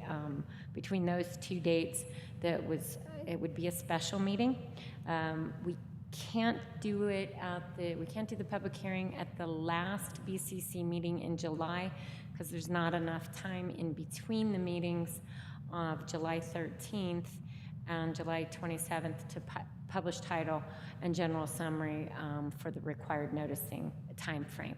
But I just want to assure the board, because we've received some, I'll call it somewhat negative press coverage, and I think it was unfair saying that we hadn't done anything, because staff has been working on what parts of our code need to be addressed, and what is in our realm of responsibility, what's in the states, and making sure that we have as thorough of a proposal to the board relative to recreational cannabis zoning, and where it can be utilized, where it can be produced, how to deal with water related to that.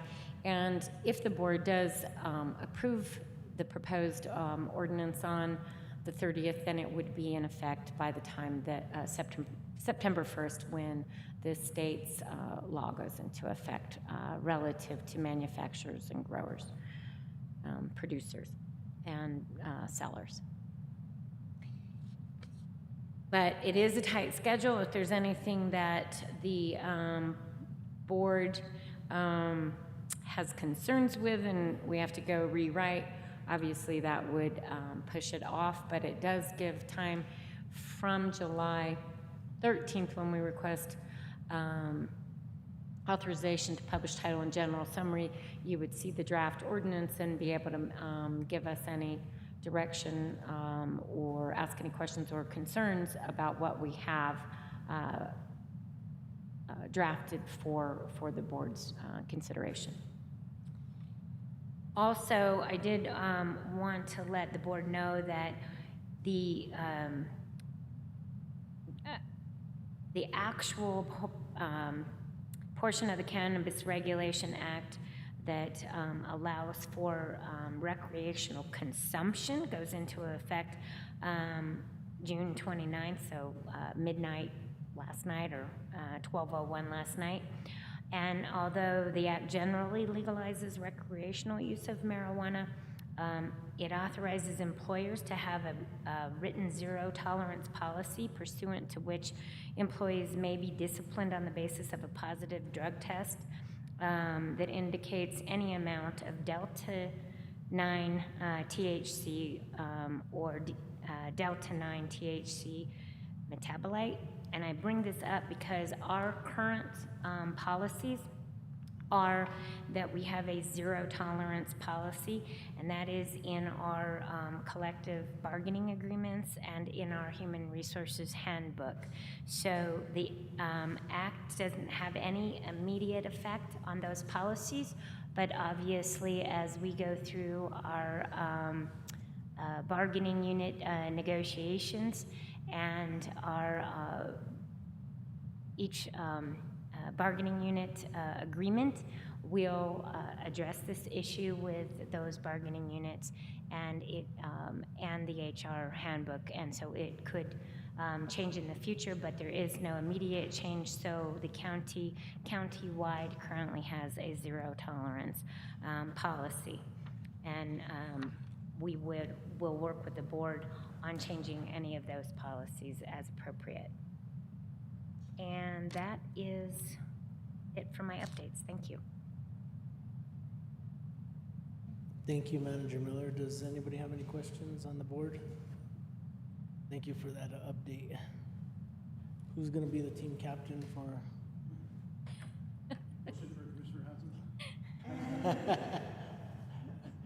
Planet Commission Fitness. We'll talk about it later. We'll talk about it offline.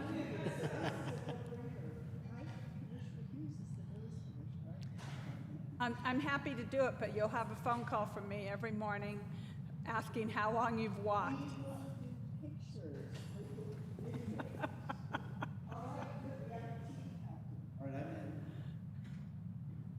Okay, text every morning. What have you done?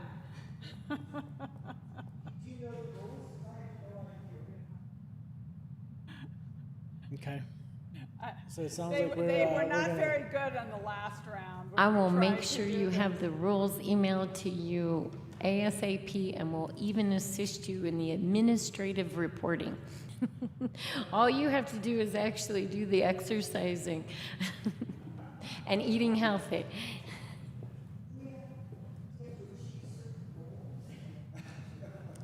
So fundamentally, you have to exercise. Every member has to exercise a minimum of 100 minutes a week.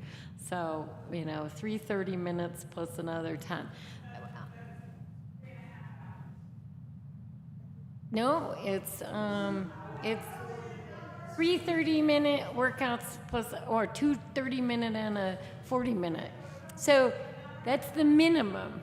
But if you don't do that, then you get, any one team member doesn't do that, then you don't get credit. That's the kicker, is that everyone has to at least do that. Then you get additional points for what you do beyond that. And then you also get points for eating healthy, and we won't hold the board to the requirement that you have to do it as a group, because you can't get together more than 2 of you at a time. But if you share a healthy snack, at least 2 of you, then you get extra points for that as well. Okay. Sounds good. I guess we'll be figuring out how to put that together, right? Okay. So we're going to go on to our next item, which is item number 10, and this is matters from county commissioners and other elected officials. 10A is commissioners' issues, comments, including but not limited to constituent concerns, recognitions, requests for updates, or future presentations. I don't have any updates right now, but I just want to take the time to wish everybody a happy Independence Day. It's the 245th year that it was declared Independence Day, so I just want to wish everybody a safe and happy holiday. Make sure that we are doing what we need to out there to be safe, and just take care of one another. I think that you know, where liberty is alive and well, that's my country. So appreciate that. I'm going to go to Commissioner Hamilton. Did you have any updates? No updates, but add my voice to wishing everybody a happy, safe, and fire-free 4th of July. Commissioner Hughes? Thank you, Mr. Chair. Just really quick, I wanted to thank some of the staff for the tours I've been getting. I had a nice tour of Thornton Ranch on the second hottest day of the year from Maria Loman. That was wonderful. It was a good thing we started at 7 a.m. because by 10 we were really hot and ready to quit. But it's a beautiful area, and once it's open to the public, I think everybody will really enjoy that space. I also got a tour of the Acequia Trail and river trails over by Meadows Lane, thanks to the Metropolitan Planning Organization. And finally, and the only thing that's in my district, is the Adult Detention Center, which I got a tour of last week thanks to Warden Williams, and that's a very impressive operation. I want to mention that my constituents who are very much into recycling are really looking forward to the opening of the reuse area at the El Dorado Transfer Station, and also 2 opportunities to talk to me coming up. Thursday is the Hour with Hank. I didn't make up that title, by the way, my friends did. But that'll be Thursday at 5:30. And then Representative Speaker Egolf has invited me to join him for an office hours for Rancho Viejo on July 17th. And I understand he did that with Commissioner Hamilton, and it didn't go so badly, so he offered to do it with me as well on the other side of his district. That was perfect. He did, and it was very well conceived. It was wonderful for him to come out and do it in person, you know, in part of his district, and I thought it was a really good, it was well attended, and I think it was very well appreciated too, so it worked out very well. That's it for me, Mr. Chair. Thank you, Commissioner Hughes. Commissioner Hanson? Thank you, Mr. Chair. So I had my coffee and tea under the trees on Saturday, right before it started raining, and it was very well attended, and constituents are very active and happy to get outside, and the farm stand was really successful, and many of us ordered food from Rose's Kitchen, and people were really impressed with the food. The number one item that everybody wants to know is, when is the river trail from Siler to San Ysidro opening? I told them it was moving forward. The other big item was sidewalks on Lopez Lane. I continually hear about sidewalks everywhere. People wanted to know about West Alameda, and if there would be sidewalks on West Alameda. I said I couldn't comment on that at the moment, but hopefully there will be. One of my constituents is a member of the ACLU, and she was very supportive of House Bill 4 and wants now policies written for the county on civil rights. Anyhow, it was very, there was people talking about cultural tourism in the village of Agua Fria. The San Ysidro Crossing Road was a huge topic. I hope this road policy will actually look at San Ysidro Crossing, because that road is in bad shape, but I have to say not as bad as Cerro Gordo, which is not our responsibility, thank goodness. I happened to be on that road the other day. So it was very fun. It was a 2-hour event, and people were very happy. And I had constituents from Las Campanas, Agua Fria Village, District 3.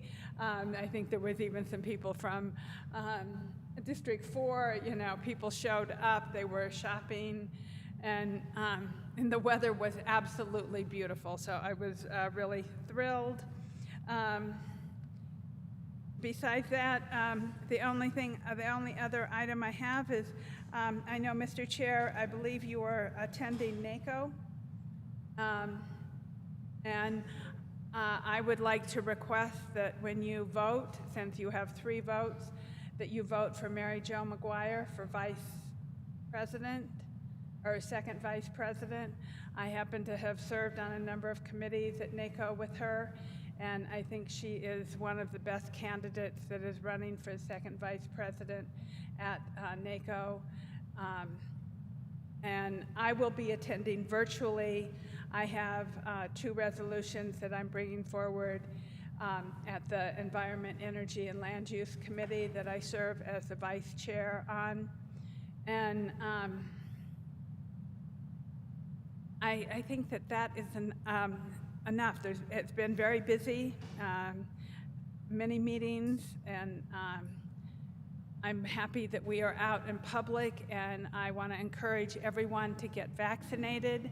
You can get the 1 shot from Johnson, Pfizer, Moderna. Seems like they're now saying Moderna and Pfizer have a long-lasting effect and are good against the Delta variant. So I would like to encourage everyone to please get vaccinated.